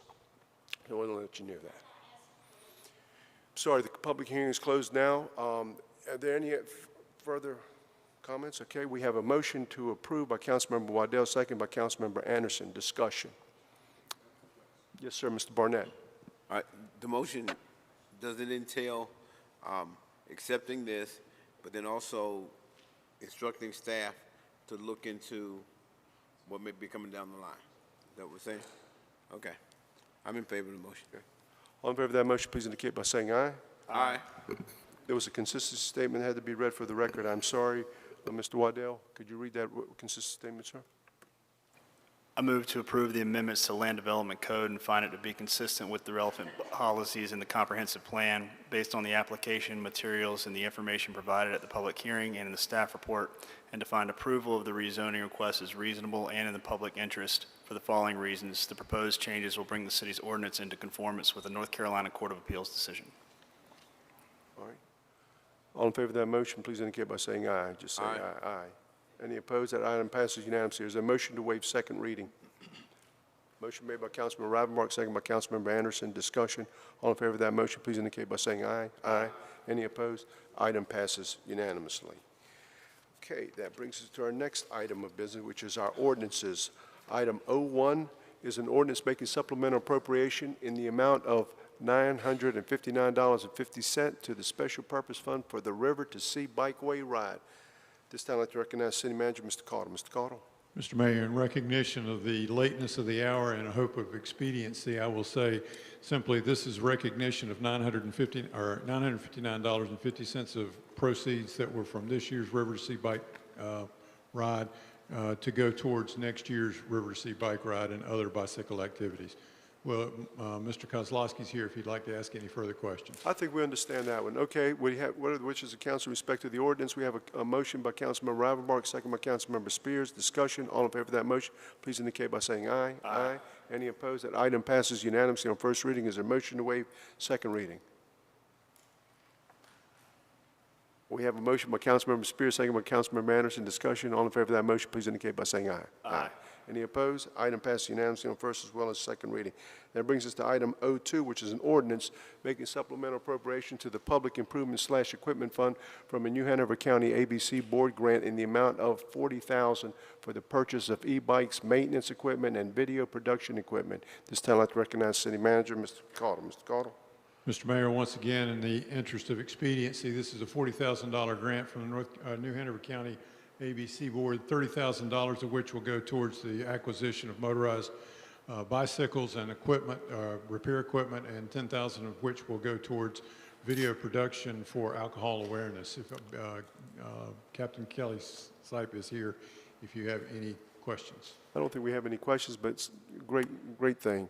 We have a motion to approve by Councilmember Ravenbark, second by Councilmember Spears. Discussion. All in favor of that motion, please indicate by saying aye. Aye. Any opposed? Item passes unanimously on first reading. Is there a motion to waive second reading? Motion made by Councilmember Barnett, second by Councilmember Waddell. Discussion. All in favor of that motion, indicate by saying aye. Aye. Any opposed? Item passes unanimously on first as well as second reading. That brings us to item O3, which is an ordinance making supplemental appropriations in the amount of $10,000 to the Special Purpose Fund to support the city's HUD-approved housing counseling program. This time I'd like to recognize our city manager, Mr. Caudle. Mr. Mayor, in the interest of expediency, I'm going to let Suzanne Rogers explain this. Thank you. Suzanne, where is Suzanne? There's Suzanne.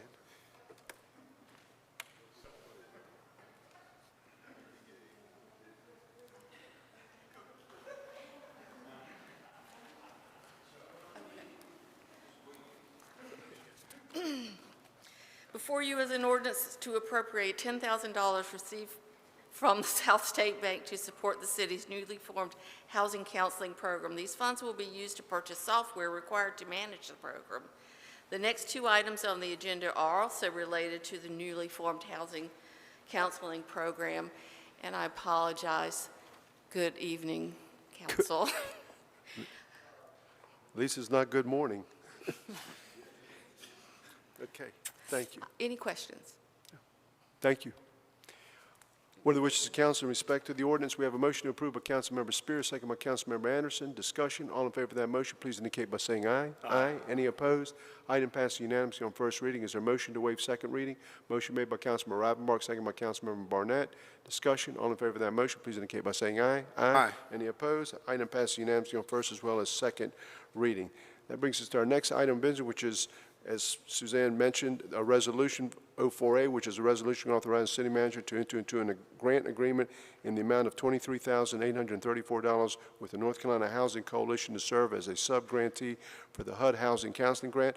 And then item 04B is the ordinance supplemental, making the supplemental appropriations in the amount of $23,834 to the Special Purpose Fund for a Housing Counseling Program as a sub-grantee of the North Carolina Housing Coalition Housing Counseling Network Award. Suzanne. Any questions? Any questions? No. I think it was explained yesterday, and I think everybody had a thorough understanding of it and asked a lot of good questions, and thank you very much, and congratulations. Thank you. So what are the wishes of council in respect to the resolution? We have a motion to approve by Councilmember Spears, second by Councilmember Barnett. Discussion. All in favor of that motion, please indicate by saying aye. Aye. Aye. Any opposed? Item passes unanimously on the resolution. Now let's go to item 04B, which is the ordinance making the supplemental appropriation of $23,834. What are the wishes of council? We have a motion made by Councilmember Barnett, second by Councilmember Anderson. Discussion. All in favor of that motion, please indicate by saying aye. Aye. Any opposed? Item passes unanimously on first reading. Is there a motion to waive second reading? Motion made by Councilmember Ravenbark, second by Councilmember Barnett. Discussion. All in favor of that motion, please indicate by saying aye. Aye. Any opposed? Item passes unanimously on first as well as second reading.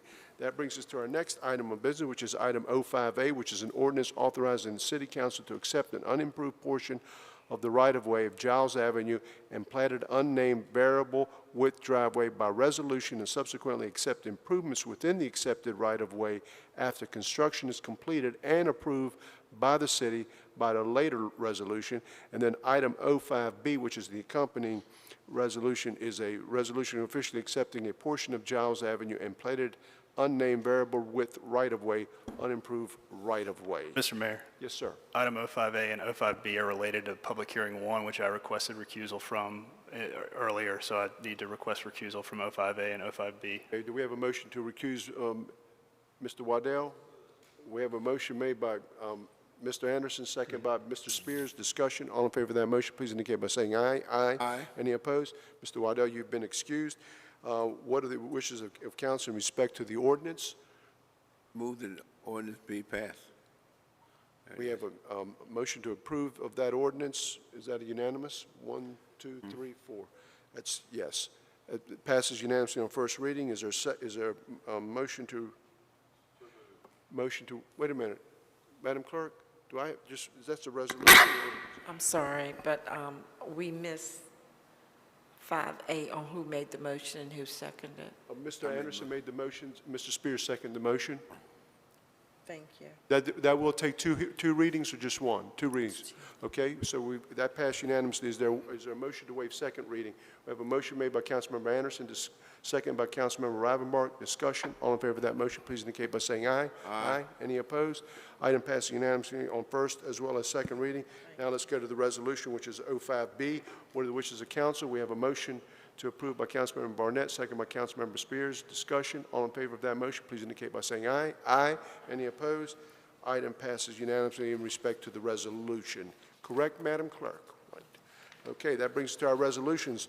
R1 is a resolution authorizing the city manager to apply to the Wilmington Urban Area Metropolitan Planning Organization for Surface Transportation Block Grant Program Direct Appropriate Funds in the amount of $2,430,400 for installation of 2 traffic signals on South 3rd Street. At this time, I'd like to recognize the city manager, Mr. Caudle. Mr. Caudle. Mr. Mayor, you have a substitute ordinance that was provided, or excuse me, a resolution that was provided to you yesterday that revises the numbers that are in there. It is entitled Resolution to Authorize City Manager, and it is in the amount of $2,430,400 to install these 2 traffic signals. For the sake of brevity, once again, this was related to the comments that were made in the public comment section of the meeting earlier this evening. NCDOT has done a traffic study which has recognized the need for 2 traffic signals, one on Orange and one on Ann at the intersections with 3rd Street. They do not have money available to do this, but are authorizing through the MPO the money to put the traffic signals in place as long as the city matches it with the 20% match. I'll be glad to let Dennis Vilkenowitz answer any questions that you may have. Otherwise, I think we're good.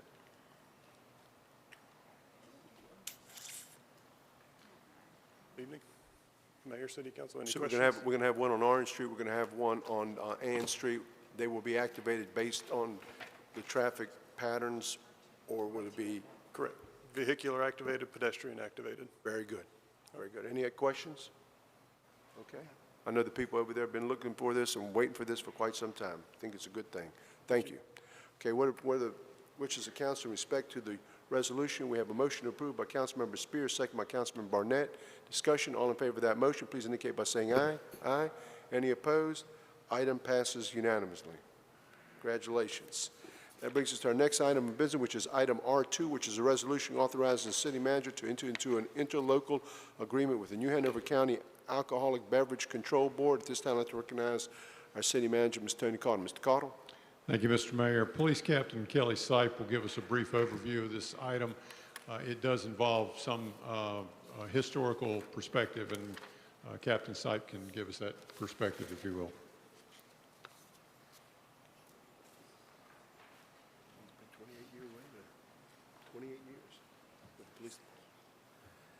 Good evening, Mayor and City Council. Sarge, welcome. Thank you. Since 2014, the Wilmington Police Department has been in this interlocal agreement with New Hanover County ABC Board to enforce laws dealing with the ALE for the downtown district. We let it lapse during the pandemic from, I think, 2020 until now. So this is just basically a re-up of that interlocal agreement. So downtown has been experiencing an increasing number of visitors, local bars, restaurants, and breweries, and we're to assist the liquor law violations with the City of Wilmington and New Hanover County ABC Board, and have agreed to authorize 5 Wilmington Police Department officers to assume a non-exclusive responsibility for ABC law enforcement in the area from the Cape Fear Bridge to the Isabella Holmes Bridge and from 5th Street to the Cape Fear River. Any questions? Yes, sir. Did I hear you say that you were doing this all along, but you kind of stopped doing it during COVID, or what? So in 2014 is when they started this, and then during COVID, the bars closed down. All the bars closed down. So there's no enforcement. So every year we re-up this interlocal agreement. They didn't re-up the local agreement during those years. Then when they went to re-up this agreement, we had to send officers back to training again to the ABC, North Carolina ALE, so that way we can enter into this agreement again with the board, ABC board. Okay. And you don't do this anyplace else other than the areas that you've listed? Yes, sir. That's the only one we do is just our downtown district from Cape Fear Cape Fear Bridge to Isabel Holmes Bridge, and from 5th Street to Cape Fear River, 5th Avenue to Cape Fear River. Okay. And we received the letter.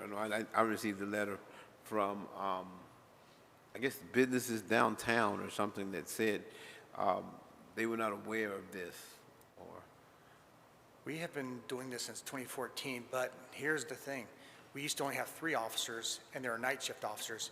We added 2 more officers because they're day shift officers, so there will be 1 for each rotation in the day shift. So we have always had the 3, and now we're adding 2 per day shift rotation. Okay.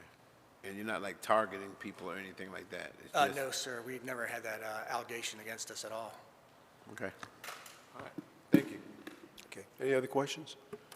What are the wishes of council in respect to the resolution? We have a motion to approve by Councilmember Anderson, seconded by Councilmember Spears. Discussion. All in favor of that motion, please indicate by saying aye. Aye. Any opposed? Item passes unanimously. This concludes the regular agenda. Are there any items to be brought forward by our city attorney? Our city manager? No, sir. Madam Clerk? Mr. Waddell?